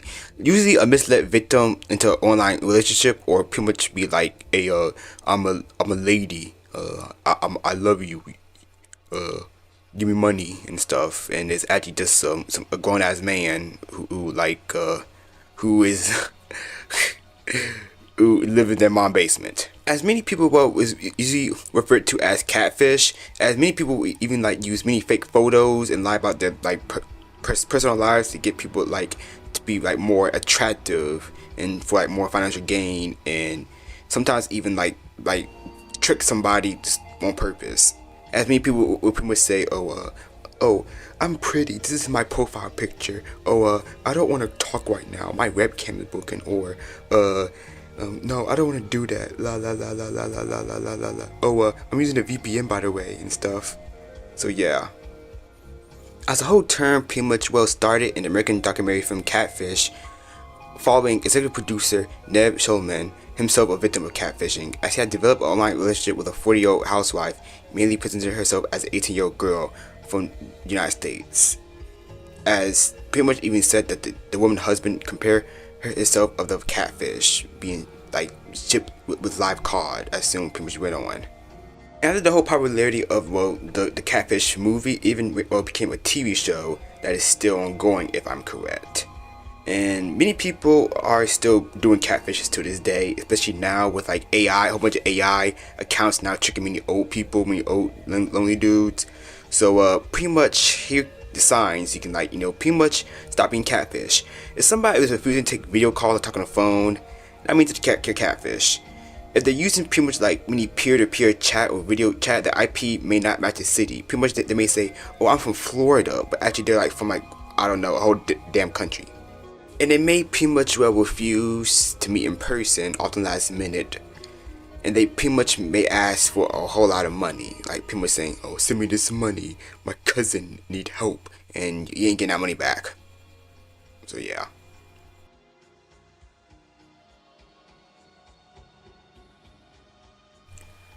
Okay, boomer. Okay, boomer is a catchphrase and internet meme that's pretty much mean to like either mock attitudes typically associated with the baby boomer generations, people who were born like in the 2 decades after World War II. As the phrase pretty much first drew widespread attention due to a November 2019 TikTok of a responsible older man through the phrase having like coined like years later.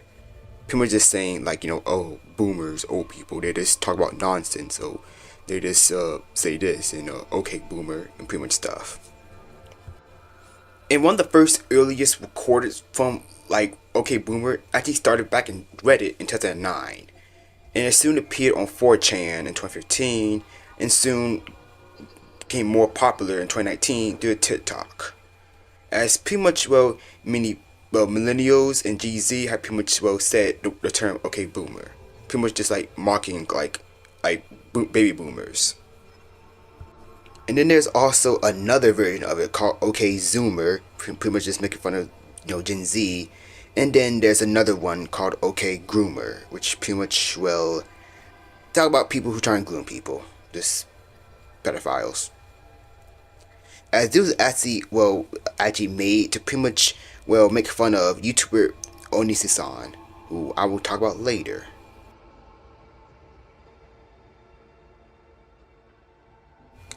DeviantArt. Now, DeviantArt is an American online community and online website that pretty much features many artwork, videography, and photography and literature. Pretty much just many like art stuff, as it was launched in 2000 by Matthew Stevens, Scott Jakoff, Ingo Sotera, and many others. And DeviantArt is pretty much well known to pretty much have like many good artists, and also known to have many cursed art. So yeah, and many people have even like left DeviantArt because of this stuff, alongside the whole site pretty much going to like AI stuff and NFTs and many scam like accounts up there. So yeah, and I am going to talk about some crazy DeviantArt stuff down below. So yeah.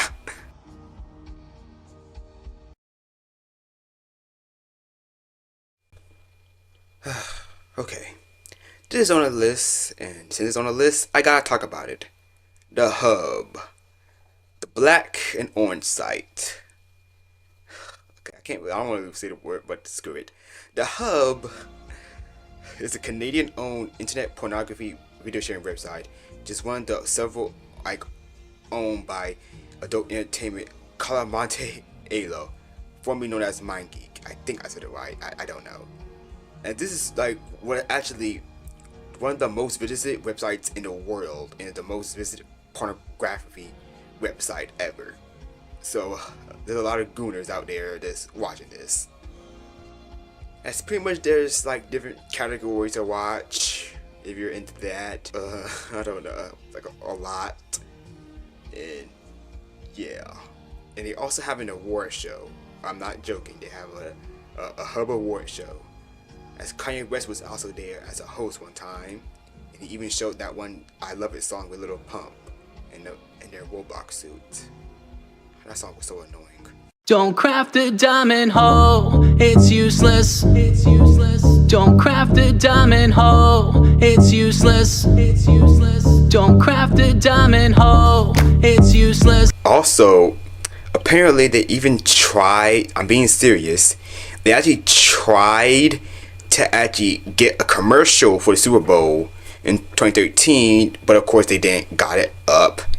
And then they started, like now more recently, many places in America and Europe has started to block the website because of identification stuff. So many states that have blocked the hub is Alabama, Arkansas, Louisiana, Mississippi, Montana, North Carolina, Utah, Virginia, Arizona, Florida, Nebraska, Indiana, South Carolina, Tennessee, Georgia, Kansas, Idaho, Wyoming, South Dakota, North Dakota, Kentucky, Oklahoma, and pretty much just like showing like some ladies saying, "Oh, you can't watch this unless you got ID." Or actually, no, we're gonna block your site. So yeah.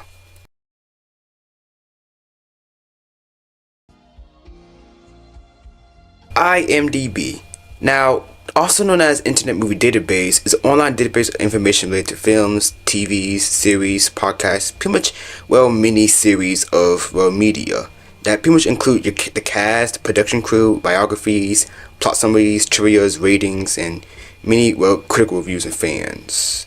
And this is like one of the most visited websites in the world, and it's pretty much just have like almost every single movie ever made, and yeah, it's pretty much useful if you like want to like talk about a movie or something.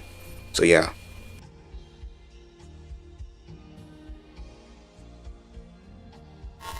Yeet. This is a slang term that have many different meanings, but the two prominent being ones, just pretty much, well, dance trend that involve the shoulder and wrist movements similar to like ride a bicycle, and the other one which is like just throwing something, like pretty much just like throwing like yeet, or he yeeted him, or yeah.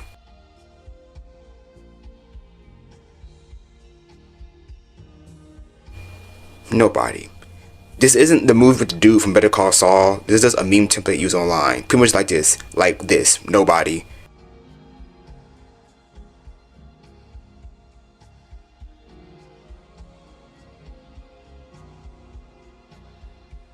How do I describe it? I didn't really wrote anything for the example. This pretty much like nobody.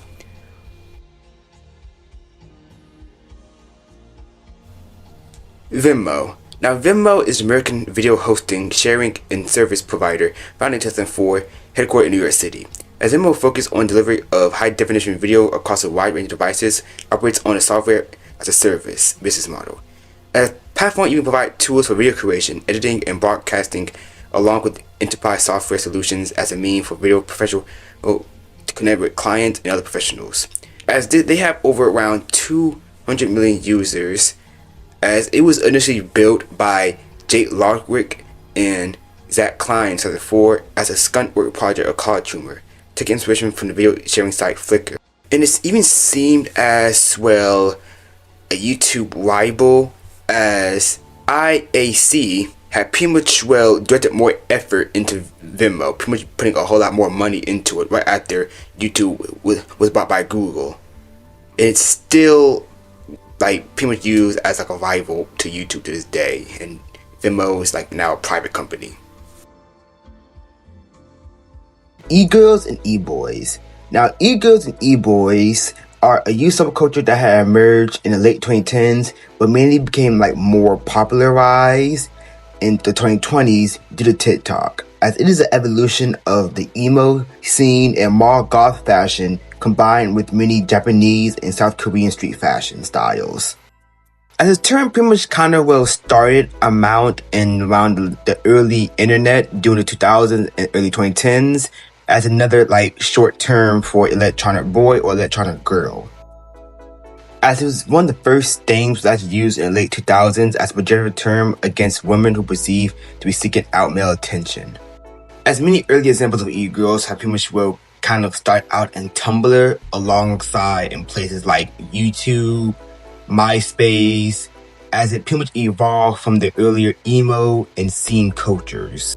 Alongside even many tracings such as, many anime styles, such as many like K-pop cosplay styles in 2000s, alongside Japanese street fashion such as Gairu, I think I said it right, kawaii, and lolita fashion styles. Even taking other stuff from other fictional characters as well, such as Ramona Flowers, Harley Quinn, Sailor Moon, Jinx from League of Legends and Arcane, even Avril Lavigne was actually called the original e-girl because of her alternative fashion and popular during the internet in the 2000s.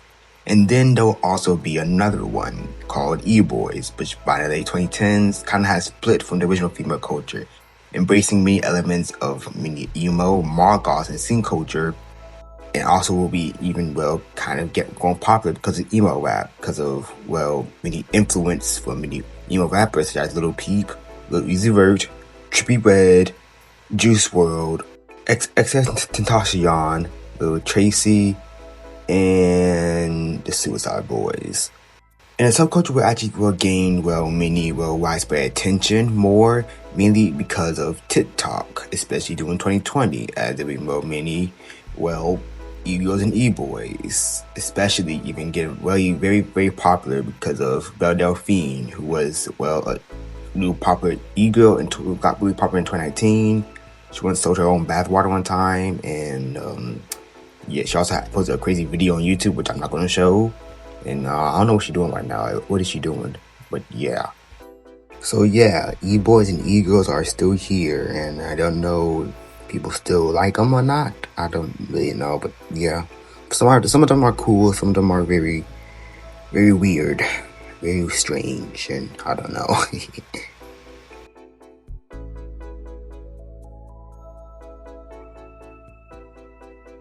Know Your Meme. Now, Know Your Meme is an infomercial website and video series that pretty much use a wiki software to document many various internet memes and other online phenomena, such as, well, viral videos, images, catchphrases, memes, video games, pretty much everything that's very popular on the internet. As it was created in 2011 by Cheeseburger Network, or actually acquired by 2011, as it's been a thing since 2007. As it pretty much been kind of, well, criticized a bit, as many people don't want people to know about why the memes, were created and stuff, but it's just a very helpful website that pretty much tell people how was memes made, or what's a meme, or trying to explain a meme. So yeah, that's all I gotta say. Flappy Bird. Now, Flappy Bird is a 2013 mobile game created by Vietnamese game developer Don Nguyen, as under his game company Gears.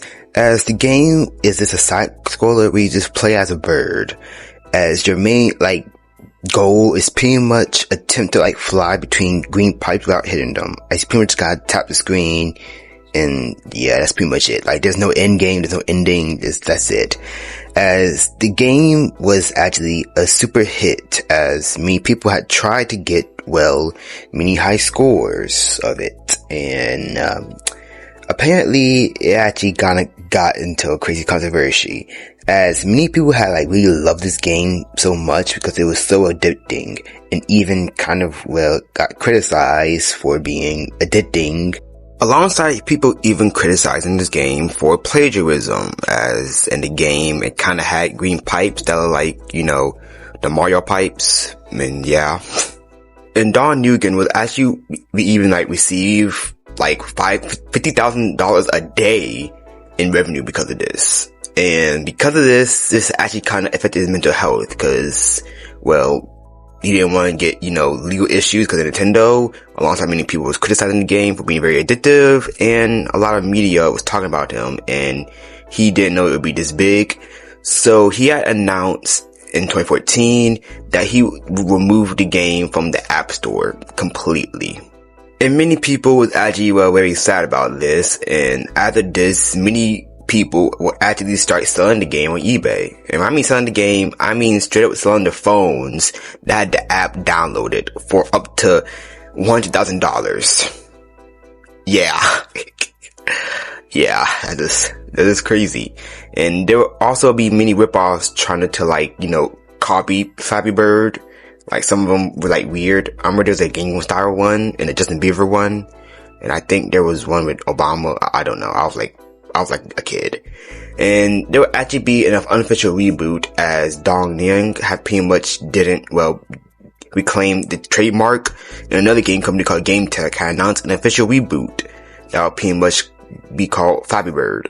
And it's just it's Flappy Bird, but with new characters, Fortnite skins, Battle Pass, and yeah.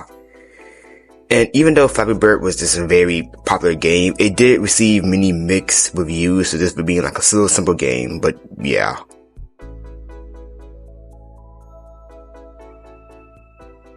Vivzy Pop. Now, Vivian Mandrano, mainly known as Vizzy Pop, is an American animator, YouTuber, writer, and director, as she's pretty much really known for being the creator of Has Been Hotel and Hell of a Boss, which I'll explain later because of time period.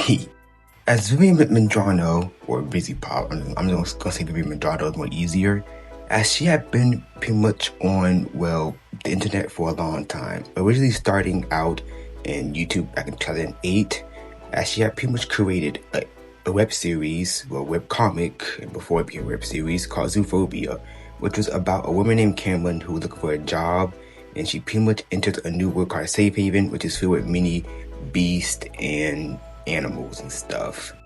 As it also get a name from Zoophobia, as because the lady is actually, well, scared of, animals. And Zoophobia will actually be pretty much rebooted in this series of animated shorts, as the first and only one is called Bad Luck Jack. Like, that's the only thing we got that's animated from this series. Alongside even made, well, many content of many speed drawings, and she also had went to the School of Visual Arts in New York City and had graduated in 2014. Alongside even had made many animated short films in her time in school, as one of her first ones was called The Son of 666 in 2013, which was actually be an inspiration for Has Been Hotel and Hell of a Boss, and even had made her fourth year thesis film called Timber, which had even won a Dusty Award for Outstanding Achievement in Character Animation. And she also had named the song, well, not the song, but the animated short, after the song Timber by Pitbull and Keisha, and the score of the song had even paid homage to it. And even in 2014, she released an animated music video for the song Die Young, but it got taken down because of copyright. And will soon create Spinner Horse Animation Studio, which will actually create the pilot for Has Been Hotel, a TV show which I will explain later. And this here actually became really popular when it came out in 2019, as look at the views, it had garnered over 100 million views. And then soon there will be Hell of a Boss, which will be a spin-off of Has Been Hotel. And soon later on, it will actually be announced that it will be coming to Amazon Prime Video, both of them. So yeah, and there is a whole lot of drama between Vizzy Pop, as she got into crazy drama every time. Like, she was actually criticized and even doxxed for talking about Scott Cawthon when he was like, people saw that he was donating money to Republicans. Allegations of her treating her employees badly, and even kind of featuring the sexual abuse themes in Has Been Hotel, which many people had actually criticized for, well, her like glorifying it and saying that it's okay. So yeah, but that's all I really had to say about Vizzy Pop. She is really good at art, but she always gets into a lot of drama a lot. And don't dox people, it's not cool.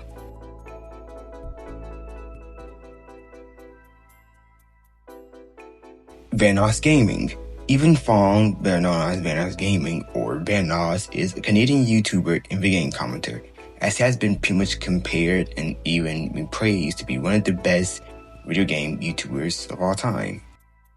As he pretty much will have made, well, many videos of him and his friends playing videos of video games in a funny way, such as Grand Theft Auto, Gary's Mod, Call of Duty, and many, many more. As he had started back in 2011 with his first channel called Immic Productions, as he pretty much just had made many random videos, but would soon kind of well go on to make Call of Duty videos, as his first ever Call of Duty video was him talking about excited for Modern Warfare 3 in the future of Call of Duty. Well, he was excited about, well, he got one thing right, but I don't know about the future of Call of Duty. I don't know about that. And then he will soon move on to making many Call of Duty Black Ops videos that was pretty much just like mini shotgun montages and pranks and just funny moments. As he also pretty much, well, grew more big, mainly because of GTA 5 and Gary's Mod, as him and his friends have played many video games on Gary's Mod and GTA 5, with GTA Online being popular during this time, alongside Gary's Mod being extremely popular, with mini games like Hide and Seek, Pop Hunt, Death One, Guess Who, and Scary Maps with his friends. As he actually reached 6 million subscribers in 2014, which was really big at the time, and he currently has over 20 million subscribers. And still to this day, Vandals Gaming is still one of the most popular YouTubers. And he also had even made with music too, such as I'm Alright, Poor Club, and Spawn. So yeah, I also remember when I was a kid, I always used to get in trouble watching Vandals Gaming because of all the stuff they were doing. Damn, it's quiet on that side now. Oh! It's quiet on that side now, isn't it, boy? Listen to you fat redneck sitting in front of your goddamn Connect mic with your nuts hanging out of one side of your shorts. Shut the f*** up! iShowSpeed. Now, iShowSpeed, or Speed, with real name Darren Jason Watkins Jr., is an American influencer and online streamer. He is regarded to be one of the most popular online streamers and internet personalities in the whole world, as he's really known for his dramatic and energetic displays during his live streams, including many real-life live streams which have him pretty much touring around the world.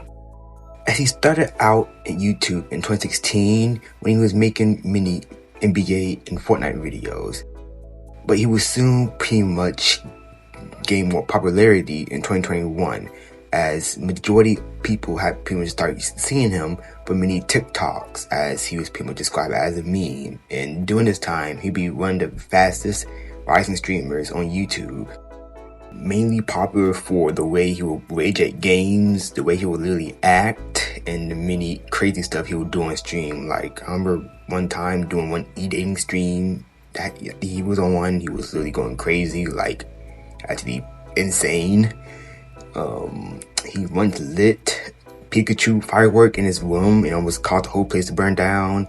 And most popular in 2021, doing a live stream, he was streaming Fortnite, he spawned a viral internet meme, which just became this. Please, me, I need this. My mom is kind of homeless. I live with my dad. I want to help her out. Speed, I'm watching the stream while you try not to laugh, bro. That's disrespectful as shit, bro. The f*** is wrong with you, bro? Stop laughing, bro. Alongside even growing popular during the World Cup, because he's a huge fan of Cristiano Ronaldo, and he actually met him too. And he even made mini music, which most notably a song called Shake, World Cup, and Headshot, which a lot of people know from many edits. And in 2024, he would pretty much start doing many live stream content of him traveling all around the world, as he had visited many places in South America, Europe, Asia, Australia, the United States, and at the time I'm re-editing this, he's currently in the Caribbean. And most popular was his Chinese live stream, when he was pretty much live streaming in China, which was really crazy. Alongside even went on WWE multiple times too, and yeah, he's also in Fortnite. KSI. Now KSI, real name Oludejai Olenka Williams Oyedinte. I hope I said your name right. I'm sorry, I suck at saying names. Is a British influencer, musician, and professional boxer. Well, former professional boxer. As he's also the co-founding member of the YouTube group Sidemen. As he started YouTube all the way back in 2008, as he pretty much started making mini gaming videos with him and his brother, mainly FIFA games, but was soon pretty much dropped out of college to pursue his YouTube career, alongside even starting many vlogs, which actually kind of got him to be more popular. And we even start a group called Sidemen, which is a group that pretty much produces many online videos and challenges and sketches and video game stuff. But he will soon leave Sidemen in 2017 after many conflicts with a fellow member, Ethan Payne, and even made many diss tracks criticizing them. This would actually appear him to actually go on to have a good music career. but mainly people know him for the boxing match, as he would pretty much start, getting into many YouTube boxing matches in 2017, but mainly got in, kind of a bit of rivalry with Logan Paul, as in 2018, he would pretty much have a boxing match with Logan Paul. But, yeah, it was a draw, and everybody did it. And then there'll be the second one, the rematch, and he won. So yeah, it was probably all scripted too. And soon he will even announce that he will retire from boxing. And yeah, also got to mention one song he made. Thick of It is it was a song that came out in 2025, and it was really memed on for being really not good. It was not a good song. It was bad. It was a really bad song. The lyrics were just weird. It sounded like something the Power Rangers would listen to. And it just became a big meme. Shitposting. So shitposting internet culture is an act of using an online forum or social media page to post content that is aggressively, ironically, trollish, and is very bad quality. As shitposts are generally intentionally designed to derail discussions or cause the biggest reaction with the least effort, as it may be orchestrated as part of a coordinated flame war to render the website unusable by regular visitors. As shitposting pretty much became a term around the mid-2000s in the many boards in 4chan, most notably the JP board, or the Japanese anime board stuff. I don't use 4chan, I don't know, I'm sorry. But yeah, shitposting is pretty much everywhere on the internet, so that's really all I gotta say.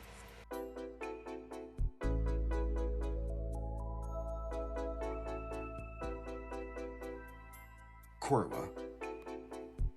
Quora is an American social question and answer website and online knowledge market headquarters in Mountain View, California.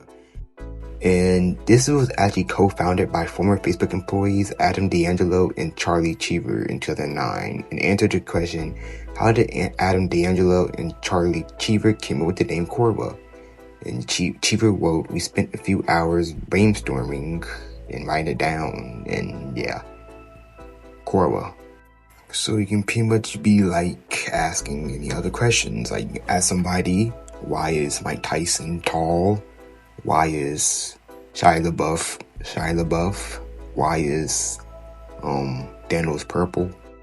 So yeah, and also it's even blocked in China, but the majority of Quora influence have pretty much been like promote the image of China. So people would be like, oh, China's cool, please unban us and stuff like that.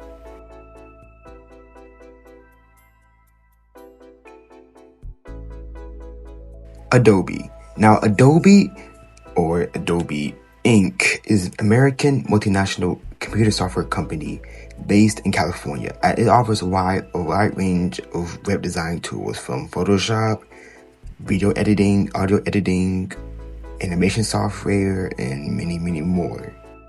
As Adobe was founded in 1982 by John Warnock and Charles Deschike, hope I said your name right, who established the company after leaving Xerox PARC to develop and sell PostScript page description language.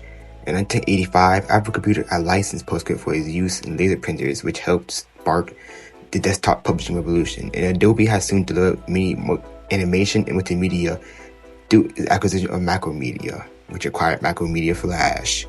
Photo editing, vector graphics and illustration, Premiere Pro, After Effects, Adobe Flash. We need character animation, audio recording and audio editing, and many, many more.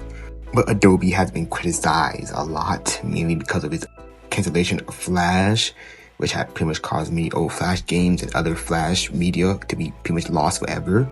Its pricing, which a lot of people always hate, because Adobe is really expensive, and cancellation fees, because if you try literally canceling your Adobe thing, it literally would actually ask for you a fee to cancel it. And they also even got sued by the FTC. So yeah, Adobe is very, very iffy. Also, I forgot to mention, they also got in trouble a bit when they tried canceling one Adobe animation software, which actually kind of made a lot of people mad because many cartoons actually use this software, and Adobe had backed out and said they wasn't going to shut it down. So yeah.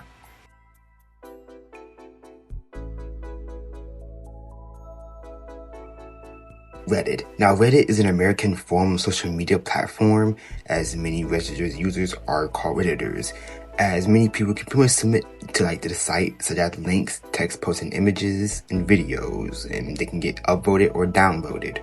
As they're also divided into user-created boards called subreddits, as these subreddits can be raised from whatever you want, from Halo to Call of Duty, Transformers, Fortnite, House, Google, just whatever. As it was founded all the way back in 2005 by Steve Huffman, Alexis Ohn, and Aaron Swartz. I said your name right. As it was founded all the way back in 2005 and soon kind of grew all the way in the 2010s. As many people just use it to talk to each other and just do whatever, as there's stuff, whatever you want. Many people just use it to ask questions and just be like, oh, can we read this? And yeah. But Reddit do kind of get a little criticism, as some of the users are very interesting and maybe very weird. Alongside, even some subreddits are just really crazy. I remember there's a huge fiasco, which one that had people not working, just not do anything.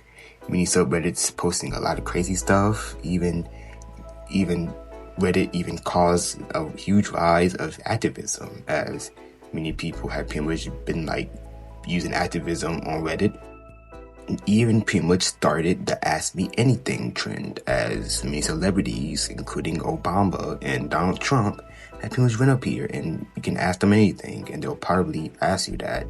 I think. I don't know. But yeah, I don't really use Reddit. I actually really hate Reddit. I'm sorry. Yeah, I only use it just to find memes and information for stuff. So yeah, also this is where I got the Iceberg from. Yeah, I hate Reddit, but yeah, that's all I really gotta say.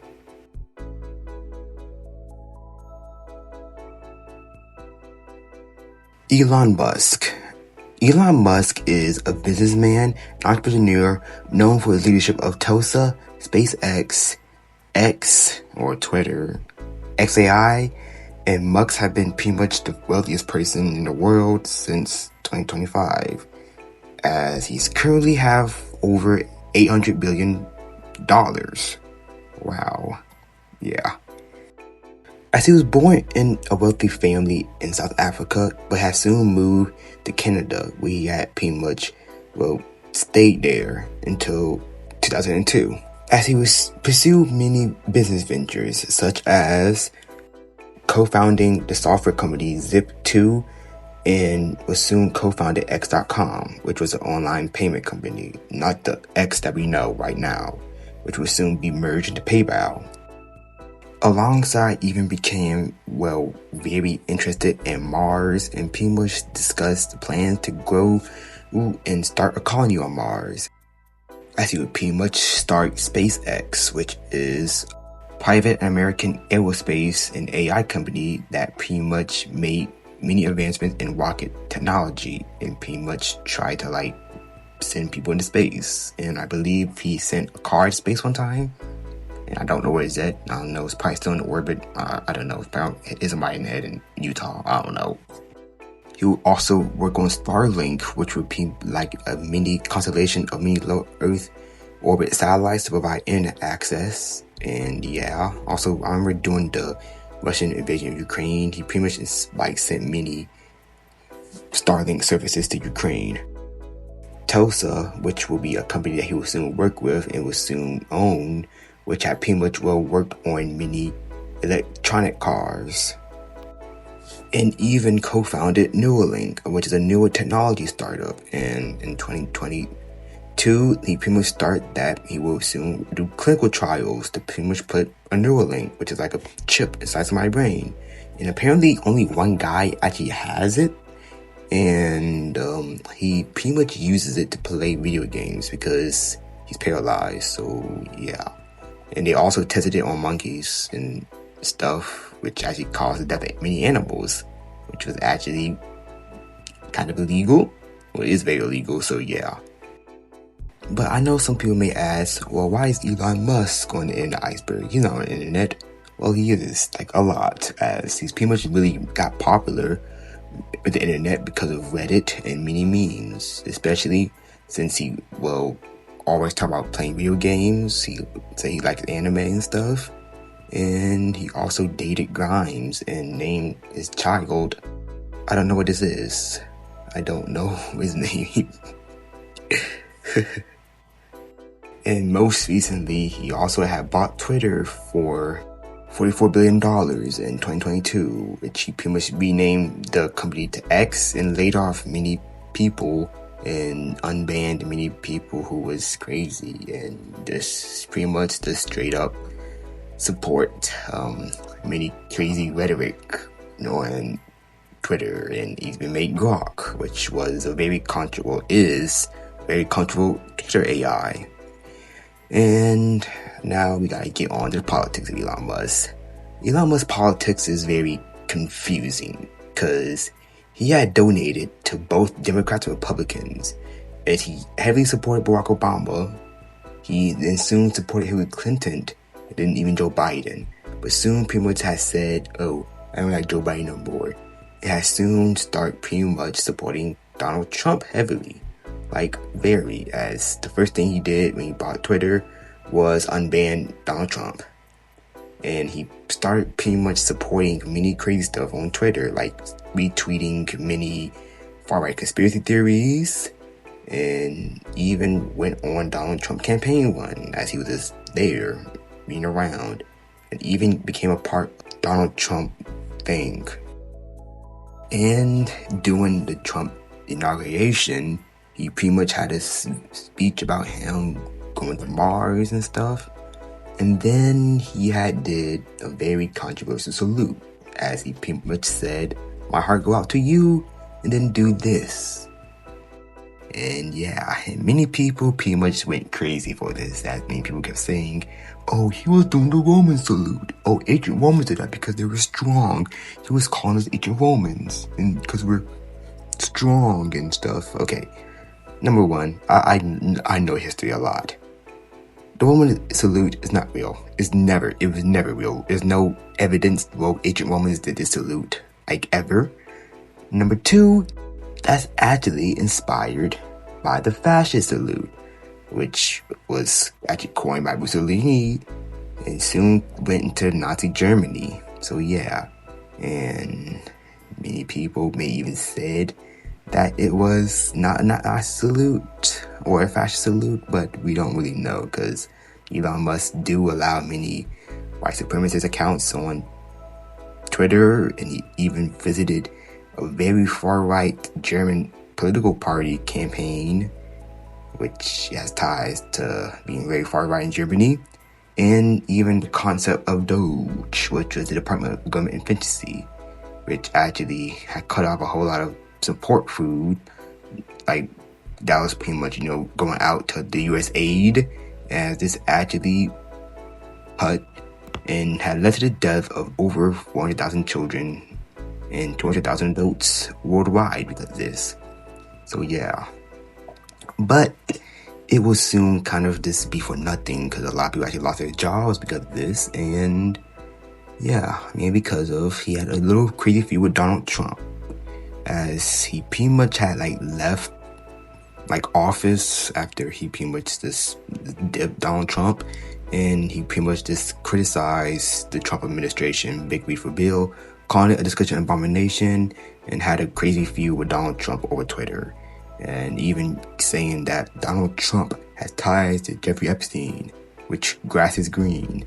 And the next day, he pretty much just deleted all those tweets and apologized to Donald Trump, and now he's still supporting Donald Trump. I don't know. And yeah, and Elon Musk is very hated upon, very disliked. Many people like him. So yeah. Also, before I end this part, apparently he had well, contacted Jeffrey Epstein and wanted to go to the island but was denied multiple times. So yeah. I am become meme.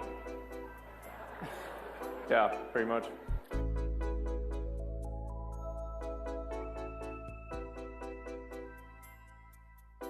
Prime. Now, Prime is an American manufacturer of sports drinks and energy drinks and drink mixes that was created by Logan Paul and KSI. As Prime was pretty much announced all the way back in 2020 and became pretty much more available in around 2023.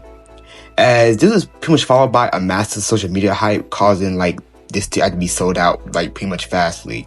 And it was actually even sponsored everywhere, including in WWE, which I remember one time Iceberg Speed was there, and I was there as Prime bottles, and it got jumped. It was funny. It was really funny. As back in 2020, Logan Paul and KSI pretty much decided to make a new drink company called Prime, and this would pretty much be very, very popular, as many people would straight up literally buy a whole bunch of these and actually literally go sell out in many places across America. And it mainly actually kind of got, very hated on, mainly because Prime is, an energy drink and a sports drink, and it has a lot of, ingredients that's kind of bad for kids, as Prime was actually heavily marketed to kids and teens. And it was soon pretty much declined as well right now in 2025, as many people just stopped buying these. And I actually had Prime before, and it's not really good. It's not good. It's mid. And there's also a South Park episode called Not Super for Children, when there was an indie drink called Cred that became popular. That is a big parody of Prime. It's a really, really funny episode. So yeah. Lunchly. Now, Lunchly is a brand of snack kits that was created by KSI, Logan Paul, and Mr. Beast. Yeah, I think this is another expansion of Mr. Beast and Prime thing, as this pretty much included each box had a Prime drink and a physical chocolate bar, which is a Mr. Beast Hershey's. I don't know, I never tried it. It looks boring. It even comes with alongside a variety of food, so that was turkey with cheese and crackers, nachos and pizza, or chicken dippers, kind of like Lunchables. This was pretty much marketed as a healthier competitor, quote unquote healthier, to Lunchables. I think it was started out in 2024 and would actually be very popular, but did kind of receive many criticism, as many health administrations and many health experts have said that this isn't really healthy, because you're literally just giving kids a chocolate bar and an energy drink, which is very questionable too. And it was actually kind of designed to be more competitive to Lunchables, and even kind of gained to be a huge meme and stuff.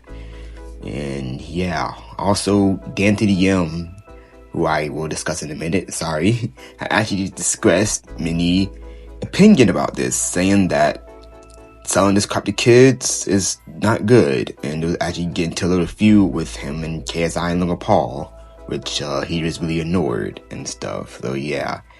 And since I'm on the topic of Mr. Beast controversies, I kind of gotta talk about this.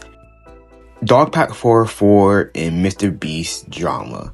So, in around 2024, Mr. Beast had kind of got into many controversies, as one of his friends was actually outed out as a predator, and even bought art from Shadman, who is a horrible person.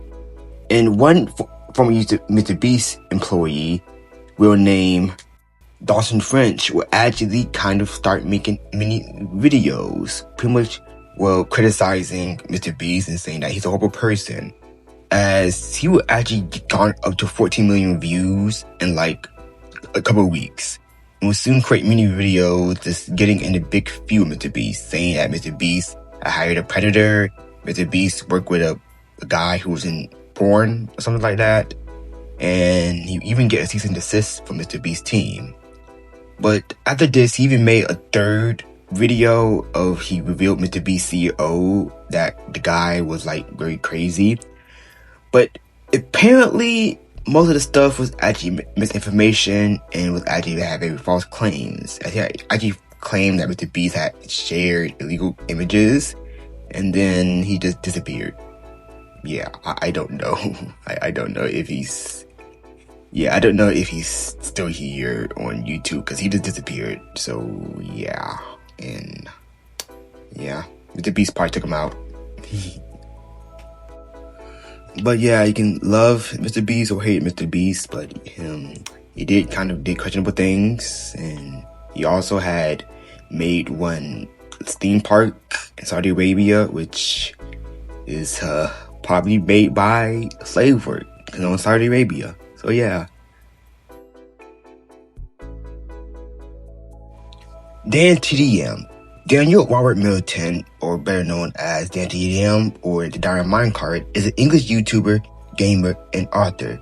As he primarily is known for his many Let's Play videos featuring Roblox, Pokemon, Five Nights at Freddy's, but most notably for Minecraft, as he had pretty much created his own web series all around Minecraft mods, with him and his villager friend Treoris and his skeleton dog Grim.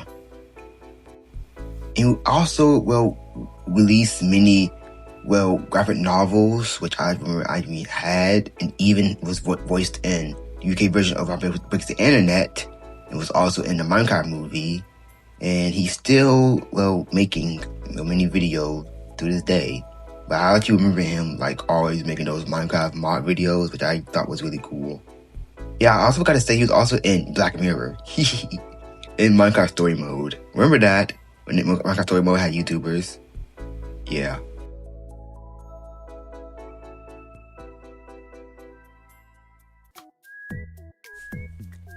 Bill Gates. Now, William Henry Gates III is an American businessman and philanthropist and pioneer of microcomputer revolution of the 1970s and 80s. As he co-founded the software company Microsoft in 1975 with his childhood friend Paul Allen.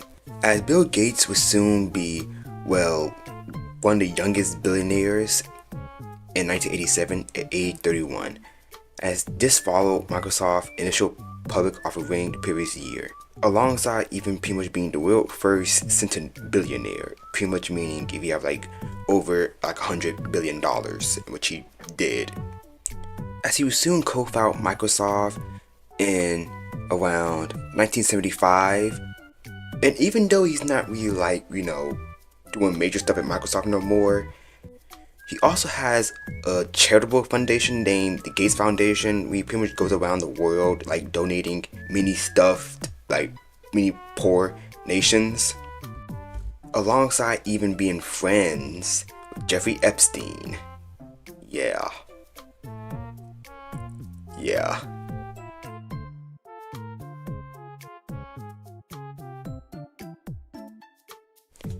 Steve Jobs. Steve Paul Jobs was an American businessman, inventor, and investor, best known for co-founding technology company Apple Inc., as Jobs was also the co-founder of Next, a chairman and majority shareholder of Pixar, as he was the pioneer of the PC revolution of the 1970s and 80s, alongside pretty much giving us the iPhone and iPod.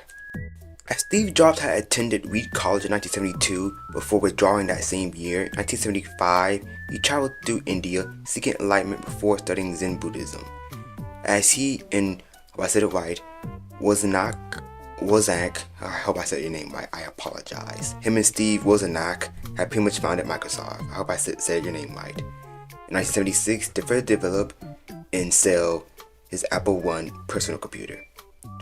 And together, the duo had gained fame and wealth a year later with production of sales of the Apple II, which is one of the firstly, mass-produced computers. As Jobs had saw commercial potential of the Eric's Alto 1939, which is a mouse-driven and had graphical user interface, and this soon led to the development of a largely unsuccessful Apple Lisa, which was a failure, but soon will be followed by the breakthrough Macintosh 1984, which actually launched with a very popular commercial that actually boosted the sale of this PC. And Steve Jobs will also pretty much work with many computer graphics divisions of many movies such as Lucasfilm, Pixar, and actually even pretty much help with Toy Story too. He will soon return to Apple as the CEO in 1997 as CEO after the company acquisition of Next, as he was soon largely responsible for reviving Apple, which is on the verge of bankruptcy, as he soon pretty much start with a new beginning, think different advertising campaign, which has soon leading to iMac, the creation of iTunes, Mac OS, which is I talked about, the Apple Store, iPod, which actually pretty much boosted Apple, the iTunes Store, and of course the iPhone. As in 2005, the first iPhone was pretty much being made, as it would soon be shown to the whole world in 2007. As this pretty much changed everything for Apple, for many phones, smartphones, and everything. But soon his health would be declining. As in 2003, he was diagnosed with cancer, as he had a cancerous tumor in his pancreas.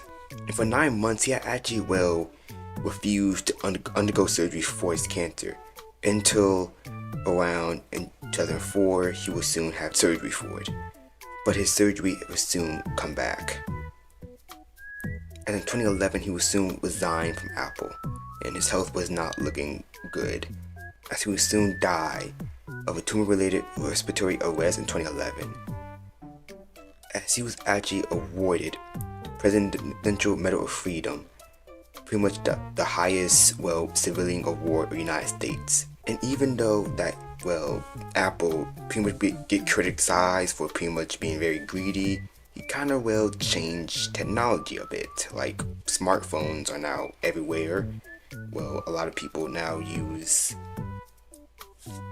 smartphones and stuff. You can watch TVs on it. So yeah, rest in peace, Steve Jobs. And I'm being serious about this.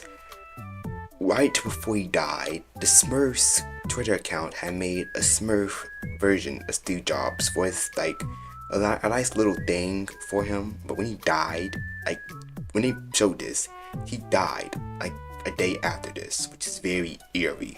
That is very eerie to me. Jeff Bezos. Jeffrey Preston Bezos, also known as just Jeff Bezos, is an American businessman known as the founder of Amazon. Which is the world's largest e-commerce and cloud computing company, which I discussed earlier. Now he is one of the 4th richest persons in the world, as he also used to be one of the richest persons in the world, with around over $200 billion.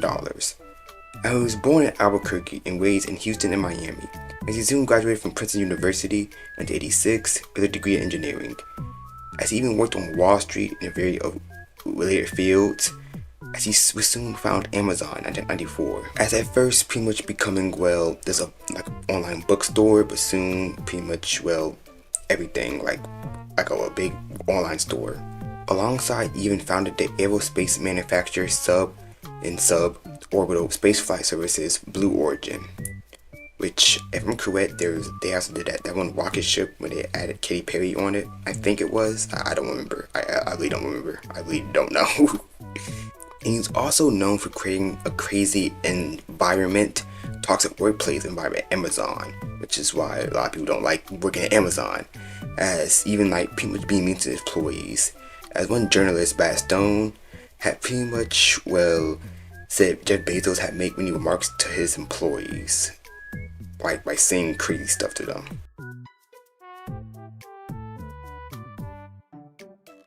Mark Zuckerberg. Mark Zuckerberg is an American businessman and programmer who had co-founded the social media service Facebook and its parent company Meta, as he is Meta chairman and CEO and controlling shareholder, as he also used to attend Harvard College, and he had launched Facebook there with his roommates too. but soon he got dropped out and becoming one of the world's youngest self-billionaires at the age of 23. He even uses funds to organize like multiple large donations, including the establishment of the Chain Zuckerberg Initiative. And there's also, well, a movie based on his film career called The Social Network. I never seen it. I remember hearing about it like a long time ago, but I never really seen it. And there's also many memes about Mark Zuckerberg, about many people saying that he is not human. Like people say that he's an android, a reptilian. I'm being serious. I'm being serious.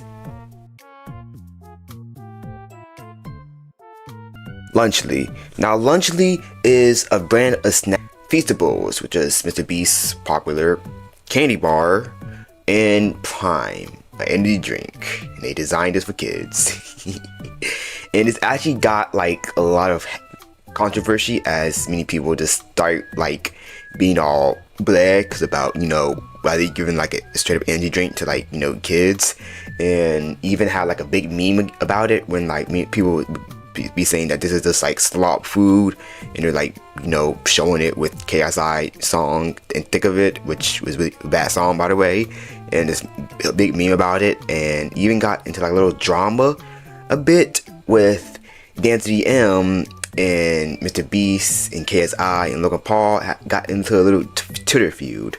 Mainly KSI and Logan Paul, and they keep boasting him saying, oh, you're just jealous because you're irrelevant and we got money and stuff. And yeah, but yeah, I don't know if Lunchly's still a thing. I've not seen these things in like the last time I went to the store. So yeah, yeah, just eat Lunchables. They're better. Okay? And since we're on the topic of Mr. Beast, I gotta talk about it now because I mentioned it.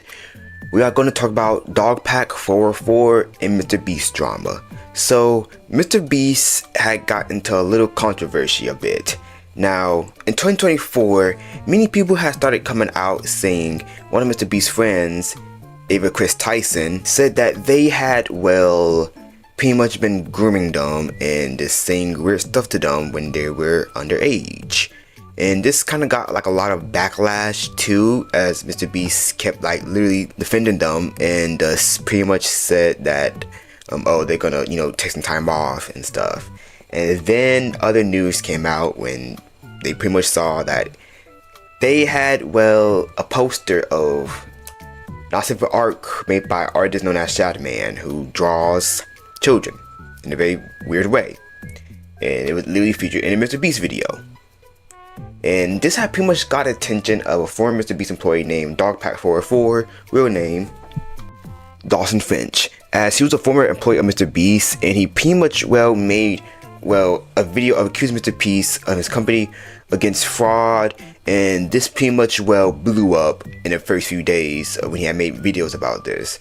As 2 weeks later, he had made more Mr. Beast videos, mainly him saying Mr. Beast had like hired an actual child predator who went to jail for doing horrible stuff, and they literally just named him something like another name to pretty much be like, oh yeah, we gotta hide him.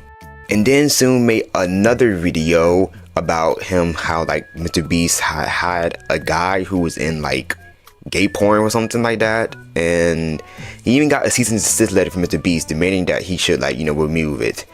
And pretty much just try like dogpile on Mr. Beast. But then it pretty much turns out that he got in trouble, and most of those claims he said were actually incorrect, and he just disappeared.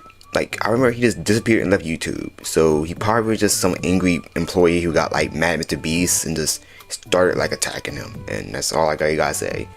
And Mr. Beast kind of like, you know, got rid of all his drama. I don't know if Ava Chris Tyson's still up there with them. I don't know. And yeah. So yeah, that's all I really gotta say for right now. It was a crazy time for Mr. Beast, and he's still very popular. And he also had that one theme park I said earlier too. So yeah, that was probably built by slave labor, because maybe. And that's all I gotta say. Let me know if he's still out there. He's probably not. I think Dogpack 404 is gone for good. BuzzFeed. BuzzFeed is an American internet media, news, and entertainment company with a focus on digital media based in New York City, as BuzzFeed was founded in 2006 by John Peretti to focus on viral content. Originally known for online quizzes and pop culture articles, the company has soon grown into a global media and technology company providing coverage of a variety of topics, including politics, do-it-yourself stuff, animals, and businesses. As BuzzFeed generates revenue through native advertising, a strategy that helps the likelihood of viewers through content advertisements. Alongside even popularizing the watermelon stunt, when two BuzzFeed interns had created a live stream on Facebook where they had pretty much tied rubber bands to a watermelon and see can it explode, which it did. This I assume pretty much made many other people do it around the world too. Alongside in 2015, when there was a massive debate over the dress, which I'm also going to discuss later. And they also have been criticized a lot, mainly with plagiarism, alongside when they had pretty much, one senior writer of BuzzFeed Canada had tweeted a request for pitching stating that BuzzFeed was looking for mostly non-white, non-men, and even said that if you're a white man upset that we're looking for non-white people, I don't care. And go right for McLean's. I don't know who that is. I don't know who McLean is, but yeah, BuzzFeed said that.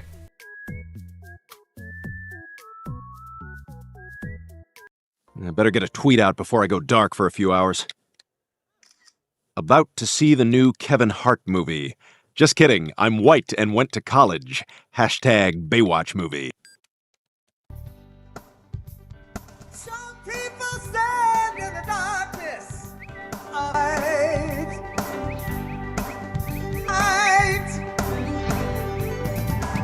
Cancel culture. Cancel culture or call-out culture is a cultural phenomenon which people criticize an individual thought to have either acted or spoken in a crazy manner, pretty much mainly over social media, as somebody can probably say something racist or say something crazy, homophobic, just do some crazy stuff, and they pretty much either boycott the person, shun them, or just straight up fire them. As anybody can pretty much be cancelled, but mainly pretty much be celebrities. While the careers of some public figures may have been impacted, sometimes some people just get away scot-free. The term cancel culture came in circulation around 2018 with many negative connections, with some critics argue that cancel culture has a chilling effect on public discourse, and that it does not bring real social change, that it causes intolerance or amounts to cyberbullying. As others argue that it's used to attack efforts, promote accountability, or give disenfranchised people a voice. And to be honest, cancel culture doesn't really do much. I'm just gonna say it because there have been many people who actually pretty much been canceled but kind of got away, like Dr. Disrespect. The dude literally said that he had talked to somebody not our age and came back more popular. Shane Dawson did some stuff and he came back, and I think he's making a movie now, so that's crazy, and many other people. So yeah, also I remember in that one Texas Chainsaw Massacre movie, they actually made fun of cancel culture a bit when Leatherface went into a party bus or something. Some dude had said that, oh well, I'm gonna cancel you if you do something, and the dude just dies. So yeah.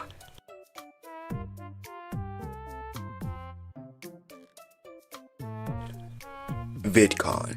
VidCon is an annual convention for influencers, fans, and executives and online brands. Pretty much like a convention for YouTubers, as many YouTubers go there, they talk about stuff, and their fans can go there, and that's pretty much really is. And I really don't know about VidCon. I've never been.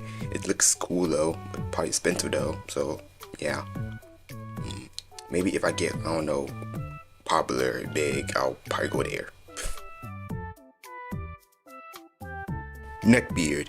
A neckbeard is a pejorative term and stereotype of an adult male or a teenage boy who exhibits characteristics such as social awkwardness, underachievement, and pretentiousness.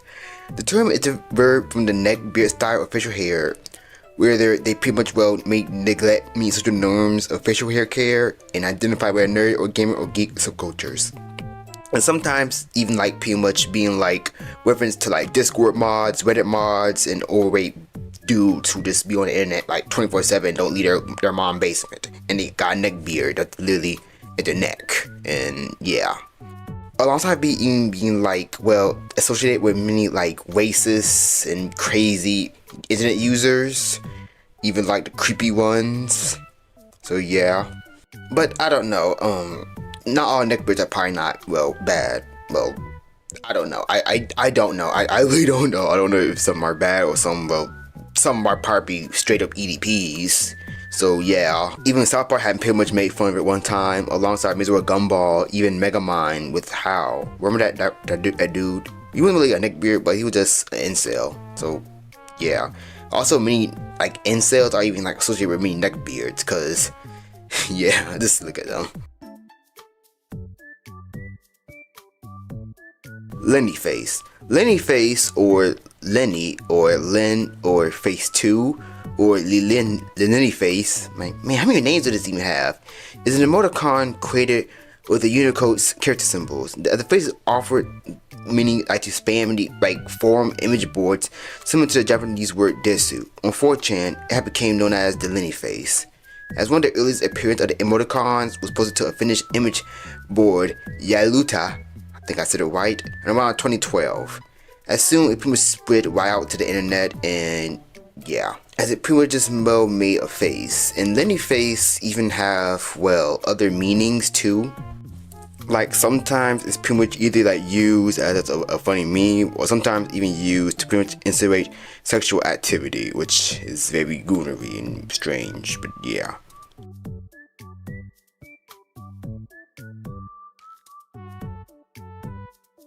Chad.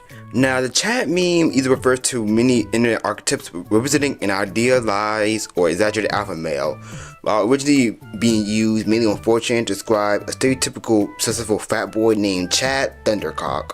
I'm being serious, as it soon evolved into a symbol of many self-assurance.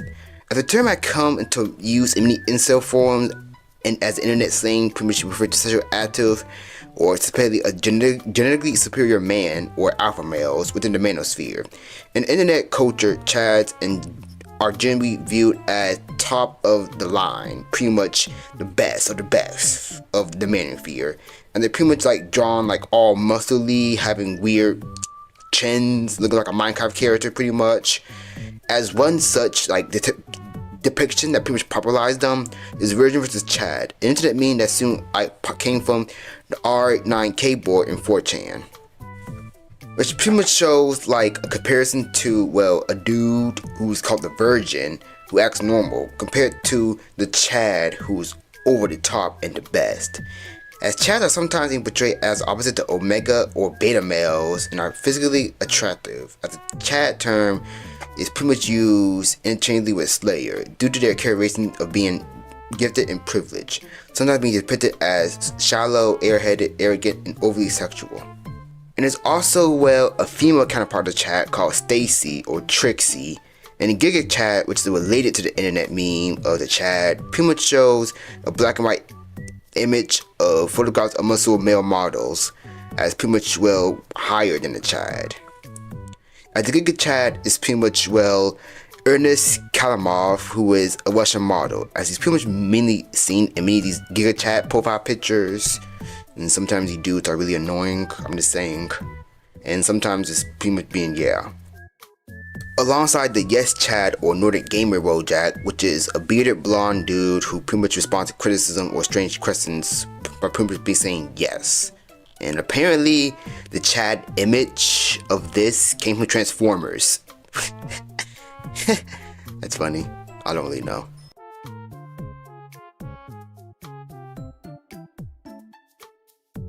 Facepalm. The facepalm is a physical gesture of placing like your hand across your face, pretty much lowering your own face into your hands. Pretty much exaggeration of like giving like a more slapping noise, kind of like this.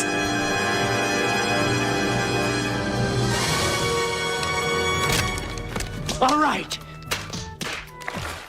And on the internet, the facepalm pretty much mean usually like frustration, disappointment, embarrassment, or shock, or surprise, or just sarcasm. As pretty much just like even used in being like emojis, like reaction videos, reaction images. Pretty much if somebody say like something stupid or something like crazy happens, or this guy use a facepalm thing. So yeah.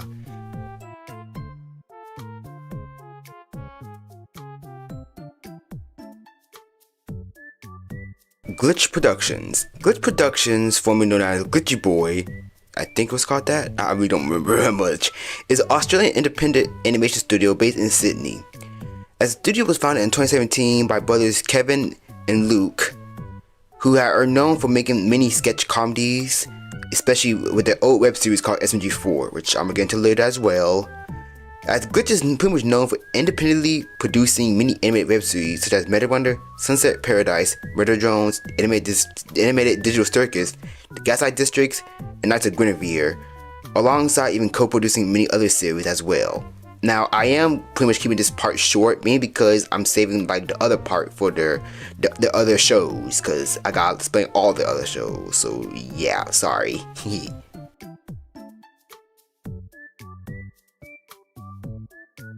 Emojis / emoticons. Emojis, or the Japanese pronunciation emo, I think I said it right, is a pictogram, logogram, ideogram, or smiley embedded in the text used in many electronic and messaging web pages. As a primary function of emojis is to fill in like emotion cues otherwise missing from typed conversations, pretty much like emojis of anything, like heart faces, a leaf, a tree, any flag, and pretty much whatever. It's pretty much whatever, even a middle finger emoji. As the first emoji was created by Japanese portable electronic devices companies in the late 1980s and 1990s, as the word emoji came from the Japanese word picture plus moji. As originally meant pictograph, it resembles to the original like English word emotion in emoticon. As soon it became really popular worldwide in the early 2010s and soon later on, as many people in many devices use emojis. Like Apple emojis are many the common ones, and it's also Android emojis and Microsoft Real emojis and some other bootleg stuff. Like they all try to copy Apple emojis and stuff, and yeah. And emoticons are pretty much a pictorial like things of emojis, but instead of like being like an image, it's pretty much just like either using punctuation marks, numbers, letters to express your personal feelings. Just a more simpler emoji, on like just make it more easier. And emojis are still being used today in many text messages and stuff. And there's also a movie about them. It wasn't really good. It was not good. It had that dude from Gravity Falls and Dr. Xavier for some reason. And the movie was just booty cheeks. It was just booty cheeks.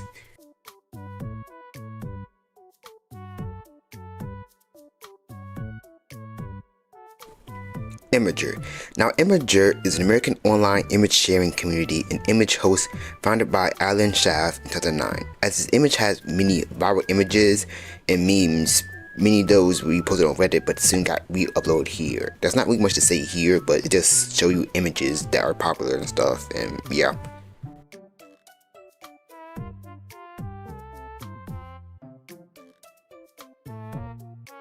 Spotify. Spotify is a Swedish audio streaming media service provider founded in 2006 by Daniel Ek and Martin Lewinson. Hope I said it right. As of 2025 and 2026, it is the largest provider of music streaming services, with over 700 million monthly active users comprising around over 200 million paying subscribers. As Spotify is listed on the New York Stock Exchange in the form of American disparate receipts. As Spotify either offers many audio content, including many songs, many podcast titles from many record labels, and many other stuff. And even though it is free, it's not really free. Like, it's so many ads on Spotify, and it's barely in limited control, unless you're on a computer or iPad or whatever. And most people either use the premium, which is expensive. You want to get like free stuff. So yeah. And they're also a big, mainly like recent discovery on Spotify, many like AI artists and stuff, which is just not real people, which is really weird. And most recently, Spotify pretty much being more popular on social media again, with Spotify Rap, pretty much like every year, at the end of the year, Spotify will pretty much collect all your information of your songs, what you played, and pretty much be like, oh, you listen to this much, or here's who you are this year, and pretty much. So yeah, I remember one year they said that I'm 50 years old because I listened to music from the 90s. So yeah. So I guess if I listen to 90s music, even though I'm like in my 20s, I'm like 50 years old, I guess.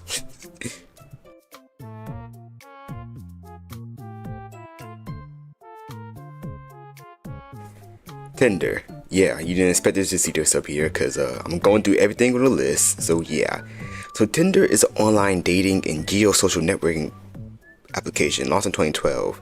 As you pretty much just, you can like swipe right to date people, swipe left to dislike people, and other user profiles, which include their photos, short bio, and their interests.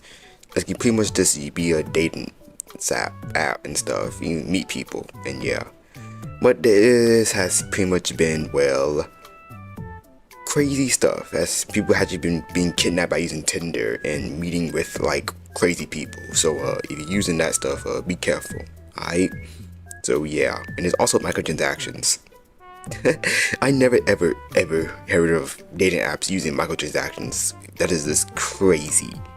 Like, so I guess everything isn't free.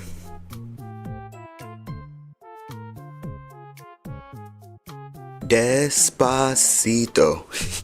Yeah, I couldn't help it. So Despacito is, well, that pretty much translate to slowly. I think I said it right. It's a song sung by Puerto Rican singer Luis Fonsi, released in 2017 through Universal Music Latin Entertainment.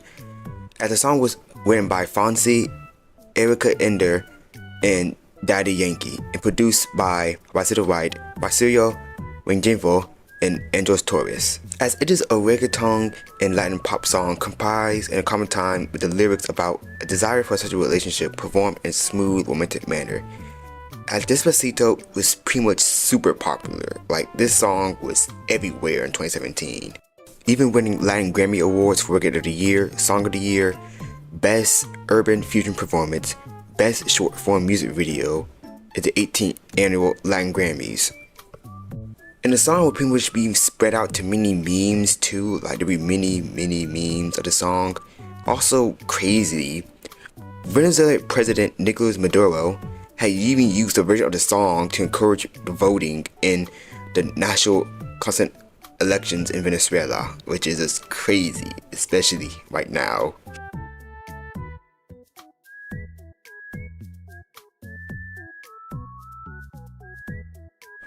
Clickbait. Now clickbait is when like a YouTube video, article, or pretty much anything on the internet that always have like a crazy thumbnail that pretty much be like very crazy, or a very crazy like title, very sexual on the title that always pretty much tricks somebody. Pretty much be like this. Oh, here's how to get 6 billion V+ for free. And there's some guy who's talking for like 20 minutes. We'll be like, oh, here's a secret GTA clip you don't know about. And it's another guy talking for like 50 minutes trying to get some money from you. And yeah, this clickbait. So yeah, but everybody pretty much fall for clickbait all the time. So yeah.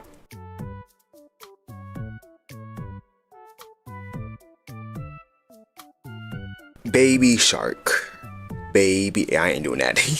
So Baby Shark is a children's song associated with a dance involving hand movements dating back to the late 20th century. Oh my god. It is that old? Oh my god, that's crazy. Okay, so in 2016, the Baby Shark had pretty much became instantly popular again when Pink Fong, a South Korean entertainment company, had released a version of the song in 2016 with the music video that went viral for a couple years on social media, on online videos, on the radio, everywhere. Alongside in 2022, Pink Fong version became the most viewed YouTube video of all time, after gaining over 7 billion views. And right now, it's the first YouTube video to even reach 10 billion views. Yeah, it's like more population than humans. That's actually crazy. And it even be so big that it would even get a TV show called Baby Shark Big Show on Nickelodeon. So that's crazy. That's really all I gotta say. Just baby song about Baby Shark, and it's so many versions of it. I forgot to mention that there's many versions of it. Even Pink Fong milk the hell out of this song. Like, there's different versions of it. There's ones about Halloween, there's ones not even about sharks, there's ones about planes, there's ones, oh my god, it's just keep going on and on and on and on and on. We need money! You dumb fool! Money! Or we are dead!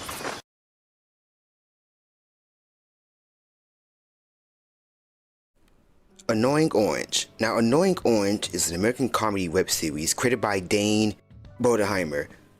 Set in the world of, well, talking food, the series follows its main character, Orange, who pretty much is annoying people by just telling crude jokes and making puns and angry noises until they die. Like, they just like keep saying, hey, look at this, and they just get cut by a knife. So yeah.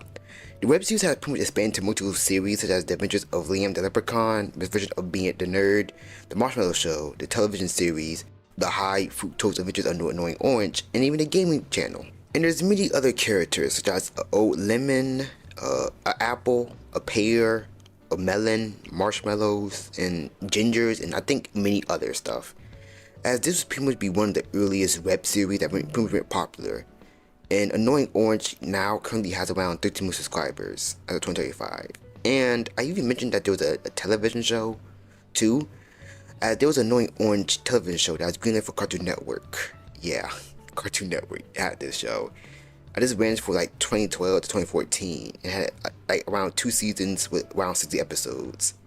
And I actually remember watching this as a kid too, and I got a whooping for it because it had knives and they were dying from it. And yeah, the show was weird. The show was really weird.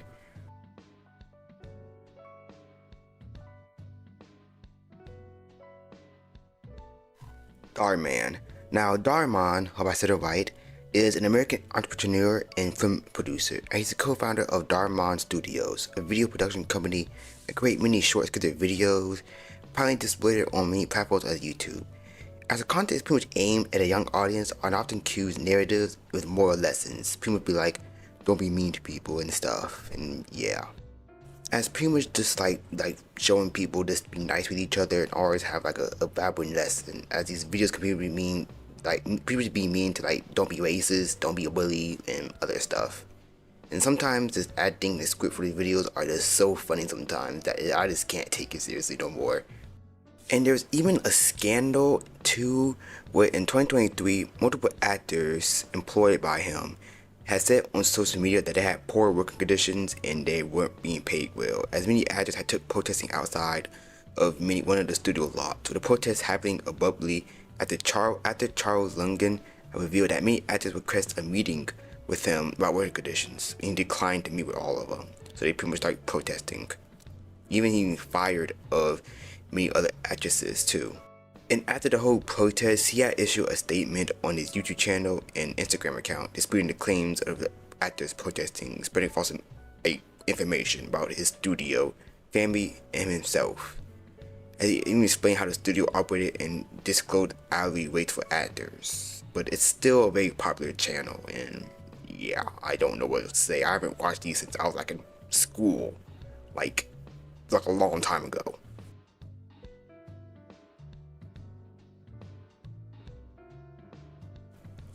Flaming. Now, flaming is the act of posting insults, often including profanity and other offensive language, on the internet. As flaming emerges from the normality that internet forums provide for users, which allows them to act more aggressively. As pretty much this game, which results in swearing, offensive, and hostile languages. And characters of flaming lack of social cues, less accountability to face-to-face actions, textual meditation, and pretty much this, yeah. That one quote from Mike Tyson when he pretty much just said this: social media made y'all way too comfortable with disrespecting people and not getting punched in the face for it. Because yeah, that's really true. And flaming can pretty much just went on not just forum sites but also in voice chat. As if you pretty much grew up with the old Xbox 360 and you went on the old Call of Duty voice chat, you will probably know how crazy it was getting flamed, especially by a dude with a big voice. And that still exists to many days alongside gaming stuff. How you know I'm black, buddy? Your fucking Edge look like the McDonald's. I guarantee you got on some skinny jeans right now, and you thinking you're Justin Bieber.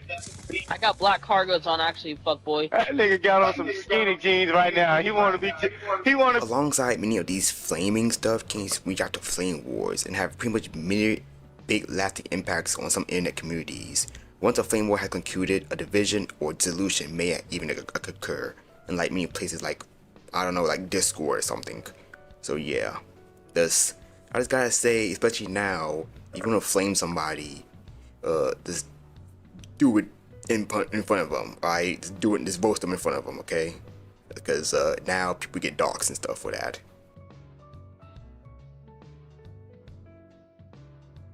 Doom.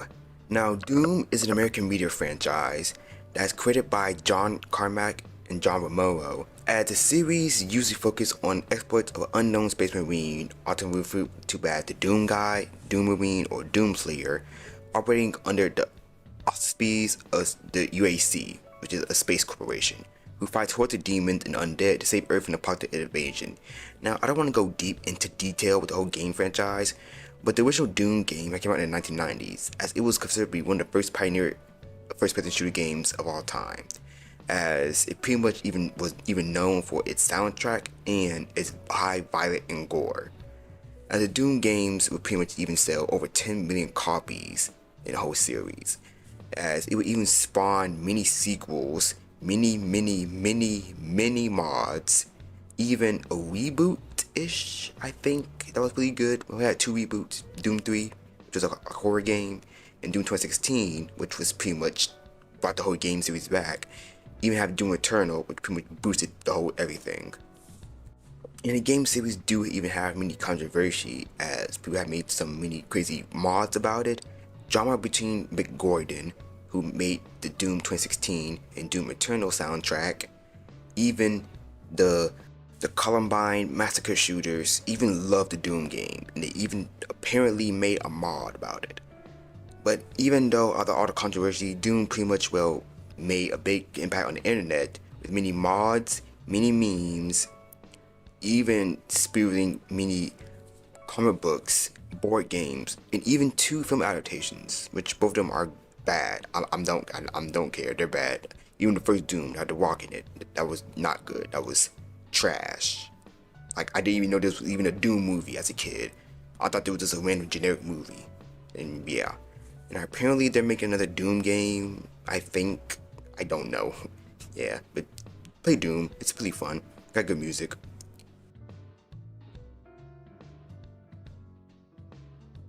YOLO. YOLO, or You Only Live Once, is a popular internet slang term in 2012 at the release of Drake's hit single The Motto, as it expresses the view that one should make the most of the present moment and should not worry excessively about many consequences. As even soon many restaurants in Florida have filed for a trademark for the word YOLO, because in context of the frozen yogurt business, but it didn't really succeed. But yeah, YOLO was an old internet slang term that pretty much went from YOLO, you only live once, just live life and stuff. Herobrine. Now, Herobrine is an urban legend, a creepypasta from the game Minecraft, as he is depicted as a version of the Minecraft character Steve, but with white eyes that lack neat pupils, as he's pretty much, spawn in the player world and destroy it, and even kill the player pretty much.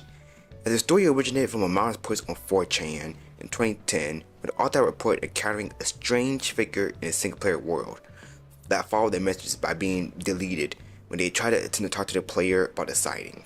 The story was soon popularized by other live streamers who even created their own versions, as Herobrine is pretty much a popular part of the online culture surrounding Minecraft, as well as becoming a huge internet meme, and even, many creation of many stories and sightings about Herobrine. And there'll be pretty much even theories of who is Herobrine, as many people even said that he is Notch, the creator of Minecraft, dead brother who's haunting Minecraft. But even Notch don't even have a brother. And Herobrine pretty much even inspired many other Minecraft animation videos and stuff, and even people believing they can like probably summon Herobrine and would like destroy the world and whatever. And since the character is pretty much even well super popular, he even appeared and being referenced by many developers of Minecraft, appearing on even official artwork as well, especially even Easter egg in a Minecraft movie when he had showed up a bit in the kid's vision as Steve's eyes just turned white, referencing Herobrine's, while everybody else's eyes was purple. And the people behind the movie even said that, oh, it's not because of Herobrine, it's because we had animation failure. Which, you joking, we all know that that's Herobrine.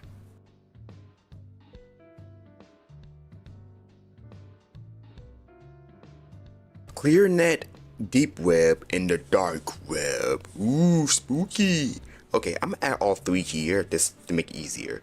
Okay, so the internet, the entire of it, is actually divided into 3 or sometimes even 4 areas.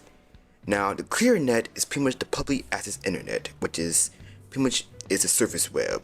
It's just a large portion of the internet that is publicly accessible, which is indexed by search engines and reachable without any special software. Pretty much stuff like YouTube, Google, even banking sites, pretty much, yeah.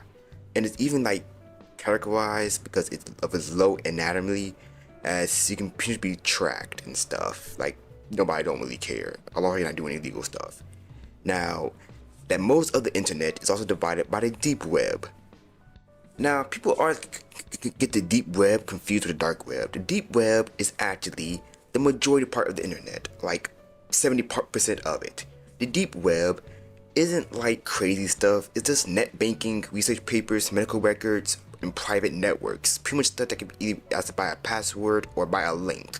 It's either just old websites that haven't been touched in like 20 years, or just old stuff you cannot even get access to unless you got a password or anything.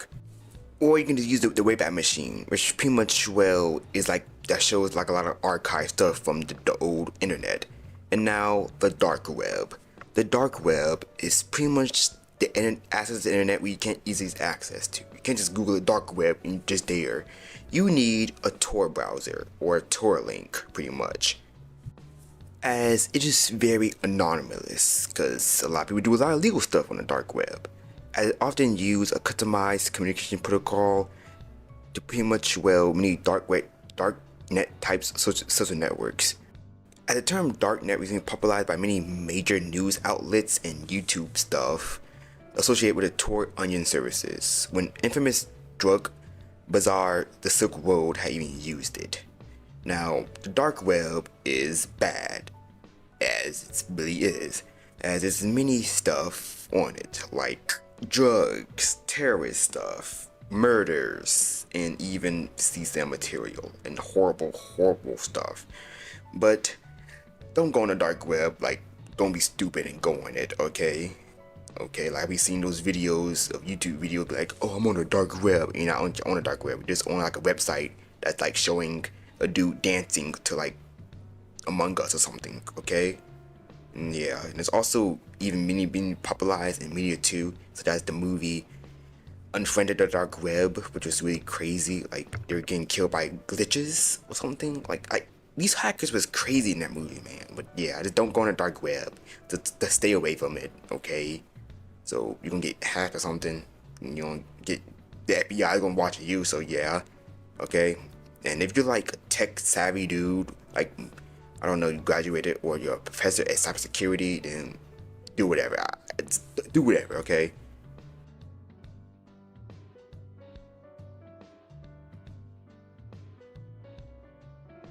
The Amazing Digital Circus. I think I said it right. So this is an Australian adult independent animated web series created by Gooseworks and produced by Glitch Productions.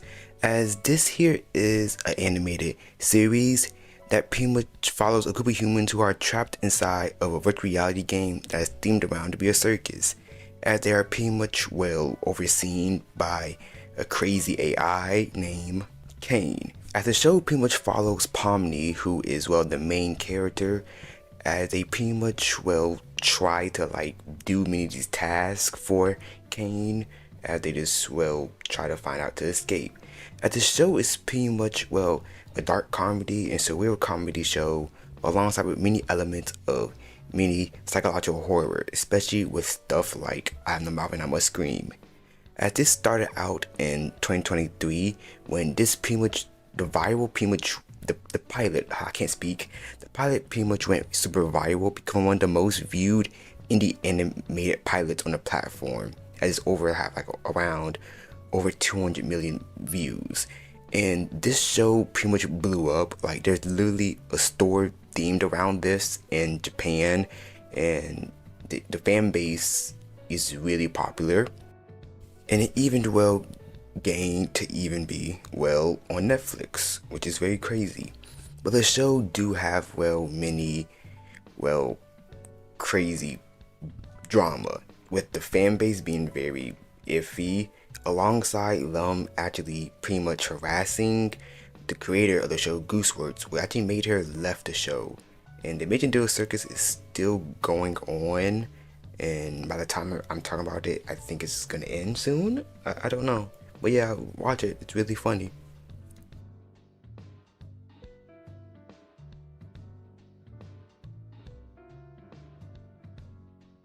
Murder Drones. Now, Murder Drones is another indie animated TV show by Glitch Productions. As this show pretty much revolves around two factions of robots: worker drones and disembodied drones. I can't read today. Disembodied drones. Following the ascension of humans on their planet, they pretty much fight each other, as the disembodied drones are nicknamed murder drones, as they pretty much want to kill all the worker drones. As the show pretty much follows Uzi Dorman, who is one of the worker drones who plans to save her kind. As the show has started out in 2021 and ended all the way into 2024, as this was actually one of the earliest TV shows from Glitch Productions that pretty much went super popular, as there also be many memes of the show, many fan art, and even won many awards too. And yeah, I never watched Murder Drones, but yeah, it looks pretty good though, and the voice acting is really good.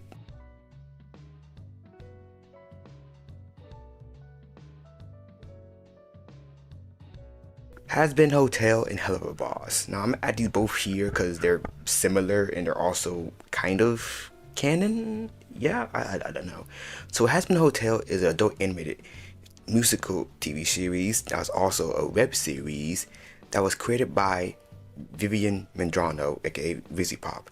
As the series revolves around Charlie Morningstar, who is the Princess of Hell, as she pretty much try to find a way for sinners to be allowed into heaven, as she pretty much try to rehabilitate many people who is in hell so they can go to heaven. As pretty much every year, heaven would pretty much go down to hell and just get rid of the overpopulated place.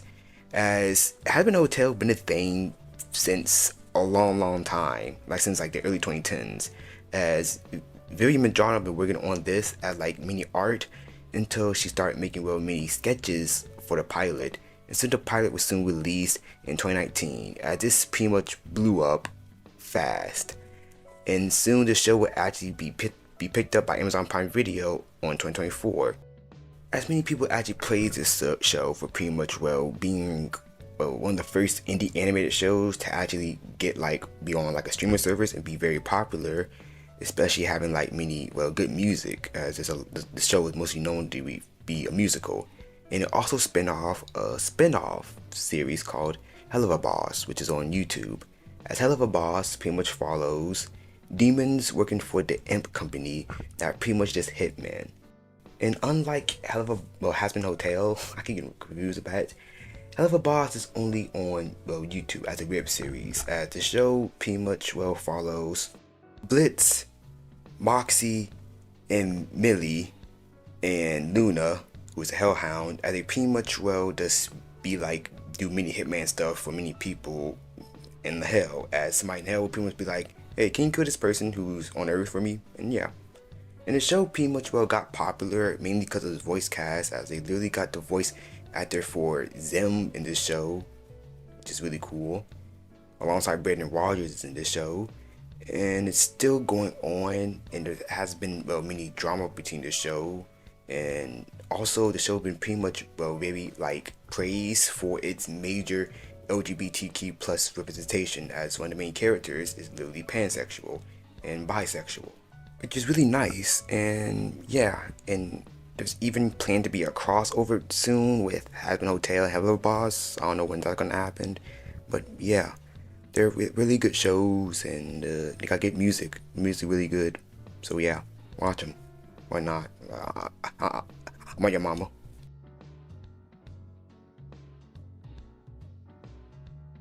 Kaby Lame. Now, Kaby Lame is a Senegalese. It's an Italian influencer. As he knows for mainly TikTok videos, where he pretty much makes fun of the life hack videos. We mainly got popular by pretty much doing a hand gesture, being like doing like life hacks, just showing them that they're not really life hacks, they're just simple stuff.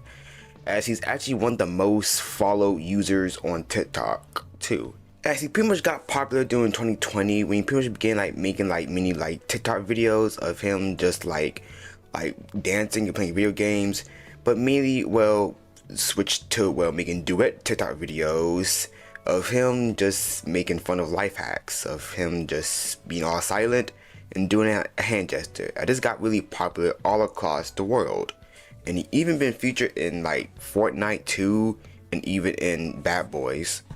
And yeah, also know in Walmart and other stores, I really be seeing like little toys, Kaby Lame toys of these things, and I literally see them every time in Walmart on clearance for like literally $7 or just $2, and it's just look very generic, like an off-brand Happy Meals toy. Like nobody buying these. Like nobody buying these. ChatGPT. Now, ChatGPT is a generative AI chatbot that was developed by OpenAI. As it released in November 2022, and it used generative pre-trained transformers such as GPT 5.2, as it generate many text to speech and images in response to many user prompts. As this is pretty much going on now with the soon AI boom, as many people start using ChatGPT for many stuff. As just in 2 months, it gained over 100 million users. As many people just pretty much been using ChatGPT for cheating on schools. Yeah, I remember when I was in high school, people really used ChatGPT all the time, and they actually got in trouble for this.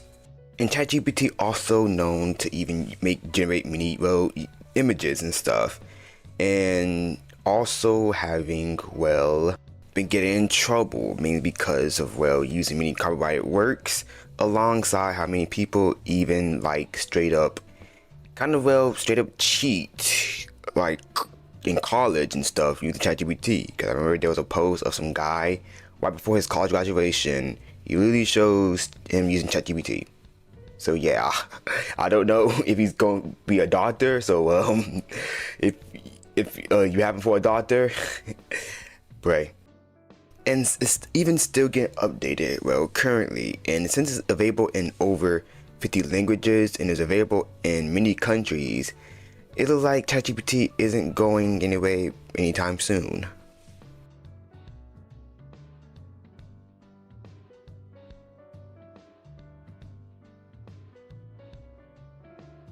T-pose. Now, a T-pose is in computer animation, is pretty much a default posing for many 3D models, as it's pretty much either used in many type of animation alongside even video games, and it's also sometimes even called a pose, because when you're your body's like an A, but many times it's made just a T pose, as your arms just spread out making a T thing.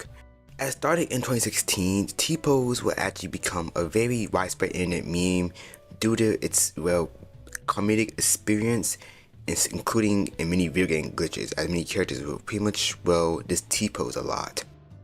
And I had not seen nobody ever T-pose in a long time, but yeah, but all this is actually incorrect, because the first T-pose started with the Vitruvian Man by Da Vinci. So yeah, this is the first T-pose. Da Vinci did it. Another W for Da Vinci. Ooh, this video's getting kind of long. I'm kind of bored. One more game, to play. Oh, I know. Let's play Raid Shadow Legends. I gotcha. This isn't a sponsorship, by the way. So, Raid Shadow Legends. Okay. So Raid Shadow Legends is, well, RPG video game that was mainly popular by mobile, but actually is on, well, PC. That was published by Platinum Games. Now, it is a fantasy turn-based gacha game, as it pretty much takes place in the fictional realm of Teleria. As you pretty much must assemble an army of many characters and pretty much go on like many dungeon adventures. It's pretty much like a average RPG, and even pretty much have, well, a story too. Now, many people would like this game mainly for its graphics, but it's just a mobile game, so it's going to have a lot of monetization, like a lot of ads. And this game pretty much became a big meme as around 2020, many YouTubers pretty much sponsored this game, like a lot. Like, there were so many sponsorship ads of this game everywhere in 2020, and people just kept making memes of this, and I literally forgot that this game even existed. Like, this game just fell out, it became super irrelevant, so I don't know if people still play this game or not. And to be honest, this game was like one of those fake games you see in movies. Like, the main characters would be like, you know, playing in the background, just mashing the buttons, and it's just this.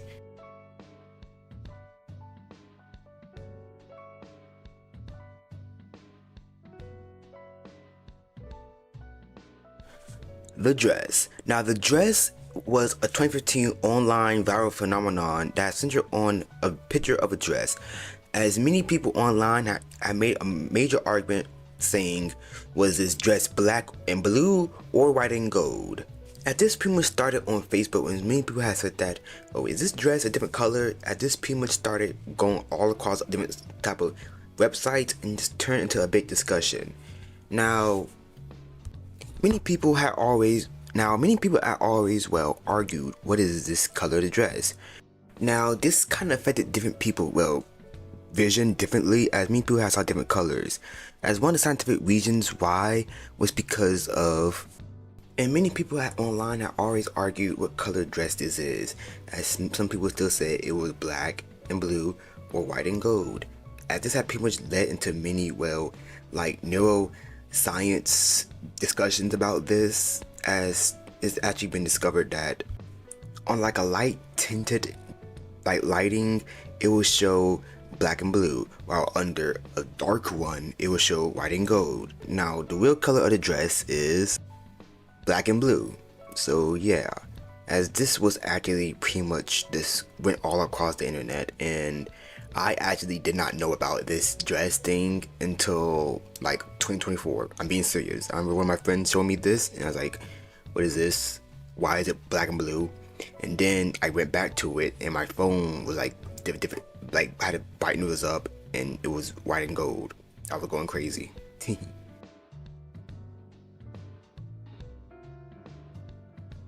Half-Life. Now, Half-Life is a first-person shooter game series created by Valve, as the game combined both shooting and puzzles with storytelling. As you play as a silent protagonist named Gordon Freeman, who is working at the Black Mesa Research Facility, who soon must survive an alien invasion caused by the facility, and this will lead to, well, a crazy domino effect later on, as the military will soon come in, and you will soon keep running into an unknown character named the G-Man, who pretty much is an alien, I think. And the game will actually be very popular, and even will inspire many mods such as Counter-Strike, Day Defeat, even leads to tier 2 being created. And it will also be expansions that will pretty much explore the game, but kind of with different characters, with opposing force as you play as one of the Marines who's, well, trying to take down Gordon Freeman but doing other stuff. Blue Shift is we play as one of the security guards in Black Mesa, and Decay, which is actually a cancelled Half-Life expansion, but you can still play it a bit, and you play as two scientists working together. And Half-Life 2 will soon release in 2004, as the game will be used on the Source engine, which is really still ahead of its time, to be honest. Like, this was 2004. as the game pretty much start off 20 years in the future as the G-Man pretty much re-release Gordon Freeman into pretty much saving the world a bit, as after the whole Black Mesa incident, the whole world is now in control by alien empire known as the Combine, and you gotta play as Gordon Freeman and help many characters from the first game, including Alex Vance, save humanity and repel this invasion. As it was actually lead into a cliffhanger twice, as it will be followed by episodic sequels. That's episode 1 and episode 2, which was just expansions for the game that expanded a bit. And Half-Life 2 will actually pretty much be very popular, but since it ended on a huge cliffhanger, there was going to be episode 3, which was cancelled. And after this, many fans in the Half-Life community and the whole wider gaming community kept making many memes such as Half-Life 3 confirmed, as they pretty much believe every year during a large gamer event, Half-Life 3 will be announced. And it's 2026 now and there's still no news about Half-Life 3. And there will actually be a spin-off in 2020 known as Half-Life Alyx, which actually boosted the popularity back at Half-Life once again. And this game is pretty much a prequel, I guess. The story is kind of a bit confusing, but meh. There's also a cancelled spin-off game called Half-Life Episode 4, or Half-Life Ravenholm, which is actually being developed by Arcane Studios, and there's not much about it. And that's all I gotta say about Half-Life. It's a really good video game series, and it's also a spin-off, well, not really a spin-off, but an unofficial remaster called Black Mesa, which is really good. And there's also other fan game, which I'll even explain later. But let's talk about the other thing in Half-Life universe, a spin-off known as Portal. Now, Portal is a first-person puzzle platform video games also developed by Valve, and the game is actually set in the Half-Life universe, which is really crazy, even though it's both different gameplay features. As you play as Chell, who is forced to undergo a series of tests within the Aperture Science Enrichment Center, which is in control by an evil AI known as GLaDOS. As you pretty much gotta use the portal gun and do, many human tasks and many, crazy tasks to pretty much, escape. And the game will actually be very popular alongside even, having J.K. Simmons in the game. And there will also be a sequel too, which is more popular mainly because of its multiplayer mode, where you play as 2 robots using the portal gun and just doing, mini puzzles. I remember playing this with my cousins, and we used to literally cry because how hard the game was. And there will be many spin-offs known as the Lab, which was technically just a tech demo for VR. Portal Aperture Hand Lab, which was another VR game. Aperture Desk Job, which was another tech demo for the Steam Deck. And it's technically set in the Portal universe. It have J.K. Simmons in it, so that's really cool. And there's also plans for a film adaptation that was actually in development since 2013, and it's still in development. Yeah, and I don't know if it's gonna be even made no more because it's pretty much being made by Warner Brothers, and since Warner Brothers just got bought by Paramount, I don't know. But yeah, Portal's really cool. It's really fun. You should buy it really cheap.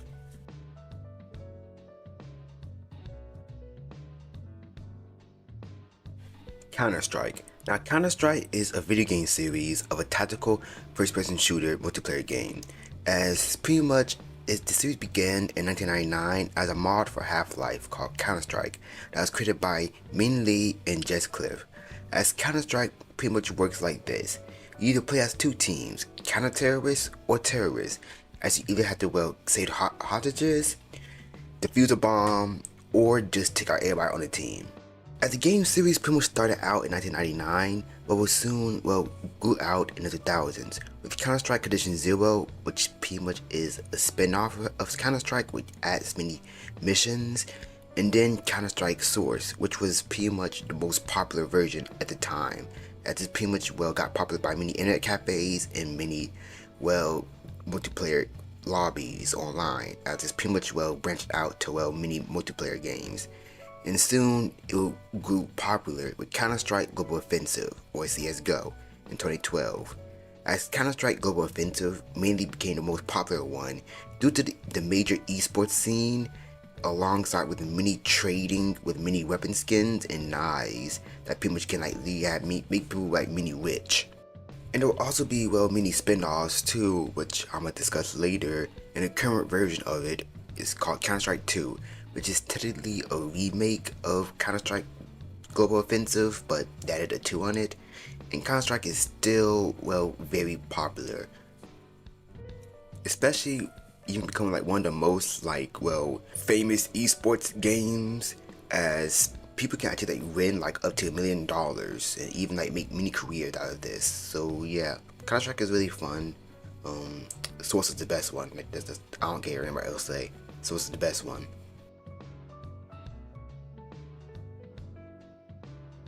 Cursed images. Now, cursed images mainly refer to the many pictures, mainly a photograph, that's preserved as very mysterious or disturbing due to this like content being very strange and kind of poor quality, and it look very creepy. And most of these people don't even know where these images even came from. As it pretty much started out in social media in 2015, when many people started posting many cursed images, mainly ones of like Teletubbies, Lego Head Dude, and many ones. And it even got like a little popular too because of a song of remix of Childish Gambino Bonfire song with added with like a type of remix compilation of showing many cursed images. And it was like really popular in the mid 2000s, 2010s, and they kind of got taken out by AI, because AI now is the new cursed images. So yeah, I do remember being actually creeped out by some of these ones. Like, I remember one that had like Goofy in like a basement, or a Call of Duty basement, Call of Duty Zombies basement. One with Shaquille O'Neal. Is that Shaquille O'Neal? Another one with Lego Head Dude, the Simpson ones, and these, and many others. So yeah.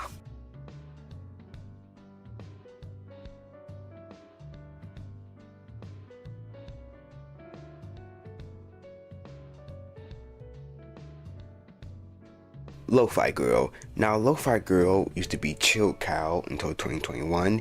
It's a French YouTube channel and music label, as it pretty much provides many live streams and many compilations of lo-fi hip-hop, which is a type of genre of hip-hop that combines many beats of hip-hop and chill out elements. As it's pretty much started since 2000s, but mainly gained popular in 2010s with YouTube. As Lo-Fi Girl had pretty much became very popular because of the animation style of that looks very anime-ish, Studio Ghibli-ish, of a girl studying or just relaxing in her bedroom with a cat on a window. As it pretty much started out in 2015 before branching out and getting really popular during the 2020s, as many people had pretty much used Lo-Fi Girl channel music playlists for like mini schoolwork, study work, drawing, or just want to chill out. There's also many versions of it, as there's a synthwave channel. There is other playlists of like different themes of lo-fi, some like Japanese lo-fi, medieval lo-fi, and whatever. There's actually and plans to have a lo-fi cafe themed around Lo-Fi Girl in Paris, which is going to be opening up soon in this year. And there's also many collaborations with Legos, Chess.com, and Fortnite. Yeah. So yeah, that's all I really have to say. And yeah.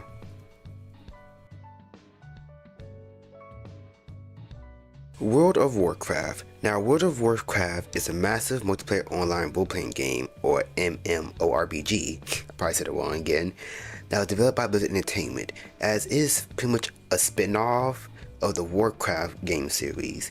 As the game is pretty much was announced in 2001 and came out in 2004, and just be pretty much one of the earliest popular massive multiplayer online role-playing games of all time.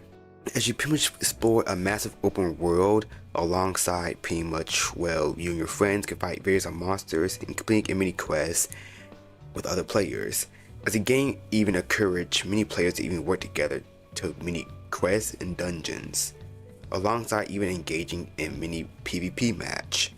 Or you can actually play alone and just do your own stuff. As World of Warcraft was a major commercial success upon its original release, becoming one of the most popular games of all time, as it had reached over 100 million registered accounts of all time, and it even grossed almost $10 billion in revenue, making it one of the most highest grossing video games of all time. As it actually changed many games too, alongside even many pop culture references, as many people always make many jokes about video gamers just sitting in their mom's basement playing World of Warcraft. And there was literally a South Park episode that they actually thought was actually not gonna do well, but actually became one of the most popular South Park episodes of all time, alongside even spawning many memes in the video game sphere, such as Leroy Jenkins. And yeah, World of Warcraft is pretty cool. I never really played it.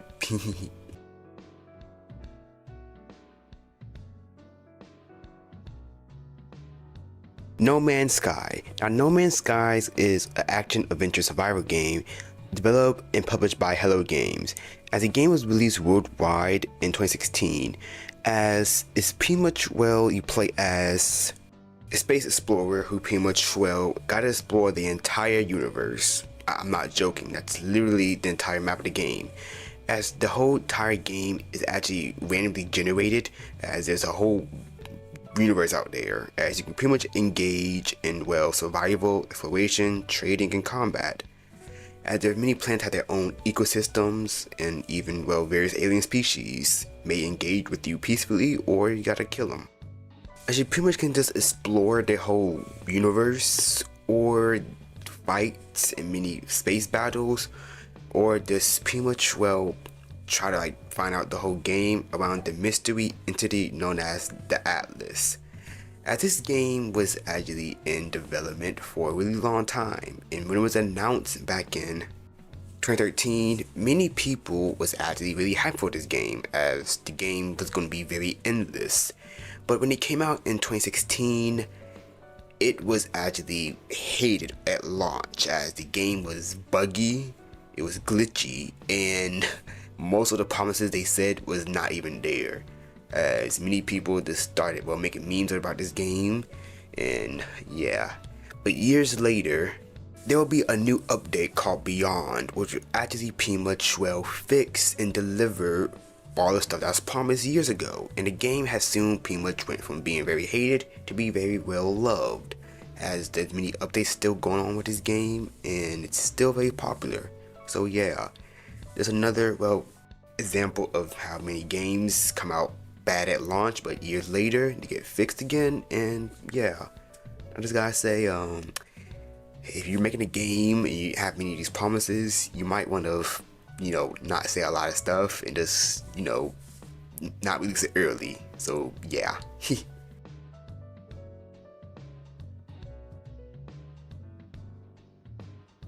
Bottle flipping. Now, bottle flipping was an internet trend that was popular in 2016, as you pretty much gotta get a plastic bottle that's either partially filled with liquid or filled with liquid, and you gotta just throw it in the air and attempt it to pretty much have it stand right.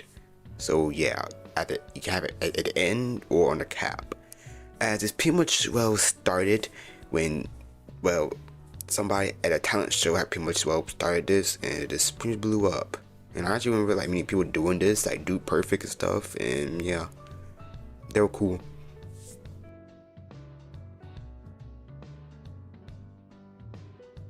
Ryan's World. Now, Ryan's World, formerly known as Ryan's Toy Review, is a YouTube channel for children featuring Ryan Kaji along with his family. As this pretty much is a very popular YouTube channel, as he had pretty much popularized the toy review genre for kids, alongside even being one of the most viewed channels on YouTube, as it has over 40 million subscribers and over 61 billion views. As when Ryan was around 3 years old, he had pretty much watched many other toy review channels and has said that, oh, I want to make toy reviews too and be popular, as his parents would actually soon help him, as he would actually be pretty much one of the youngest and one of the highest paid YouTuber of all time, as he will pretty much make around over $30 million from his videos. Alongside his parents even signing a deal with Pocket Watch to make their own marketing. We have many characters made by Ryan family to even pretty much be seen as marketing stuff, alongside even getting a racing game too, and even an animated movie, which wasn't that really good. I remember a lot of people was roasting this.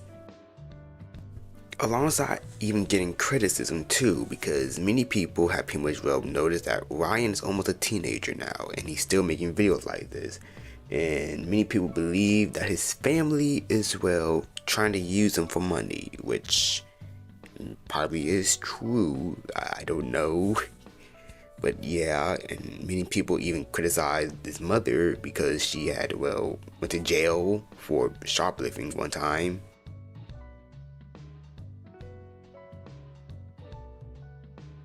Richard B. Spencer. Richard B. Spencer is an American neo-Nazi, anti-Semitic conspiracy theorist, and a white supremacist. Well, not surprised if you see neo-Nazi. As Spencer had been declaimed to even coin the term and pretty much start the alt-right movement. As he had even advocated for reconstruction of the European Union into a white racial empire, as he pretty much believed that Europe would be taken over by minorities, and yeah. And even advocated for the enslavement of Haitians. Yeah, he actually spoke out he wants slavery again. As he's pretty much been very hated on for being a straight up Nazi, and even literally told his followers party like it's 1933, and after Donald Trump became president, and that pretty much dog whistle for a party like Hitler came to power. As he was actually an assistant editor in 2007 at the American Conservative magazine, as he was soon pretty much fired from being too extreme, as he was soon coined the word alt-right. He was also deported from Budapest too because of his views. He was actually banned from 26 countries in Europe from trying to nationalize a National Policy Institute conference, a conference for white nationalists. As he was actually one of the founding members of the alt-right movement, and pretty much started this whole alt-right thing. And he's still even here doing this, even saying that he regretted running with Donald Trump, and even endorsed Kamala Harris in the 2024 election, claiming that Donald Trump and the MAGA movement will bring nothing but stupidity and chaos. So yeah, just like a real flag moment from Invincible when he said he's with me. And yeah, it's very crazy to see a neo-Nazi supporting somebody who's running for president who is not white. That is very wild.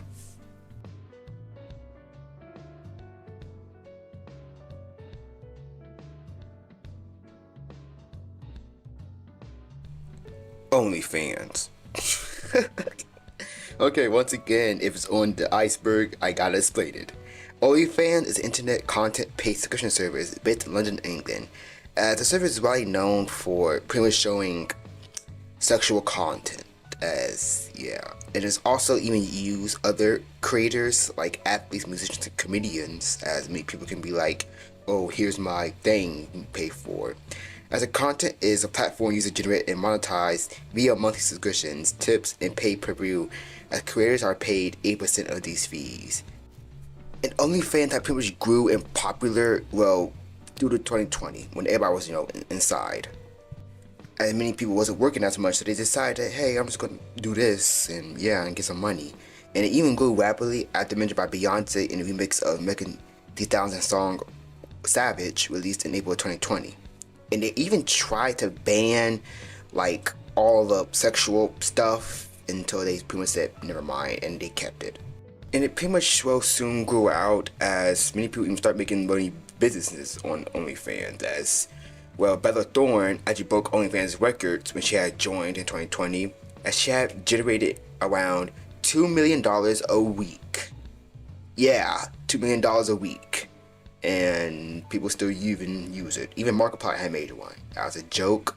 But he didn't really like show these buttocks or this thing. It was actually censored a bit. But I'm not going to show it because it's still crazy. But yeah. And that's all I gotta say. Also, some people even get in trouble for having their OnlyFans. As some people are like jealous of some people. Or they just, yeah.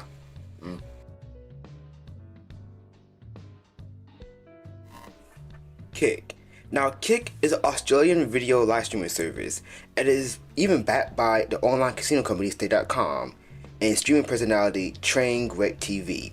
As Kick was founded in 2022 as a competitor to Twitch. As pretty much Kick is pretty much have a huge focus on less moderation and high revenue shares for streamers. And it's pretty much, well, very loosely, mainly because of its online gambling content. As well, many streamers pretty much just, well, always online gamble. It's even known for pretty much having like Aiden Roth and SQC even on Kick. Also, Drake was even on Kick one time, and I think he's still on it. I really don't know. I don't even use Kick as much. But it's really, well, controversial. Many for having many loose policies against many copyright infringement, hate speech, gambling content, harassment, sexual content, as even well, doxing and violent conduct. Even on August 18th, 2025, Gene Provino, if I said it right, he had died while streaming on Kick. I'm not joking, as he has been a target of repeated harassment, humiliation, and physical abuse by his two streaming partners. And Kick is still, well, popular alongside even being, well, still being controversial, as it has a lot of, well, bad streamers up there. Like, most of the streamers up there are just jerks.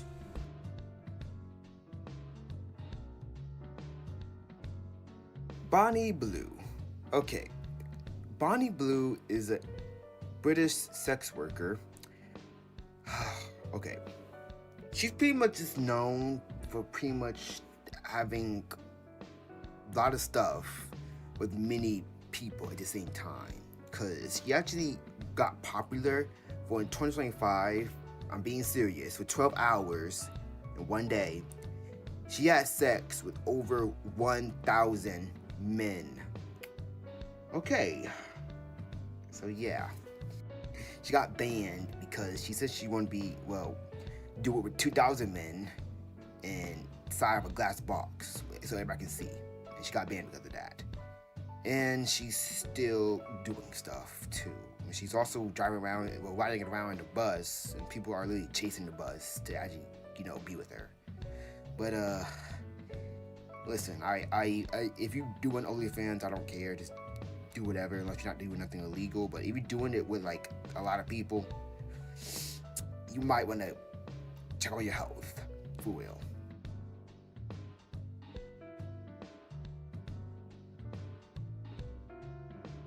Dab. Dabbing or dab is a hand gesture or body gesture in which somebody leans forward into the bent crook of a slanted upright angle arm or raises the opposite arm and straight it in a parallel direction, as it appears to be someone like sneezing, but actually not. Since 2014, dabbing has been used in a gesture of triumphant or playfulness, becoming a very internet meme. And dabbing will actually be like popular everywhere in Call of Duty, yes, and Fortnite, where it mostly got popular from, and other places. And the origins of it kind of been coined a lot. Some people said it came from Dragon Ball Z, as Gohan did it before, alongside even getting popular due to XXL magazine had talked about it too, and even getting popular because of the NFL. Alongside even became illegal in Saudi Arabia, as it was banned in Saudi Arabia by the National Committee for Drug Control, as it was deemed that it eluded weed and other stuff. Okay, that's not really funny because some people actually have been got arrested, alongside one actor in Saudi Arabia got arrested in a music festival. And I have not seen somebody dab since 2018, so I don't know if people still doing it, probably out of memes, so yeah.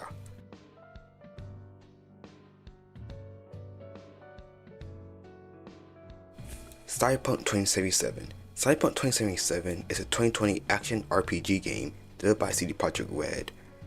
As the game is actually based on and set in the same universe as Mike Pondsmith's Cyberpunk tabletop game series, as the plot is set in the fictional city of Night City in the West Coast with a dystopian cyberpunk universe, as you pretty much control, played by a character called V, as you pretty much, well, as a mercenary, get a cybernetic chip implanted into them, which pretty much contains the consciousness of a rock star and terrorist Johnny Silverhand, who was voiced by Keanu Reeves. And this game is really known for pretty much having many customization, its combat, its story, its graphics, and pretty much being one of the most hyped games of all time. But this game was in development for a long time. Now the game was in development since 2012, as it was pretty much being in talks with Mike Pondsmith, the creator of Cyberpunk, as they had pretty much liked his tabletop game series, as it would soon be announced in 2012, as it would get its first ever trailer in 2013, which pretty much blew up. Like, all we got was just this like cybernetic lady and some cops.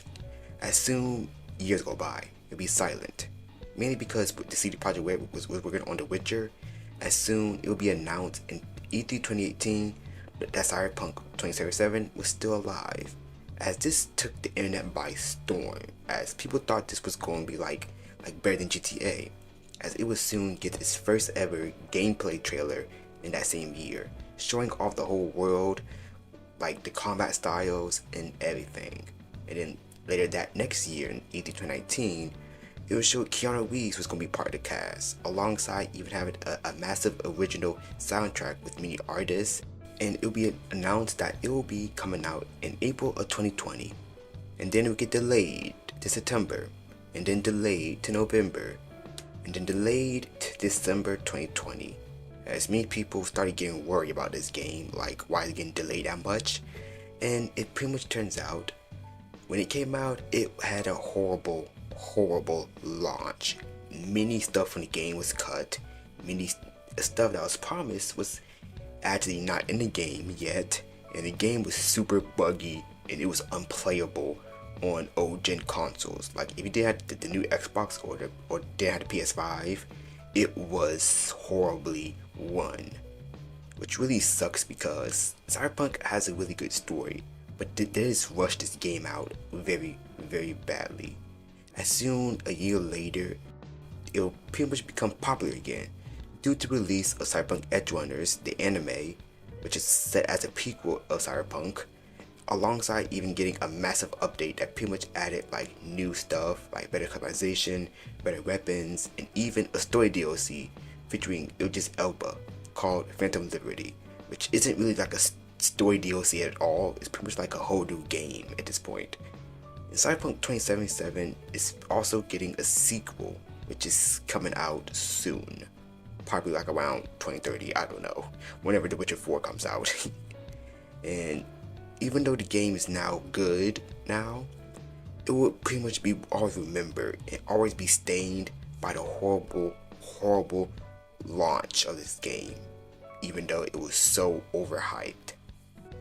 But I do recommend this game because it's really beautiful and it's really good, and even though it's very sus at sometimes, like it's very crazy at sometimes, it's still a good game. Also, you should watch Cyberpunk Edgerunners, and I can't wait for season 2.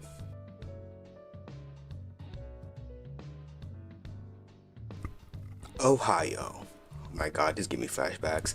Ohio, also referred to only as in Ohio, or Ohio versus the world, is an internet slang and meme that first came out in 2016. As the term obviously is so surreal and random phenomenon that supposedly occur in the US state of Ohio, which supposed to have like a lot of crazy stuff like Attack on Titan and Transformers fall from the skies, but it's just a simple state. It's just very normal, as it's pretty much, well, started in 2016 when a Tumblr user had posted a picture of Chicago Transit Authority bus stop with an announcement reading, "Ohio will be eliminated." As soon in 2022, it pretty much, well, came back when many videos on TikTok had pretty much just showed Ohio was like crazy. Alongside, it would be even paired with a song called Swag Like Ohio by Lil B. That just pretty much become a new internet slang term. So yeah, this pretty much didn't make any sense.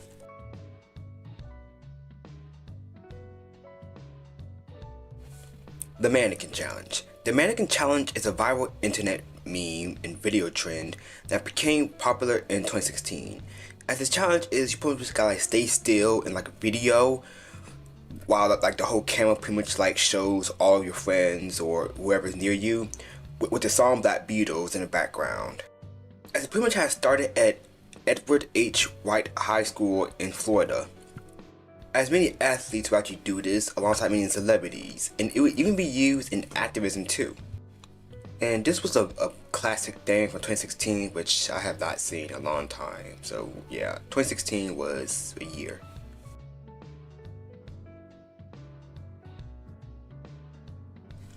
Gangnam Style. Now, Gangnam Style, am I saying it right? I've been saying that for years. So this is a K-pop song sung by South Korean singer Psy, released in 2012. Now, the song term Gangnam Style pretty much like makes fun of the whole rich people lifestyles associated in the Gangnam region of Seoul, South Korea. As the song was released on YouTube and debuted #1 in South Korean music charts, and it pretty much became the first internet video to hit 1 billion views. And because of in the music video, this pretty much became a huge cultural phenomenon as many people kept doing this dance everywhere. And I mean every single where. Even the United Nations Security General Ban Ki-moon had held it as a force for world peace. Yeah, because many people were doing this dance.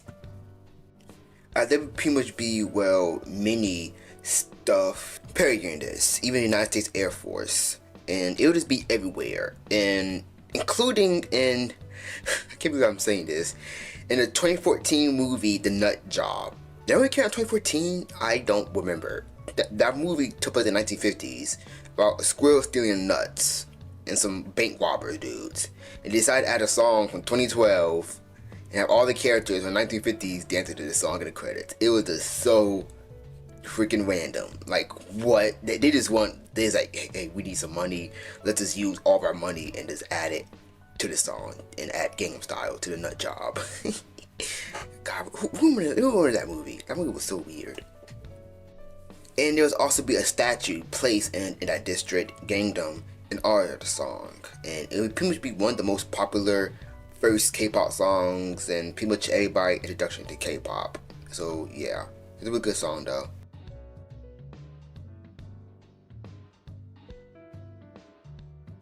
The alt-right. The alt-right, or abbreviated from the alternative right, is a far-right white nationalist movement, which is growing largely online. As the alt-right originated in the United States during the late 2000s before becoming increasingly popular and established a presence in other countries such as UK, France, even Japan and South Korea, and Australia.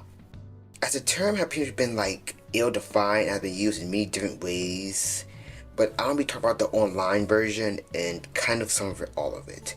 Now, American white nationalist Richard Ben Spencer had launched the alternative right web magazine called His Alternative Right, which is influenced by earlier forms of right nationalism. And his term was even shortened to the alt-right by the help of the politics board of 4chan, as soon it would become associated with other white nationalist groups, including Andrews Allerton, the Daily Stormer, the Traditionalist Workers' Party, Gropers, the Blood Tribe, American Renaissance, the Right Stuff, and the Base. And the alt-right pretty much made many increasing use of trolling and online harassment to raise its profile, especially during the 2014 Gamergate controversy, which I'll explain later, which pretty much was a huge cultural war in many video game conversations, which still affects to this day.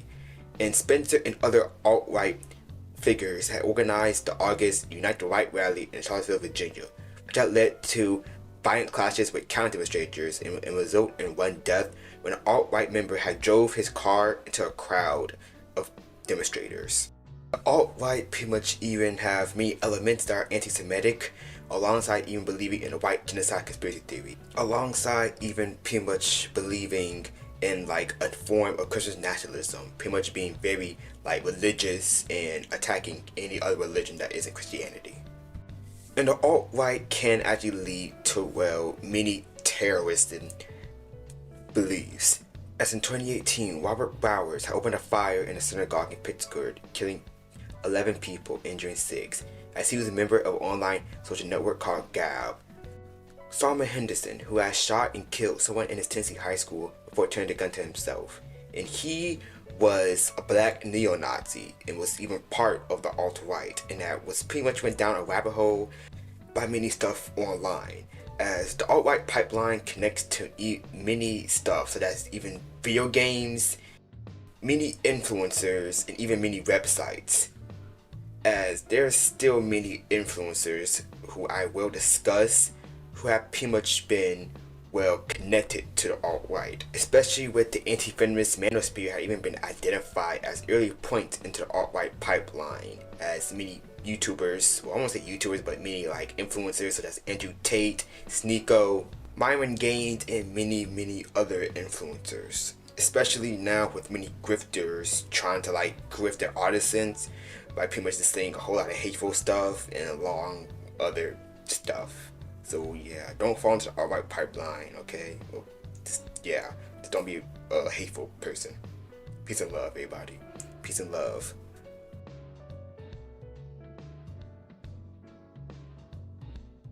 WikiHow. WikiHow is an online wiki-style publication featuring information articles and quizzes on how various topics. As founded in 2005, it is pretty much like Wikipedia, but it pretty much like tells you how to like do stuff, like how to create stuff and kind of do it with anything. As it has over around 200,000 how-to articles and over 2 million users, and it even get like over 30 million unique visitors. So there's WikiHows on pretty much everything, on like how to like go to sleep, how to kiss somebody, how to beat up somebody, how to make Kanye West neo-Nazi controversies. There's a long one. So Kanye West, you know, he made Graduation, he made many other good songs, he was an Anchorman, the Grammy incident. Yo, Taylor, I'm really happy for you. I'm gonna let you finish. But Beyonce had one of the best videos of all time. One of the best videos of all time. He tried to run for president at one time and was saying a lot of nonsense. And most recently, he had been in a lot of drama, for being anti-Semitic and just being straight up a Nazi. Yeah, a black man is a Nazi. This started, I don't know when, like, this stuff pretty much started like around 2018 when Kanye West had met Donald Trump, and many people soon saw him going in a crazy downward spiral. Alongside when he had even made many tweets about, well, Donald Trump, he said, and he deleted them, and then he, well, even said, I like the way Candace Owen thinks. Who was Candace Owen, who is this political commentator who kind of leads into, well, being far right.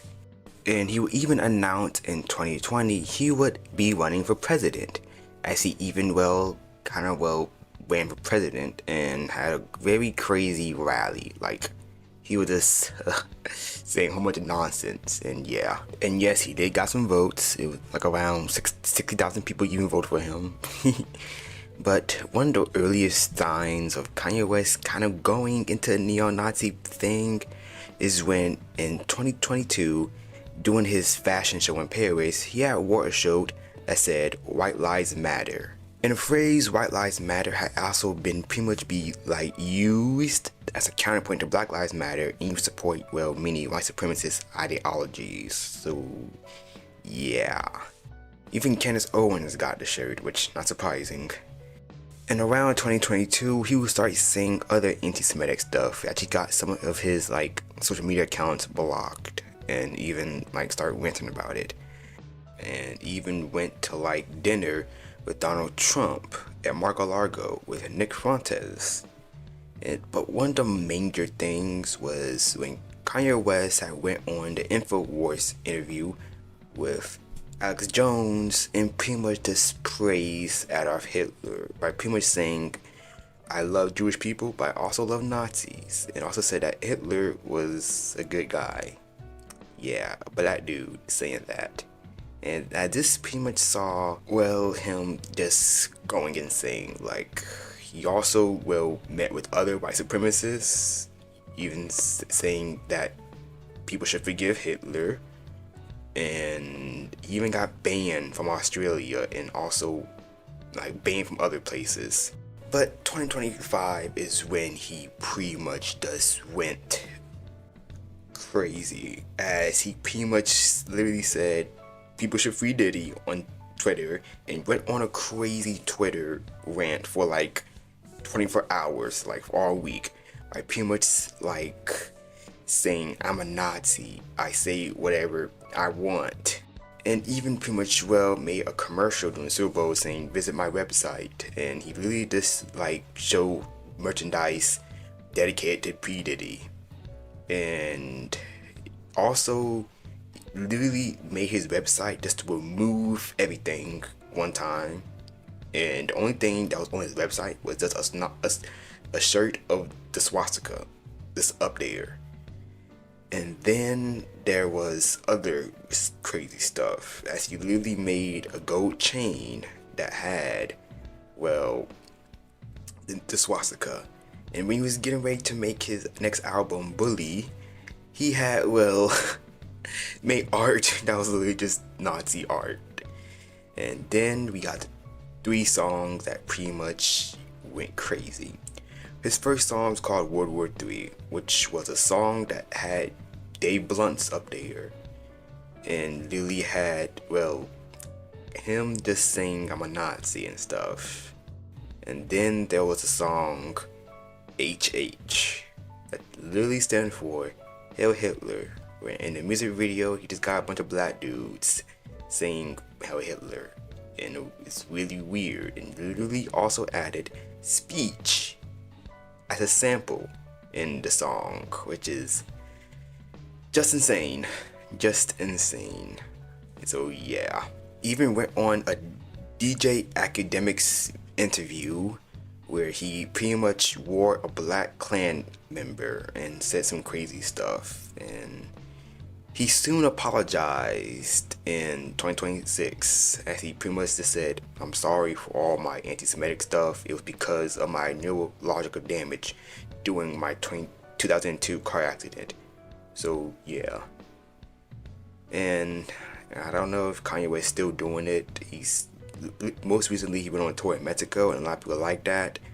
And I don't really know what to say, but yeah, he made graduation, but he did say some questionable stuff, some questionable things.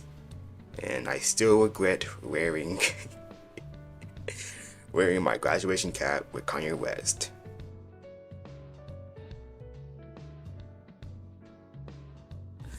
Devious Licks.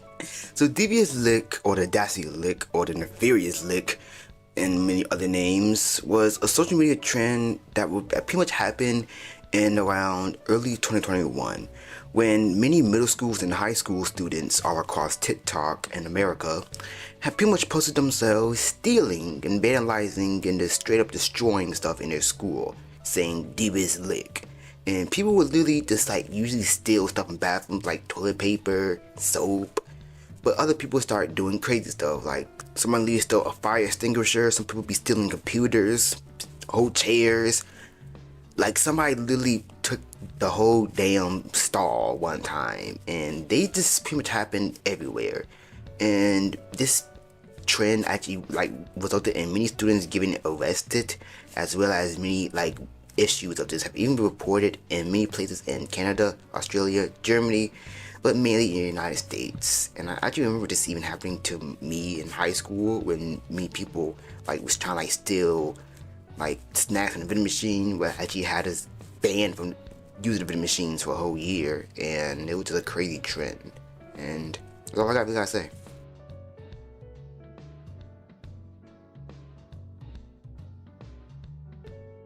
Sonic movie design backlash. So in 2019, it was news that Paramount will be making a live action movie based on Sonic. With many people speculating what would it look like. Many people had either, well, thought it was going to like, average Sonic looking Sonic, until we saw the leaked images showing a silhouette of Sonic looking like this and his legs, which look very human. And then the trailer had came out, and this broke the internet. I am not joking. I remember people was fuming over this design because it does look horrifying. And many people was demanding that Paramount delay this movie, either just change Sonic or just cancel the movie. So Paramount had decided that they were going to delay the movie in a few months and give us a good Sonic design.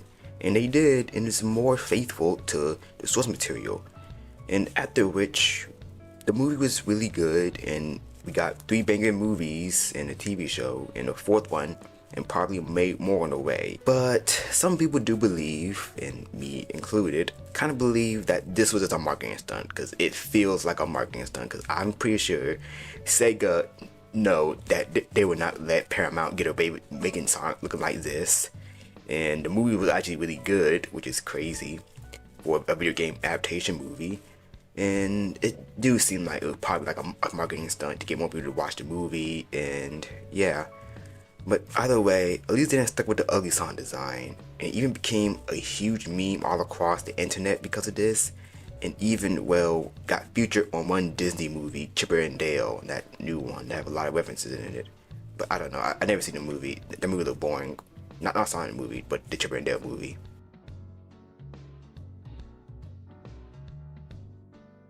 Extremist pipelines on the internet.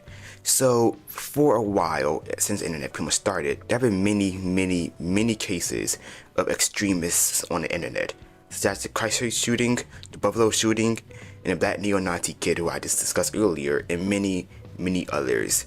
As most of these times, this happened because of pipelines that lead into many extremist ways. As these computers become like memes, like even video game mods, such as like some mods for Doom, which is very racist, and even like social media too. Like there's many like Instagram dudes who pretty much just say a whole lot of hateful rhetoric, like Nick Fuentes, who is literally just a neo-Nazi and openly says it. That one dude I keep seeing on Instagram a lot, he have a mustache, and he's like just got popular for saying the N-word like a lot. Alongside even apps like Discord, which have many servers, which some of these servers can be very privated and can probably belong to like very crazy groups. Even Telegram influencers that you see who pretty much have like their own like merchandise, Sneeko, the Manosphere, Incels.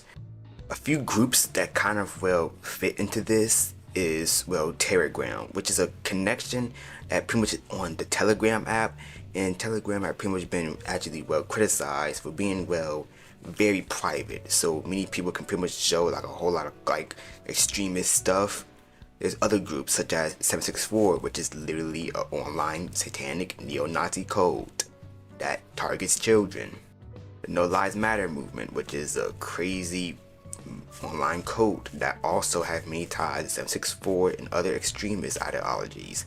ISIS literally had many sites on the dark web, the deep web. They literally have an online magazine.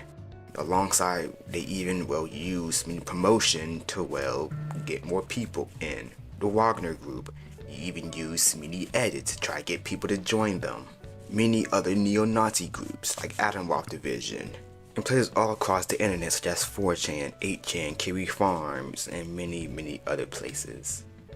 As these actually even lead to many other groups that, as I discussed earlier, like the alt-right, can even lead to many extremist stuff, and many more. And it's actually getting increasingly faster to this day, with many people just always becoming extremists because of the internet, as there's literally a church shooting when the person who had shot up the church, they literally had wrote a whole bunch of stuff from every single political ideology. They're just very confused and just insane in their head, and just decided that it was just a big joke to them, literally writing a whole lot of memes and stuff on their gun, which is just really, I don't know. So yeah, just don't fall into the extremist pipeline. Alright, don't be an extremist. Love each other, alright? And if you see somebody who's in this, you might want to save them. Fast.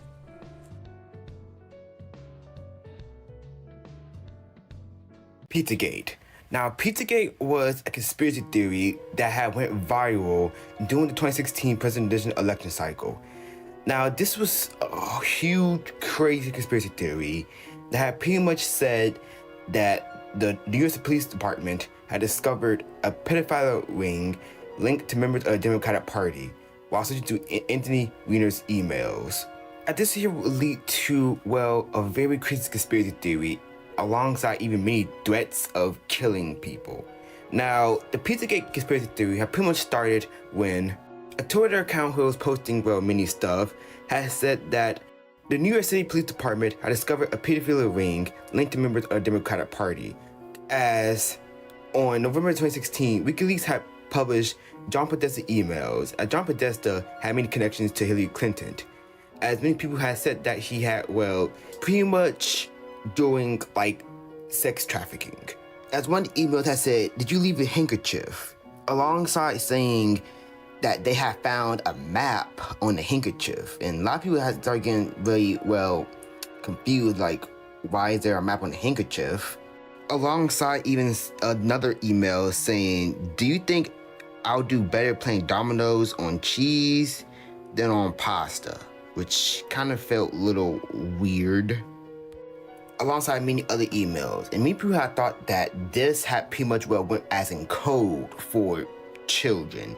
As many people will soon, later on, pretty much say cheese pizza is pretty much a code name for horrible material. And many people had believed that this was human trafficking ring. I also claimed at Comet Ping Pong, which was a pizzeria in Washington, D.C. that had also many ties to other people in Washington, D.C. As many people had believed that they were, meeting a satanic ritual there, killing people and killing kids. As soon as it was spread all across social media, such as Twitter, 4chan, and even Reddit, as many people just start going to Comet Pizza and start harassing the employees in other stores nearby. As they even start looking into the owner of the restaurant Instagram, and they kind of found some strange looking pictures. And this whole conspiracy theory will even lead to many crazy people doing stuff. As Edgar Madison Welch, a 28-year-old man from North Carolina, had arrived at Comet Ping Pong, as he had pretty much bought his gun and had shot at the restaurant walls. As he had said that he was going to plan to investigate the whole conspiracy theory himself, so he can pretty much be a hero and save his children. But when he had went in there, he found nothing, and he pretty much just surrendered his weapon after he was arrested, and nobody was injured. As this here was just a crazy conspiracy theory that had soon ended in around early 2017. And this was actually pretty much developed into another crazy conspiracy theory called QAnon, which is actually said to believe to be, an online cult and another conspiracy theory that pretty much believe that an anonymous person named Q, who is working inside with Donald Trump, is gonna help Donald Trump get rid of, many pedophile rings that led by the Democratic Party and other people. But yeah, Donald Trump is gonna stop child predators. Yeah. Definitely is. He definitely is. And even though Pizzagate is pretty much, not here no more-ish, it will actually soon reemerge again in 2026 due to the release of Epstein files, as many people had started, kind of like bringing it back up with many connections. Some Epstein files have pretty much got released. So yeah, but I gotta say this was a crazy conspiracy theory, but there is, of course, rich people who have many connections with horrible stuff, especially right now with the Epstein files.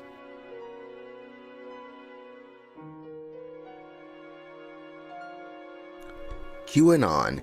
Now, QAnon is a far-right American political conspiracy theory and political movement that originated in 2017, right after the Pizzagate situation. Now, I actually talked about QAnon before as they described as an online cult, and I added them in a by cult video. You should watch that, by the way. As QAnon pretty much centers on fabricated claims made by an anonymous individual named Q, as nobody know who Q is, it's probably just made up. Q is supposed to be, well, somebody who's working with Donald Trump as they are pretty much, well, trying to stop, well, a cabal of satanic cannibal child molesters in the deep state as operating a child sex trafficking ring, and that Donald Trump and Q and other Republicans and people are gonna, well, stop them and save all the children. Yeah, Donald Trump is gonna stop child predators. Yeah.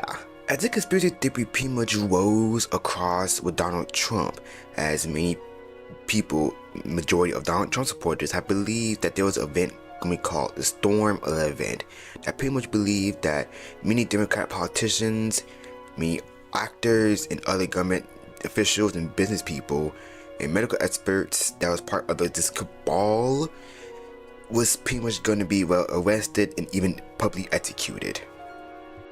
As the first, well, thing started around in 4chan and soon spread across Twitter, 8chan, and many other places, as they just pretty much spread all across the internet alongside even, well, in other countries such as Germany, England, and even, well, many law enforcement officers even, well, supporting this.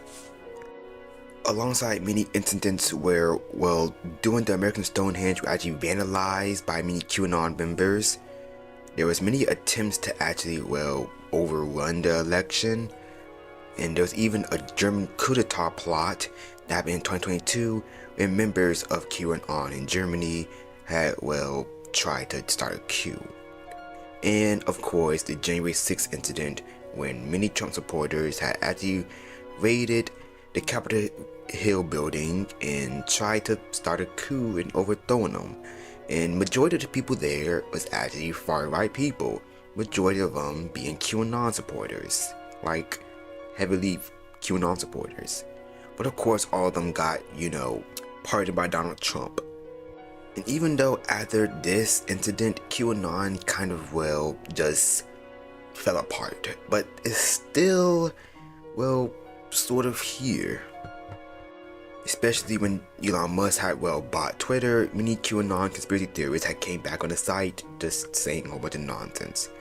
So QAnon, which is a very crazy conspiracy theory that still has many, well, aftermaths on the internet and the political sphere, with many far-right people just being a lot of weird stuff. And yeah.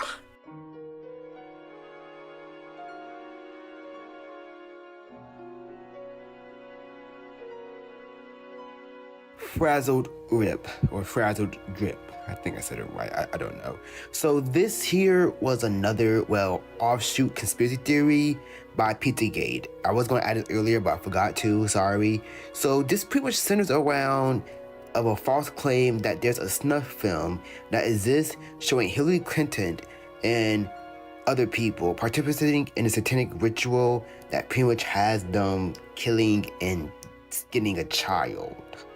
Now, many people have believed that there's a file name that was found on a laptop of Anthony Weiner, who was called Frazzled Rip, as it was hidden in a folder called life insurance.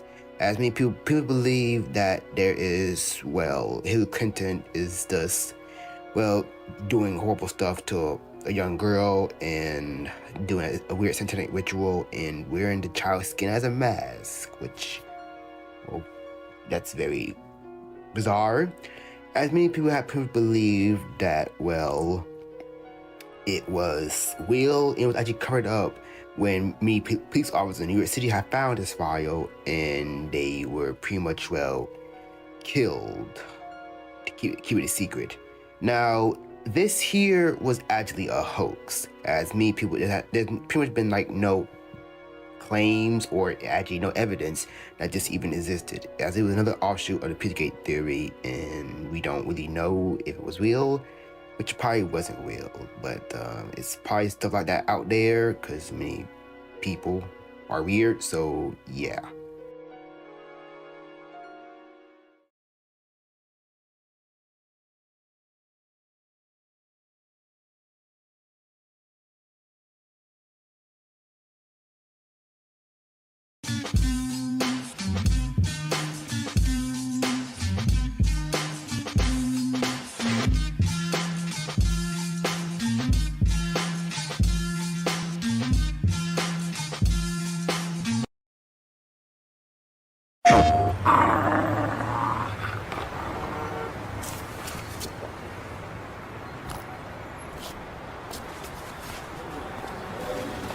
I got one!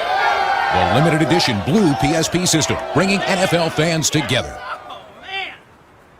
At least until they're gone.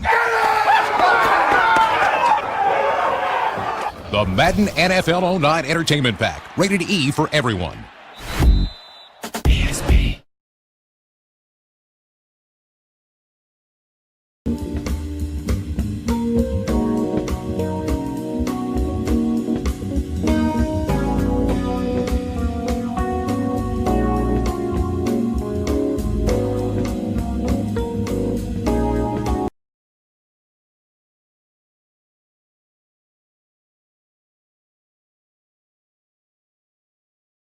Iceberg charts. Now, iceberg charts are just charts about people talking about the iceberg, as the top of the chart is well-known stuff and the bottom of the chart is obscure and crazy stuff. You're watching one right now, so yeah, hi there.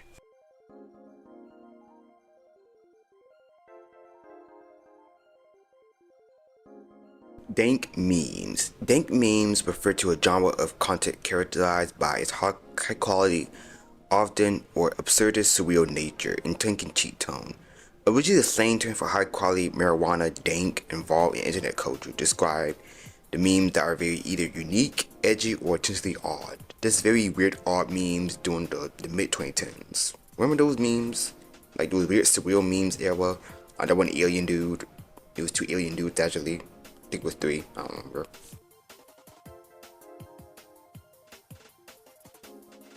Tom Scott. Tom Scott is an English YouTuber who pretty much have, well, make many educational videos across a wide range of topics including history, geography, logistics, science, and technology. As we have many 5 channels on YouTube, as they all have, and together is over 1 billion views all together. He created his channel all the way back in 2006, but only began to enjoy it mainstream popularity after 2015. We began his education series, Things You Might Not Know, as he was pretty much really known for making videos like every week, but he would soon, well, retire and take a break from YouTube after a decade of constant weekly uploads, as he pretty much said that he was just very tired and there's nothing in my life right now except work. Alongside, he pretty much, well, kind of take a break, as it would be kind of difficult now for like YouTube, as there'll be pretty much, well, many generative AI channels and competing with like his channel that just pretty much be like very rushed and unwork. And he still is pretty much, well, making, well, content still. Like he's still, well, gonna come back soon. And I haven't really like watched his videos in like a long time, but yeah, he's really cool. So that's all I gotta say.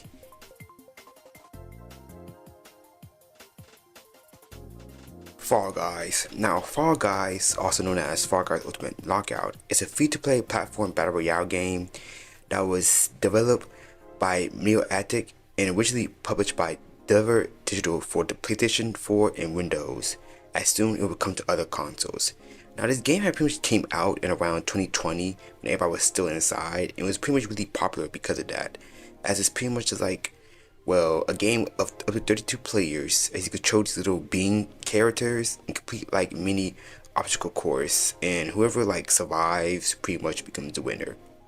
As the game will soon become free to play in around 2022, especially since, well, the game used to be like only $40 until it started coming out to other consoles, but then people stopped playing this game, like they just left, until Epic Games have bought it and they added it into Fortnite a bit, so it's kind of in Fortnite now-ish, but many people have pretty much, well, played and stopped playing this game, because I've not heard about Fall Guys since 2021, and what overtook Fall Guys was a ripoff called Stumble Guys, which is it's like Fall Guys, but they're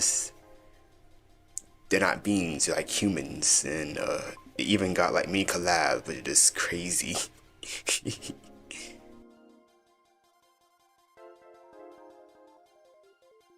TF2 or Team Fortress 2. Team Fortress 2 is a 2007 multiplayer first-person shooter game developed by Valve, as it is a sequel to its first, well, Team Fortress game, which is actually a mod for Quake, and it's a remake of Team Fortress Classic. As the game was part of the Orange Box collection, as it was available on Windows, Xbox 360, and PS3, but it's mainly known for its, well, only on being PC, as the game is now also free to play, as it is, well, a hero shooter or a class-based game, as you and another team, either red or blue, gotta, well, pretty much fight over, well, obstacles, either control a point, push an object, or just steal intel, as there's many classes for you to play as this game, as there is the heavy, the medic, the scout, the soldier, the demo man, the sniper, the spy, the pyro, and the engineer. As Team Fortress 2 is pretty much well known for its art direction, its gameplay, and humor, alongside even having a story, which is pretty much well told by comics and even some animated shorts, alongside pretty much being, well, one of the first games to even, well, popularize Source Filmmaker, which is like an animation software that's used by Valve, as pretty much people can even make their own animations and even get like mini awards for this. And Team Fortress 2 is also known for having many weapons, many trading with hats, alongside the rarity of some of these items. And even though it haven't had an update in like a really long time, it's still being played, and even had a very crazy mod crisis when there was many like hackers using like bots to pretty much like annoy people in this game, and the game was really unplayable for quite some time, as there was many campaigns such as Save TF2, which will actually get the notice of Valve, and they will soon fix the game. But there is sometimes you may see some bots a bit, but TF2 is still here, and it's probably not going anywhere anytime soon. So yeah, TF2 was really fun. Yeah. Also, I literally got into TF2 by watching many of these Swiss filmmaker videos as a kid. Like I thought it was for like a cartoon or something, and then I found out it was for a game, and yeah. Quake is a video game series and first-person shooter game developed by id Software, and even was created by the original creators of Doom, as this game is a successor to the Doom series, as it is pretty much like Doom, but pretty much 3D. Well, you know, Doom is kind of like 3D.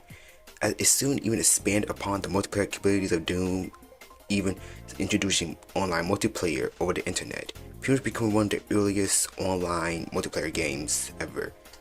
Even contributed like to many, well, games that we have today, such as like Team Fortress 2, Counter-Strike, Half-Life, even like Call of Duty. And the Quake game's lore is sort of similar to Doom, as it's pretty much part around like teleportations and like other dimensions and monsters and stuff, as it's pretty much split between like a futuristic like design with a medieval gothic design. Also, something really cool about Quake is actually composed by Trent Reznor, aka the dude who's in 9 Inch Nails, so that's really awesome.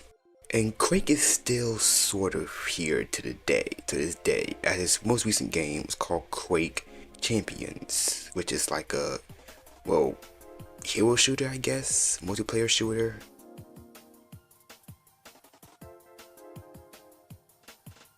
Vivo. Is that how you say it?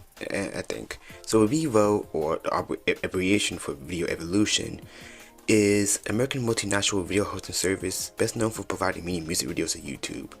As a service, also available as an app on many TVs and stuff. It's pretty much started in 2009 as a joint venture among Universal Music Group, Sony Music Entertainment, and EMI.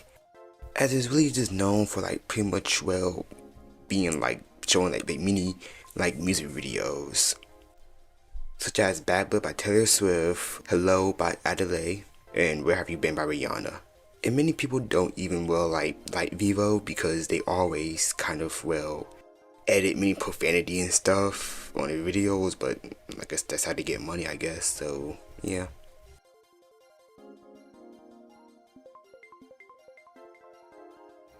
Grok. Our Grok is Elon Musk's new Twitter AI thing that is pretty much kind of exploded in the most recent years. As the bot have many controversial responses, as many people just even literally ask, hey Grok, can you explain this? And it just pretty much explains a whole lot of nonsense. And Grok also shows a whole lot of conspiracy theories, praises of Adolf Hitler and other horrible stuff, as Elon Musk even had to pretty much just change the AI a bit because people kept tricking it and pretty much roasting Elon Musk and Donald Trump. And was recently, which is horribly crazy, the Grok AI had pretty much started actually generating art that removed people clothes and put them into bikinis, including people not of age.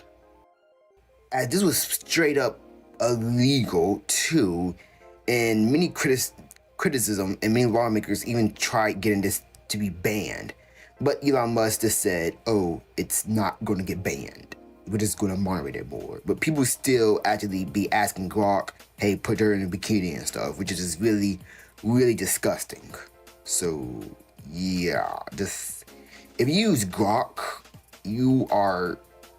I'm going to keep a close eye on you.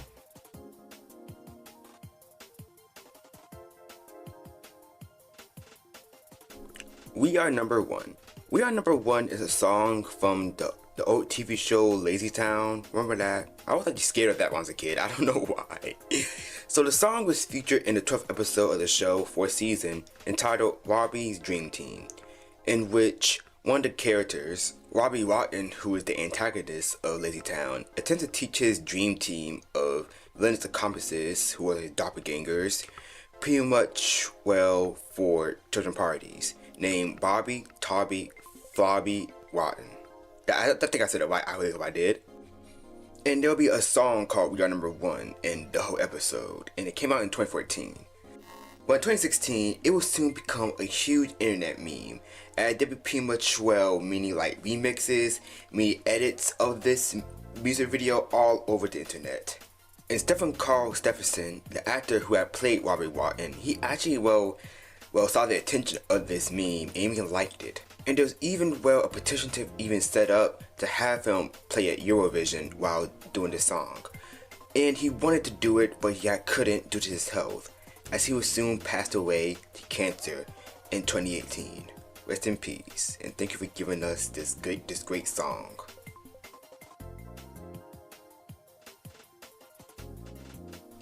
Steamed Hams. Steamed Hams is a memorable short from the episode 22 Shorts about Springfield in The Simpsons, as it's pretty much, a little short about Skinner, that one principal dude from The Simpsons. I think he's a principal, I don't know. Pretty much having a dinner with his superintendent, and he's pretty much, supposed to make steamed clams, but he pretty much burnt them. So he went to the nearest Krusty Burger and got some french fries and some burgers, and said, oh no, I made steamed hams. It was a really funny joke. And this would soon gain many memes in 2016, as there would be many parodies, many reimaginings, and even a whole reanimated collab with steamed hams. And not really much to say, but yeah, it was just came from an old Simpsons episode, and I gotta say the old Simpsons was really good. It felt so natural, so different.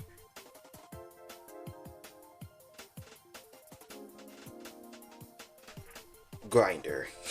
Yeah, just up here too. It's everything on the list that I mentioned. So Grinder is a dating app and an online hookup app for LGBTQ plus people, as it was one of the first dating apps for gay men to launch in 2009. It has become one of the largest, most popular gay mobile apps in the whole world.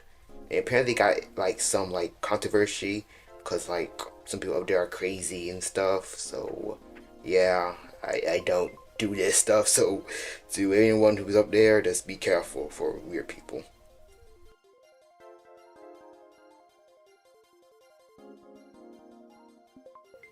Clanker. Now, Clanker was an online meme that was popular in around 2025, but actually kind of had like it been like a thing for like very long time. Now, Clanker has been pretty much used as a slur, as a joke slur sometimes. I don't really know. As a pretty much a slur towards robots and AI. As ever since like the rise of AI pretty much happened in like the early 2020s, many people have started saying Clanker a lot. And it pretty much came from Star Wars: The Clone Wars. Like if you had like watched Star Wars: The Clone Wars, you would have known, as pretty much the clone army had always called the droids clankers as like a slur to them. And it soon grew online in like around 2024, if I believe, but it exploded everywhere in 2025 as there was many clanker jokes towards like AI and stuff. And some of the jokes were actually kind of funny, but then it started getting racist fast. And I know some people may say, well, how's it racist to make fun of AI? Well, I like dark humor. But some of the jokes they were doing with clanker stuff started like renaming like real people like Rosa Parks, Martin Luther King, and other stuff into like AI names. And it started getting really racist real fast. Alongside when people started using like the clanker joke that like kind of like make fun of real like horrible stuff involving with racism. Like I remember there was a joke I think got deleted that was pretty much making fun of Emmett Till but with robots, which is just really messed up. And then the joke just kind of died out fast. So yeah, I'm not saying dark humor is bad. I'm just saying if there's difference between dark humor stuff and then just straight up racism, okay? So yeah, that was just a crazy meme, and I don't really hear myself say clinker no more. So yeah. YouTube Shorts. Now, YouTube Shorts is a short form section of YouTube that's sort of like TikTok and IG Reels. As YouTube Shorts is pretty much just like TikTok but YouTube. As pretty much any short video that pretty much was made before 2021, I believe, when YouTube Shorts pretty much started implementing, was automatically became Shorts. And YouTube Shorts had earned over 9 trillion views at 70 billion per day. And many people also criticize YouTube Shorts for pretty much like shorting attention spans alongside its massive amount of AI generated content on YouTube Shorts. Like 90% of YouTube Shorts either just AI content or just those weird short videos that pretty much like take clips of movies and just like never tell the movie title and just like pretty much generate it always. Just do it. Cause like I've seen like 12 channels posting the same movie for like 12 days and then just stops for a week and just do a different movie trailer, like a different movie one.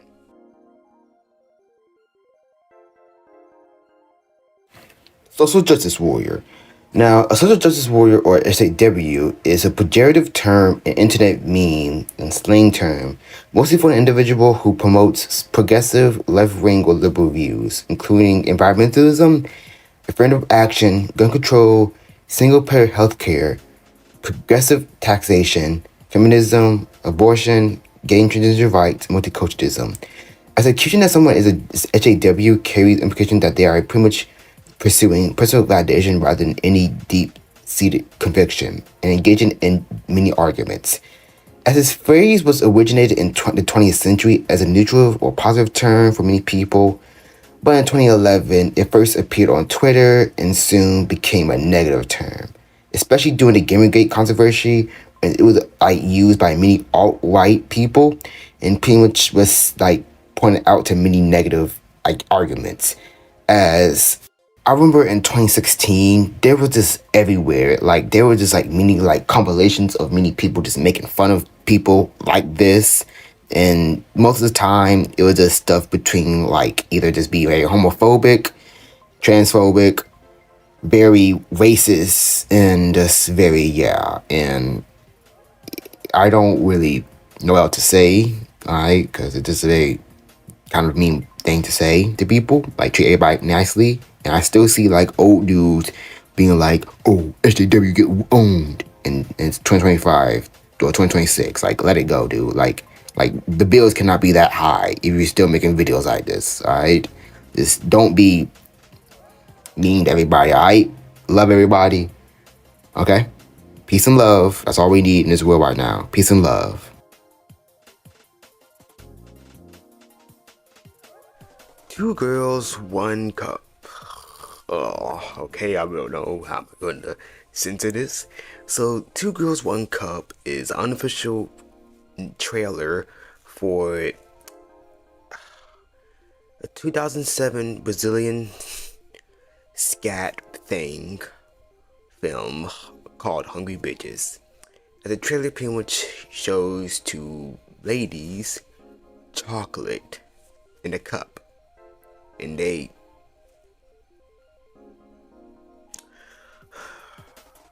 eat it. They eat the chocolate and they put the chocolate in their mouths.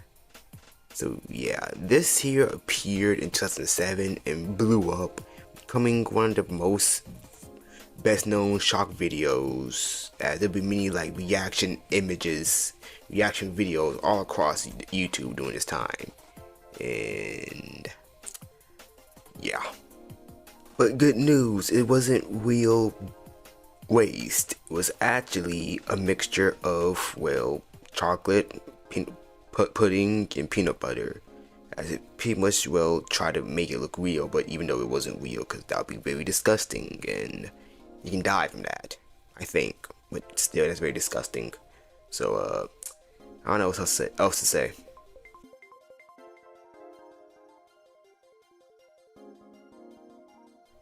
Rapture Talk. Now, Rapture Talk was a viral thing that happened across social media, as this was pretty much, well, a failed rapture prediction by South African pastor Joshua Makila, if I said it right, as he pretty much, well, said that on September 23rd, the world would end and the rapture would happen. If you don't know what a rapture is, it's pretty much, well, the end of the world in Christianity, where Jesus come back and everybody who is good go to heaven, while everybody else just stay on earth, and at the earth people just like go to hell, or there's different imitations of it, but that's pretty much what the rapture is. And many people actually believe this, that the rapture was going to happen. There'd be many memes of this and many, skeptical reasons, as many people would say, oh, it's not going to happen. And there's some people actually being died serious, like literally telling their children that they're going to die, alongside some guy literally sold his house and his car. But I don't know why you're going to sell your stuff for the rapture, because I don't know what you're going to use that money for. But the day happened and nothing happened. Just another failed prediction of the rapture that's been going on for a millennia. And it literally says in the Bible, nobody knows what is happening.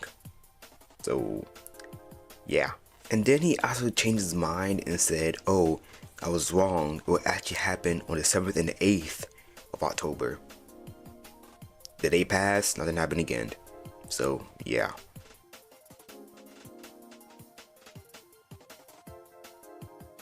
Mimetic warfare. Now, mimetic warfare is a type of modern information and psychological warfare that pretty much use internet memes on social media, as this can pretty much be like propaganda or misinformation tactics, as this has actually been getting more larger since like many social media and many governments, even the CIA, had even used this. Now people even use this like memes and other pop culture stuff in war for like a really long time. As soon it pretty much just spanned out.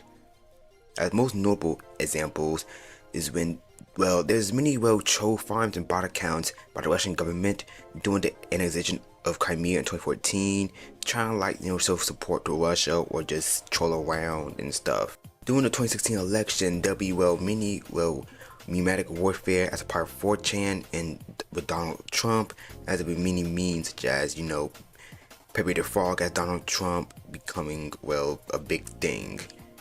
During the invasion of Ukraine, there will be actually many memes and many edits by Russia, alongside even the Wagner group, mercenary group, that even used many of these edits to pretty much try to get young boys to join them, and most of those guys are dead.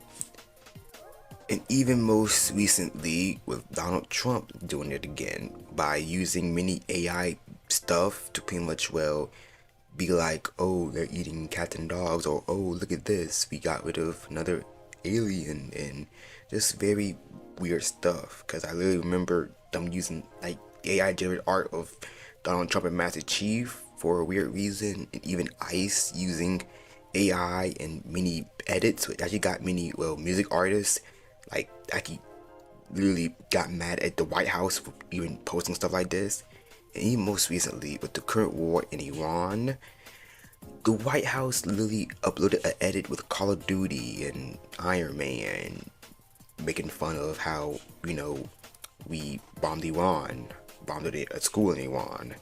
And kind of ironic they're using Iron Man, because literally the plot of Iron Man is him getting rid of the weapons he made. So yeah, and that's all I gotta say.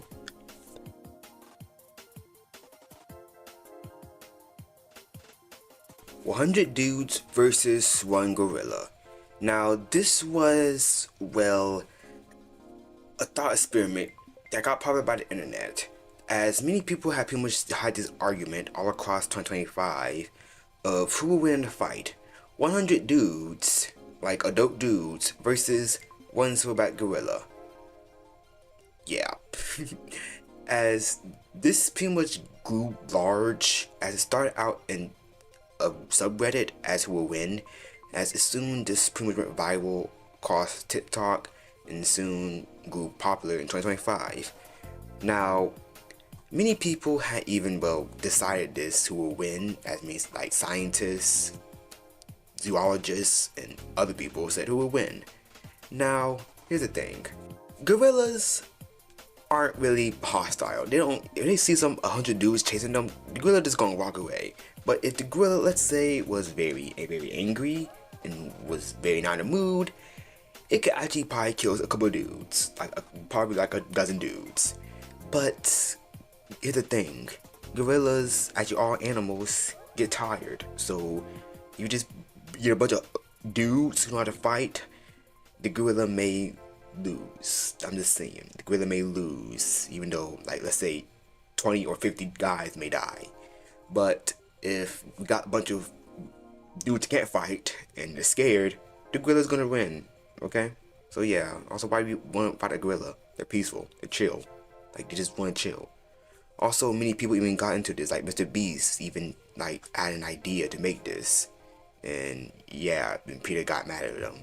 And even Overwatch got into it. And there's also a video game called 100 Dudes that's literally still in development. And Donald Trump even said, oh, what if I got over a whole bunch of illegal aliens against me? They all get deported. And he showed a video of an AI generated video of immigrants boarding a plane. That Donald Trump just kept making memes of him being Donald Trump. So yeah.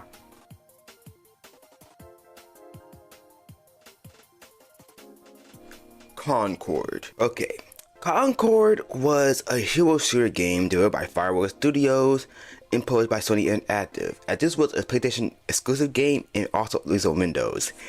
As this pretty much, was a science fiction game that kind of had like a team of different alien and human mercenaries as it's pretty much like your generic hero shooter game, as you know, like every like character got their own like abilities and stuff. This game was heavily hated, and it only existed for 2 weeks. I'm not joking. As the game was straight up shut down and straight up removed from all PlayStation stores. So this game is pretty much lost media. Okay, so let's get a little background. So this game was in development since 2018. It would actually be announced in around 2023, and soon many people was wondering what this game is going to be about. And then when the first trailer came out, it got super hated. And apparently this game cost over $400 million to make. And many people hated this game mainly because it was a hero shooter. It cost over like around $40. It was very mid. All the character designs was ultimately hated on, and the game was didn't like really do well. And as many people just said, it was very mediocre and just not good. And not only that, there was also a straight up full-on animated short that was going to promote the game, and it came out literally right after the game got shut down. And it only like failed. It only had like 700 players on Steam, and we don't know how many players there was on PS4. It was probably low as well. And right after this, 2 weeks, PlayStation said that they was just gonna straight up just take the game, shut down the whole entire game. And when I mean shut down, I mean the entire company who made the game, Firewalk Studios, shut down as well. And Concord cannot be played no more. So if you have this game on disc and like try to put it in, it's not gonna work. Like this game is pretty much just gone forever. And some people did try to revive the game online servers, try like bring it back online by using backup servers for Concord, but Sony has sent many takedown requests, and yeah, it's probably never come back again. So yeah, and the game looked kind of mid, like a mobile game, but hopefully other games in the future will learn this lesson, and there will never be another game like Concord ever again. Wait a minute. I've played it, and after you see this trailer, I think you're going to want to as well. Welcome to High Guard. Okay. High Guard. This right here was on Iceberg. I just added this up here because I needed to. So High Guard was another hero shooter developed by Wildlight Entertainment, and it came out this year in 2026. As a game is like a 3v3 hero shooter game. Well, I can't talk today. That was pretty much have like you like play as wardens in like a fantasy style world with guns and stuff, as you pretty much try to get like a sword and try to destroy the other team base. Now this game came out of nowhere pretty much, as it was actually announced at the Game Awards, and when the Game Awards pretty much like before the Game Awards end, they already show off one big game. And many people thought this game was gonna be good until they saw the trailer, and there's another hero shooter game. And many people started calling this game Concord 2. And this game was actually developed by people who created Titanfall and Call of Duty, thinking that, High Guard would be good. Yeah. This game did bad too, and it's also got shut down. I'm being serious. Because High Guard, right after it was announced, there was barely nothing. There was barely no trailers for a month until the game came out. And then they just pretty much said for 6 weeks, they shut down the game. As apparently they had ran out of money, and they pretty much just said that, yeah, we don't got enough money, and since many people didn't like the game, we're gonna shut it down. Which is just really crazy too. But at least Concord was, High Guard was really free. And something that really sucks now is how many people, like most recently, many people would make a game, how many people would put many hours and money into like a video game, and then a couple of weeks it just gets shut down. Like, this really sucks too. And listen, I don't like bad games, but I do kind of think we should, find ways to preserve mini games, especially like games like this. And I don't know if people may try do like a server thing to keep this game up line, because this game wasn't really that fun, to be honest. It was just very, very boring. But maybe one day we'll get a new Titanfall game. Probably not. Probably never.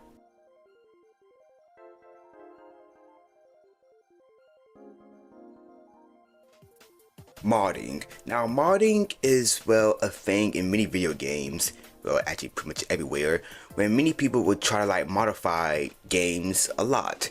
Now, modding existed since video games pretty much existed, as many people can either add stuff to the game, such as make the game more easier, add cheats, add more missions to the game, or just turn the game to a whole different game.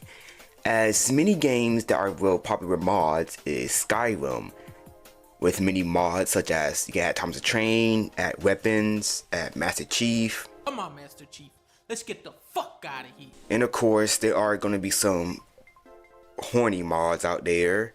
And the most popular game that I do know that had many mods is Doom, as Doom pretty much was literally made to add mods, since the source code is pretty much very, very easy to use. As many people can add missions, add weapons, and yeah, that's what I really gotta say about mods. Mods are cool.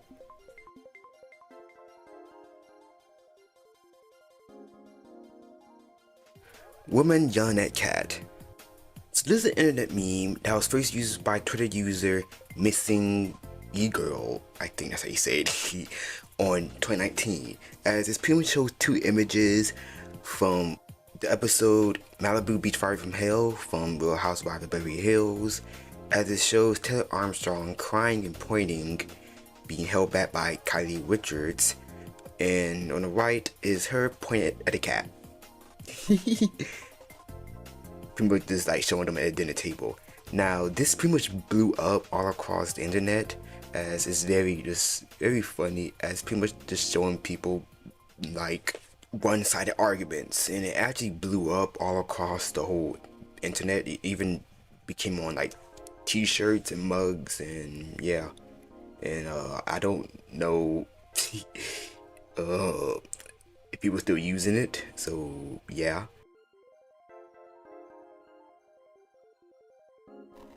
La Boo Boos. I brought something good in my bag. What you got? Got my LV bag with a little La Boo Boo. Oh. So La Boo Boos, am I saying it right? I don't know. Is a line of collectible plush toys created by Hong Kong illustrator King Sen Lung. As this toy kind of shows a bunch of little, what are these? I don't know, little bears, rabbits, things with exaggerated facial features. Over the central figure is Labubu with a monster with shark teeth, pretty much thing. I don't know. As this pretty much used to be exclusive to China in 2023 by Pop Mart, but soon kind of exploded in 2025. Mainly due to social media alongside its marketing thing, as they pretty much are blind boxes. Pretty much when you open them, you get a random one. Some of them can be rare or whatever. And they were pretty much everywhere in 2025, as they actually made a lot of money, over $1 million. And many people were just buying these, even getting bootleg ones. And then they just kind of stopped. I haven't seen people get up the Boo Boo since 2025, March of 2025. And there was also some lady on TikTok showing a goat played with the Boo Boo that she said was rare, even though she just literally spray painted it gold, and then she made one of KSI and look very racist. Oh my god, this looks so racist. What in the world? It's one of those blackface dolls. Oh my god. And I don't know if she's still doing this. She probably is. But yeah, little Boo Boos, there's little toy things. Also, South Park had made an episode about them. It was really funny.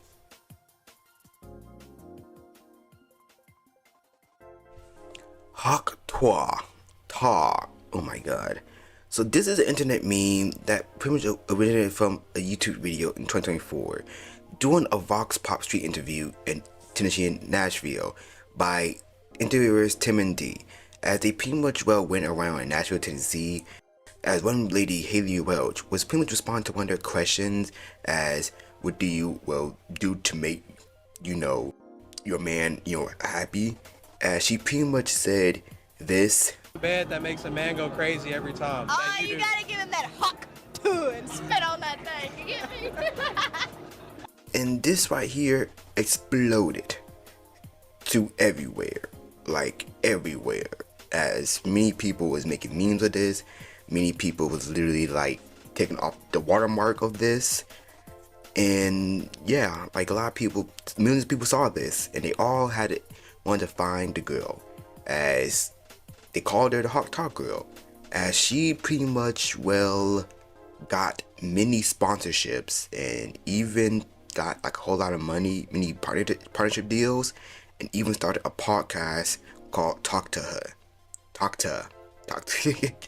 I don't know. As it was under the Bitter Media Company that was founded by Jake Paul. And with all this viral sensation, she actually quit her job too. And she even got popular with a podcast and even made a dating app advice. So yeah, that was actually, I used AI too. So, but what pretty much made her kind of irrelevant now is in 2024, she had released a cryptocurrency meme coin called Hawk Token, as this pretty much had reached a market capitalizing near over $500 million before plummeting down, as this pretty much became a very big scandal and a lot of people lost money, as this actually led to her team being accused of being a pump and dump scheme and actually being called a scam. And then after all of this, people just forgot all about her. Like, I literally actually forgot all about her, and I wonder what she's doing now.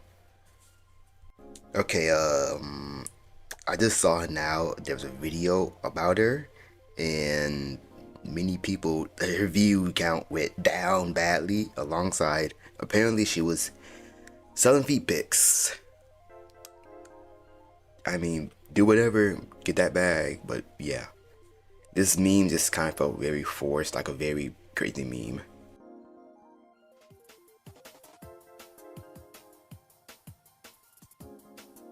Valorant. Now, Valorant is a 2020 first-person tactical shooter game that was developed by Riot Games. As it is a free-to-play game, as this game pretty much takes high inspiration of Counter-Strike, but sort of a bit of a hero shooter game, as you pretty much control many like heroes with many abilities, but with stuff like Counter-Strike. As you know, you gotta like place a bomb and stuff, defuse a bomb, buy weapons, and yeah.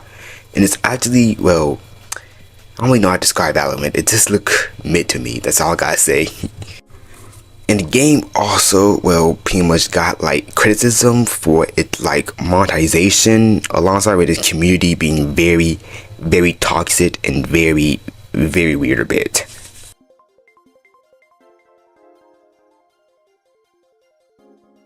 Team C's and Team Trees. Now, Team C's and Team Trees was an international collaborative fundraiser event that was started by Mr. Beast, as this was pretty much a major fundraiser event that was pretty much went to donation to actually help clean the ocean and even plant more trees.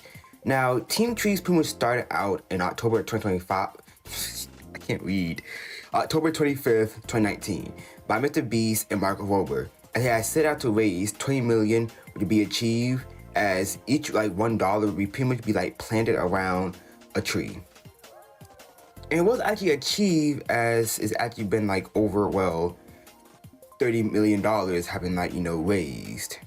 And then there is Team C's, which pretty much aim to remove over 30 million pounds of marine debris from the ocean by the end of 2021 by using over $30 million, as each pound for every dollar will actually be donated to this event. As many YouTubers and many people all over the internet actually supported Team Trees and Team C's, and it's still going on. So yeah, protect the Earth, people. It's only home. Pre-internet memes. Now, pre-internet memes are memes that pretty much well existed from the internet. Now, memes been a thing since the dawn of time, like literally since like ancient Rome. As one of the earliest examples that I can think of is when there was an ancient Roman drawing that was pretty much well making fun of, well, some dude's privates. Yeah. So yeah. And another example of ancient memes, well, not really ancient, well, old meme, is Kill War Was Here. Now, throughout World War II, Kill War Was Here was a drawing of a dude overlooking a wall with a little text saying Kill War Was Here. And this here was pretty much, well, all over World War II. As there is, well, many people believe that James J. Kilroy was a man who pretty much started this, as he was a shipyard inspector and pretty much wrote this in a shipyard in Quincy. As soon this pretty much just came, well, all over World War II. Many soldiers kept using this to pretty much boost morale. As actually even in the National World War II Memorial in Washington, D.C., that literally say Kilroy was here. Another example of the ancient meme is kind of like parodies, like stuff like Mad, like the old Mad magazines, alongside with many people even use, well, many art parodies, such as the many art parodies of the American Gothic painting, the Beatles album cover, and many, many more. So yeah, memes been a thing since the dawn of time. Yeah, like cavemen probably like wrote this and it's probably funny to them. Like, I don't know what this is, but it's probably funny as hell.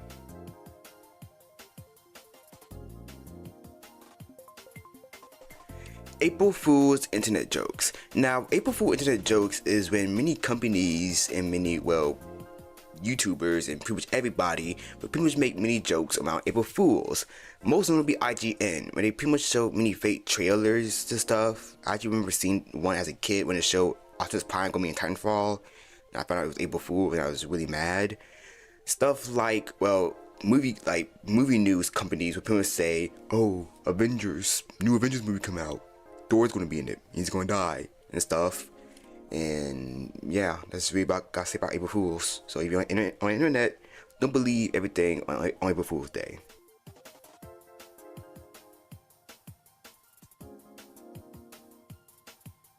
Charlie bit my finger again. Charlie bit my finger again, or most commonly known as Charlie bit my finger. This was a viral internet video that came out in 2007. As it was actually one of the most viewed YouTube videos of all time, and currently has over 800 million views. This is a small, like 50-second video uploaded in YouTube in 2007 that features Harry Davis Carr and Charles Davis Carr, two brothers from England, as Charlie bit on Harry's finger, and Harry pretty much say, "Charlie bit my finger." This right here is pretty much, well, one of the most viewed YouTube videos of all time. And apparently there's also an NFT.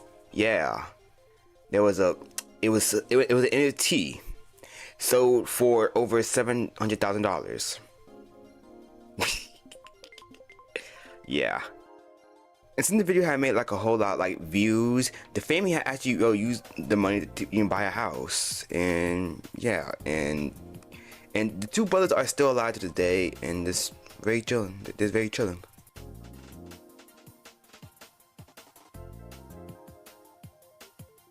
Try not to. Now, this is pretty much many challenges on YouTube and other stuff on the internet, like trying to laugh challenges, or yeah, as we guys say, trying to lose, try not to do whatever. Gee. Account verification. Now this usually means, well, you're trying to verify your account, if you're trying to log into stuff or make a new account, and yeah. Uma said, is it Usame? Usame Pretty Derby. I think I said it right.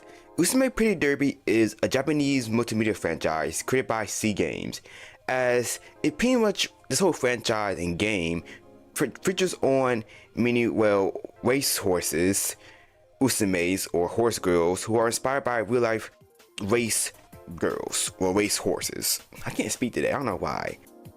As all the characters are actually named and themed after real racehorses around the world. As this game was released in 2023 and soon grew popular in around 2025, ever since it pretty much came out on Steam and had an English version. As the game pretty much have you like unlock many of these horse girls and you pretty much just race. And there's also a manga series and anime, and this game pretty much blew up, and as there's pretty much many memes of this, and even having a huge cultural impact with many cosplays, and even affecting like the real like horse racing scene in Japan. And Usume is pretty cool.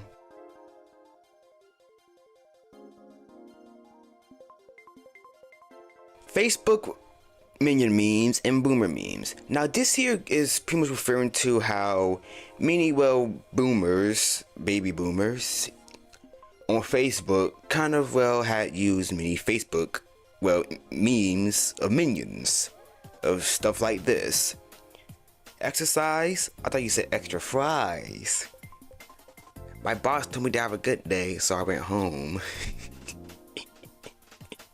I stepped on the cornflake. Now I'm officially a serial killer. So yeah, this is these memes of the minions. But yeah, some of them are interesting, and yeah, there's even one with Jesus. This is why is there a minion Jesus?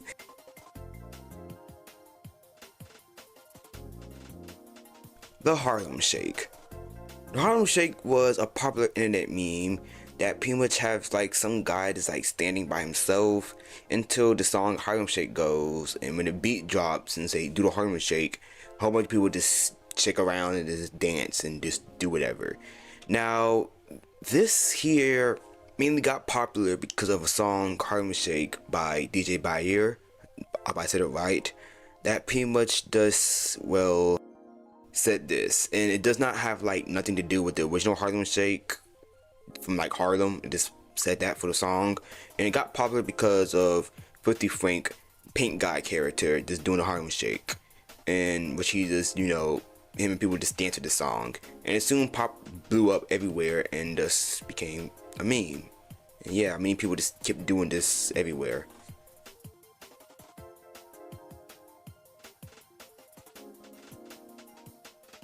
Furries. Yeah. So the furry fandom is a subculture defined by interest in anthropomorphic animal characters.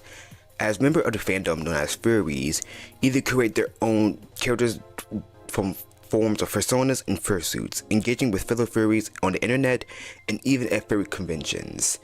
While some furries engage in subculture mainly through, sexual activities, many portrayals of furry sexuality have been characterized and associated with a negative perception, as some furries aren't really sexual, while some are really, and some are just crazy.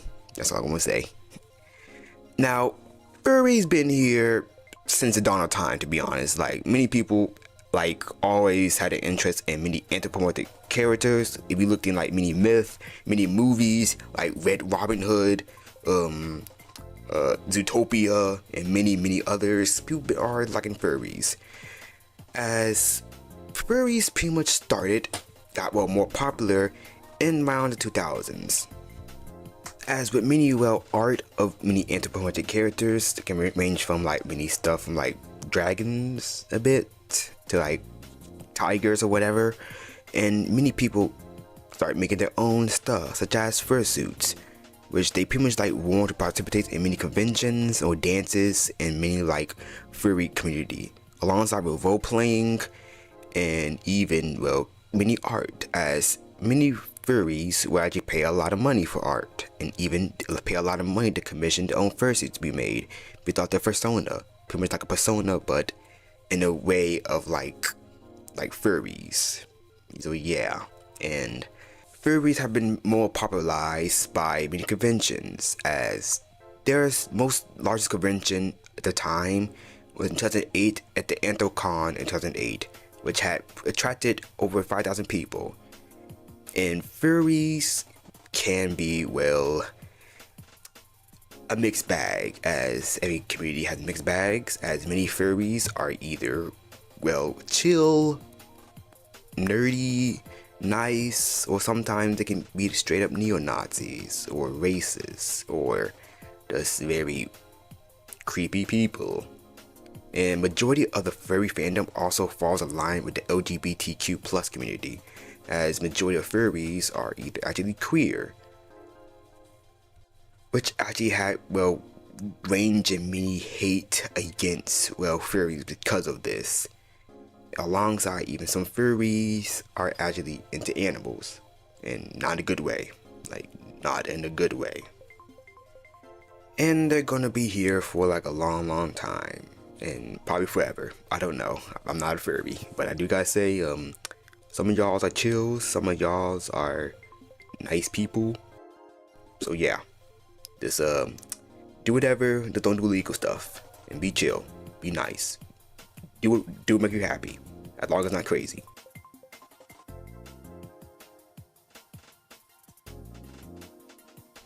AI generated content and AI generated art controversies.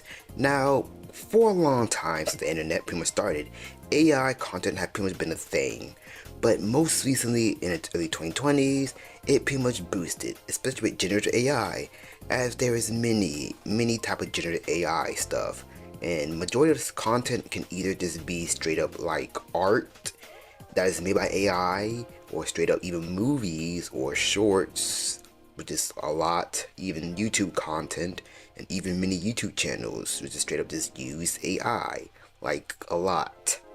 And there's many controversies with AI art, especially since AI art pretty much is known to, well, borrow or to steal many artists' art styles, and many people even got caught using this, especially at many conventions. Like many people be using like AI art to sell like AI stickers, AI posters, and even one comic artist literally got in controversy for literally using AI generative art for a Batman comic, and it looks very AI because I don't think Black Cat is in DC, or Batman riding a horse. What? This looked very bad, and especially since AI kind of get rising more popular now. Many people are even using AI to actually make many propaganda stuff, like I mentioned earlier, especially people even using AI to make weird stuff involving children, which, yeah, it's very bad and very weird. And many people even like regulated AI, especially Restore AI too. I remember when they got a new update, people were straight up making like anime collabs with like literally One Piece versus My Hero fights. It looks so realistic too. People was literally making like Family Guy edits with AI. I remember someone literally made One Piece go to Jeffrey Epstein Island. I'm not joking. They literally had Luffy go there, and Daji got like so AI in a lot of copyright trouble, and they had to like, pretty much edit it, but people still always find loopholes and stuff. And from look at it, AI is not going anywhere, especially now since many data centers are using AI, a whole lot of like computer RAM, so it makes many consoles and stuff hard to get. So yeah, I don't know, we'll be here for a while. Fruit Love Island. Okay, this is pretty much, well, I'm like writing this down at the time. It's still very big, so I'm just adding this here real quick. So this here is a web series that's completely AI generated, as it's pretty much got very popular on TikTok and YouTube, as it's pretty much, well, a parody remake, I don't know, remake of the Love Island TV show. Was it a show about people finding love, cheating with each other on the island and stuff? As this here pretty much uses AI, like everything's AI, the voiceover, the script, the animation, even if called animation, it was all AI. As this pretty much grew popular on TikTok fast, as the AI account, AI Cinema, had pretty much amassed over more than 3 million followers less than a month, and even gained like millions of views within hours. So yeah. And it's even more popularized many other AI stuff too, like many like AI stuff with bananas, strawberries, and yeah. as many people even called this as AI slop, because it's literally just AI slop. And apparently it even ended. So yeah, like many people even said that it actually ended, because apparently like on March 28th the series had came to an end when the creator had pretty much stated, alright, F you all, B word, no more Food Love Island, and just canceled it. So yeah, I guess he was probably sad. They were probably sad that Sora AI got shut down. Because.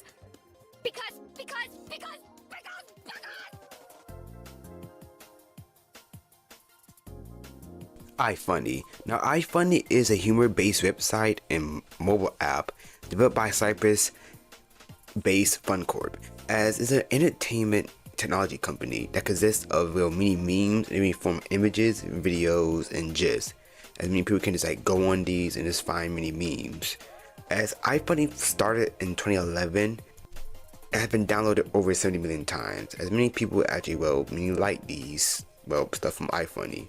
And it also had many incidents, as many neo-Nazi groups had to use recruitment propaganda on iFunny to pretty much hide it as as a meme. And even on January 12, 2018, 20-year-old Samuel Woodward was arrested and charged with first-degree murder for the stabbing of Blaise Weinstein, as he was a member of the neo-Nazi terrorist group Atomar Division.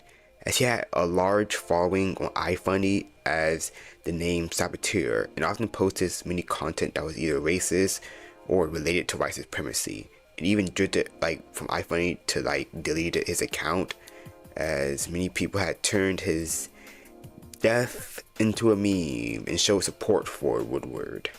Yeah. And even some guy had pretty much made a meme on iFunny threatening to kill Joe Biden, and he was actually caught by the FBI, and they didn't just found weapons on him, they also found over 6,000 images and over 1,000 videos of CSAM material on different devices. So yeah, lock him up. And iFunny is still being used by some people, and yeah, also something that's really funny. But remember, somebody see an iFunny image on the internet, and they see a iFunny watermark, people always just laugh at them. So yeah.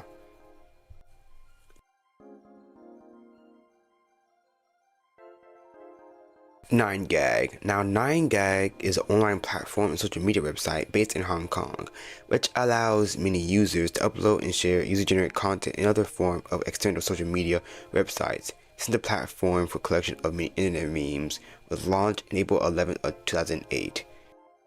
As the website was co-founded by a group of Hong Kongers, including University of Hong Kong student Wei Chan, with the intention of creating an alternative online platform to email, on which users can pretty much share many funny videos and stuff.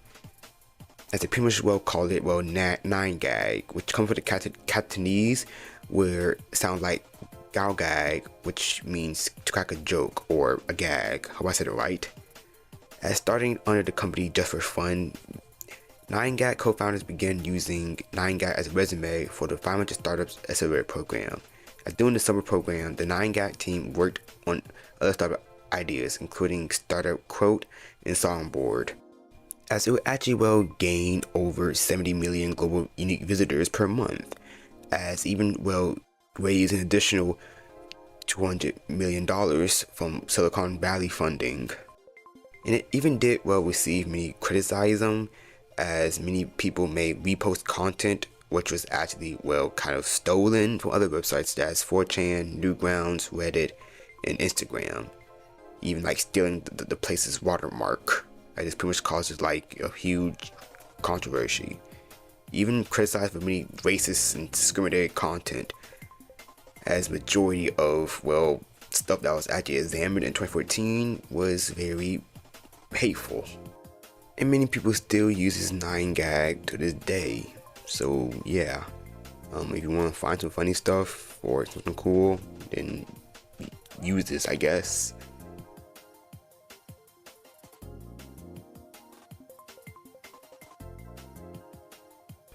Florida Man. Now, Florida Man is an internet meme that pretty much started out in 2013, as it's pretty much referring to an alleged prevalence of people doing crazy things in Florida, a state in America. As internet users typically submit many news links and stories about crazy crimes from happening in Florida, as Florida men do a lot of crazy stuff. As these are the incidents that now always happens in Florida. Some dude on Florida pretty much took a challenge of eating raw chicken every day, which is very disgusting. A man was arrested for making threats against himself, which don't make no sense. Some guy buy a mask at a gas station to rob a bank across the street. In 2016, a man had pretty much killed a flamingo in Busch Gardens in Florida. Like, he beat it to death. Some guy threw a live alligator in the Windows drive-thru, which is just very crazy. And then there was the Miami cannibal attack, when a guy who was on drugs had viciously ate a homeless man's face alive. Yeah, that's crazy. But yeah, I don't know what happened in Florida to make y'all do this crazy stuff, but y'all crazy down there.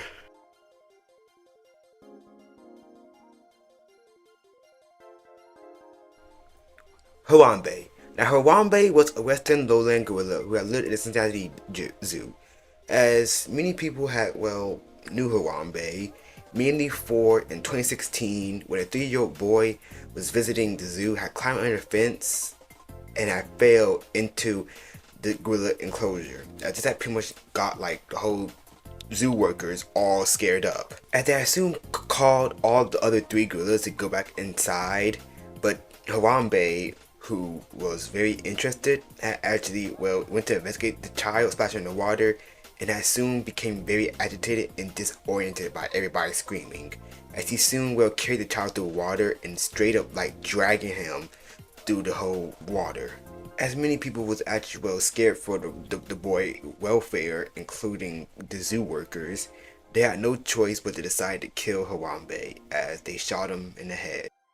As after this pretty much went viral across the whole internet, many people had started saying they shouldn't have killed Harambe, or some people had said that it was the parents and the zoo fault. And this would actually lead to many public outcry. There would be many memorials for Harambe, alongside even celebrities even supported this. And then there also be very many memes. There be really many memes saying "Rest in peace Harambe," or straight up crazy ones like "Dicks out for Harambe," or "Bush did Harambe," saying people that Bush killed Harambe. And even in Australia and United States, a presidential election, there was actually people literally writing in Harambe name as a candidate. So yeah, including in the U.S. president's election, Harambe had 5% of votes. So yeah, yeah, I don't really know what to say, but rest in peace Harambe. Elsagate. Now, I may not show all the videos for this, because YouTube is really iffy about this, so sorry. So Elsagate was a very crazy controversy surrounding many videos on YouTube and YouTube Kids that were labeled as child-friendly, but had contained many inappropriate themes for children, as these videos often featured many fictional characters, and sometimes even crossovers that was just straight up weird, but mainly focused on, characters such as Elsa from Frozen and Spider-Man, as Elsa at the time was the most popular Disney princess and Spider-Man is the most popular superhero. As these videos were either just crazy videos that was either live action or animated, or sometimes even claymation videos that was actually tagged and aimed for kids, as most of these videos was actually very weird because they were straight up very graphic. As Elsagate pretty much started out in 2014, when there were pretty much many videos of Spider-Man and Elsa videos doing crazy stuff, especially since they were very weird, aiming at kids. As the content in these videos was Elsa giving birth, or Elsa peeing on Spider-Man, that was a real one, or Spider-Man pooping, or it was just a lot of weird stuff, like really, really weird stuff, and it just kept going on. And there would also be many variations of it, as to be like these little doctor videos showing like different characters going to like the doctor or the dentist, and they getting like their heart ripped out, I'm being serious, or their teeth pulled out, and it looked very disgusting and graphic. It would not just be Elsa and Spider-Man, it would also be other characters such as Peppa Pig, My Little Pony, even the Hulk, and other stuff. But it mainly got, well, really mainstream when many YouTube videos such as like this actually kind of got the eye of many parents, as majority of these, well, sites, well, not sites, but these channels was actually located in like many foreign countries, and they kind of got away with it. But many of these videos actually got removed after YouTube started facing many backlash, and it actually, well, even became like actually affecting some people who actually watch these videos today, as many people even said that these videos were just hitting fetish content of people trying to show this fetish to children, which is really disgusting. And it also kind of resurged back in the early 2020s as to be a new type of the gate that pretty much show like Minecraft characters or probably Playtime characters just doing drugs, doing mass murdering and pooping on each other. It also spread out to other stuff, which is other content farm stuff, such as like people making digital circus as one, and currently right now with AI generated content actually kind of being the new Elsa Gate stuff. I've been seeing like a whole lot of weird like fruit stuff, K-pop Demon Hunter stuff, and it's just really weird. So yeah, this guy say the internet is a weird place now, especially for kids. So I don't know.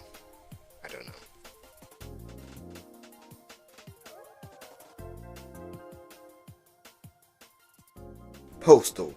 Now, Postal is a series of video games that's pretty much well known for its crazy violence, its offshore humor or off-color humor, which is very funny, but mainly people also know it for Postal 2. As Postal pretty much started out in 1997, as the game pretty much started out as, well, a top-down shooter where you just go around shooting everybody, but most people know about Postal 2, which is a game where you just do whatever. And I mean, you can do whatever. You can literally have people sign your petition. You can throw poop at people. You can pee on people. You can blow up people. You can even beat up Osama bin Laden. You can beat up a giant nutsack. I'm not joking when I say that. As many people will actually hated Postal when it came out, but soon it actually kind of grew popular with the internet with many memes, alongside even being very controversial, as many people said it was too violent and can, like, cause mass shootings and stuff. And the Postal games is actually still going on, with the most recent one called Postal 2 No Regrets, which is sort of like a boomer shooter, if I recall. And it also had a new game that actually got in trouble because of AI. And yeah, and it was also a movie. Yeah, the movie was really weird. I do remember seeing it as a kid, and I did not know what was going on because it was just so crazy. Like, what is going on in this movie? Yeah. Hold on, G, that's all I got. What you say, bitch? What'd you start by that?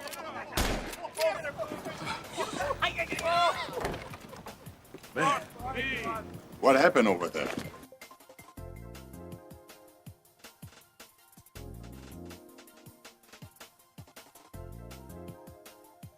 Conformity gate. I think I said it right. Okay, I'm not gonna show most of this because well, I'm not gonna show most of it, so I have some gameplay for copyright issues. Sorry. So conformity gate was a crazy fan theory that pretty much happened right after the series finale of Stranger Things. So Stranger Things season 5 was supposed to be like the final season of the show, and it was very divisive, especially with the ending, because there is many plot holes that was just missing. Alongside, it just felt very rushed, and yeah, and someone who was a big fan of Stranger Things, I kind of had noticed that it just felt kind of bland a bit and very confusing. It just felt very rushed. So many fans have pretty much believed that all of this was actually just an illusion created by the main villain of the show, Vecna, as he actually kidnapped all the heroes and just had Mike under illusion. As many people have started going crazy and literally believing that there will be a secret 9th episode that will released on January 7th of 2026 called Conformity Gate. As many people straight up literally go crazy as thinking that it was actually real. And this actually caused Netflix to actually crash on this day, and it didn't happen. Nothing ever actually happened. And this series will actually be so popular that you actually get the attention of Saturday Night Live, as they actually hosted an episode of it, and they actually allowed some of the cast members from Stranger Things to actually be in it, and it also was very funny. And Conformity Gate is not real, and yeah. I don't know what to say.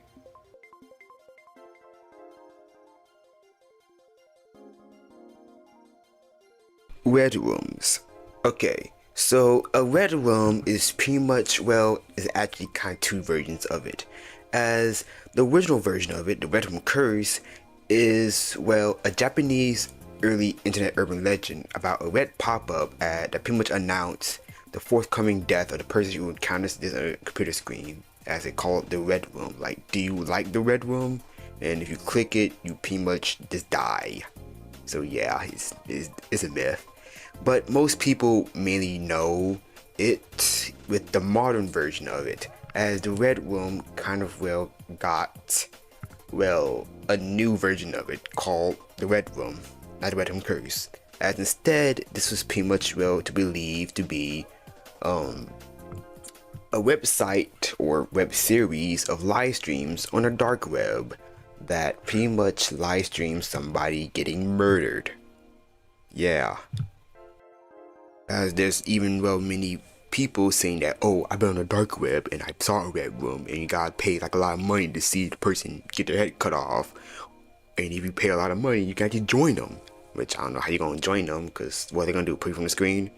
And it's actually to be very myth. Like, there's very myth, as many people who did cybersecurity experts have pretty much said that red rooms cannot even exist on the dark web, mainly because since the low bandwidth and latency on the dark web is very, very low, streaming on it will actually be very impossible on the dark web. Like, it will be very, very low quality, or it would just not work.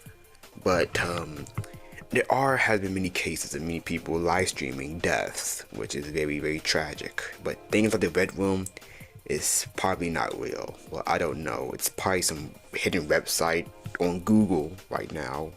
So yeah.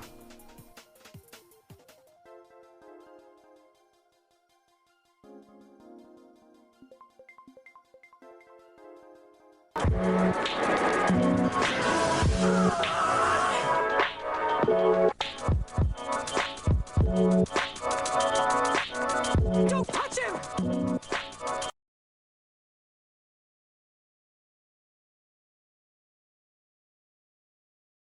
Actually behind us, and it was built in 1889, and is the Spartan in the head. My bad, man. Absolutely, it's really beautiful. Whoa. Did you get that? I totally got that. Buy Windows 7 PC, get a free Xbox 360. All you really need for college. Unlock the deal at windows.com/free Xbox.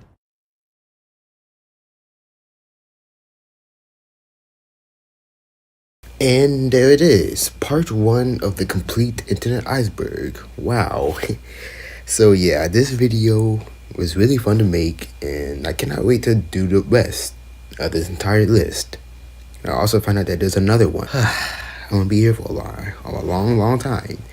So yeah, sorry if I forgot some stuff. I know I kind of forgot some stuff because I kind of talked about majority of tier 1, and I talked about a bit of tier 2. And I just kind of split it up into like chapters to make it, still not confusing a bit. But I will do all the stuff I have missed in other tiers, and I'll get to do the rest later on in part 2. which I don't know when it's coming out. And I do know I may got some stuff wrong. I know I probably forgot some stuff again, new stuff.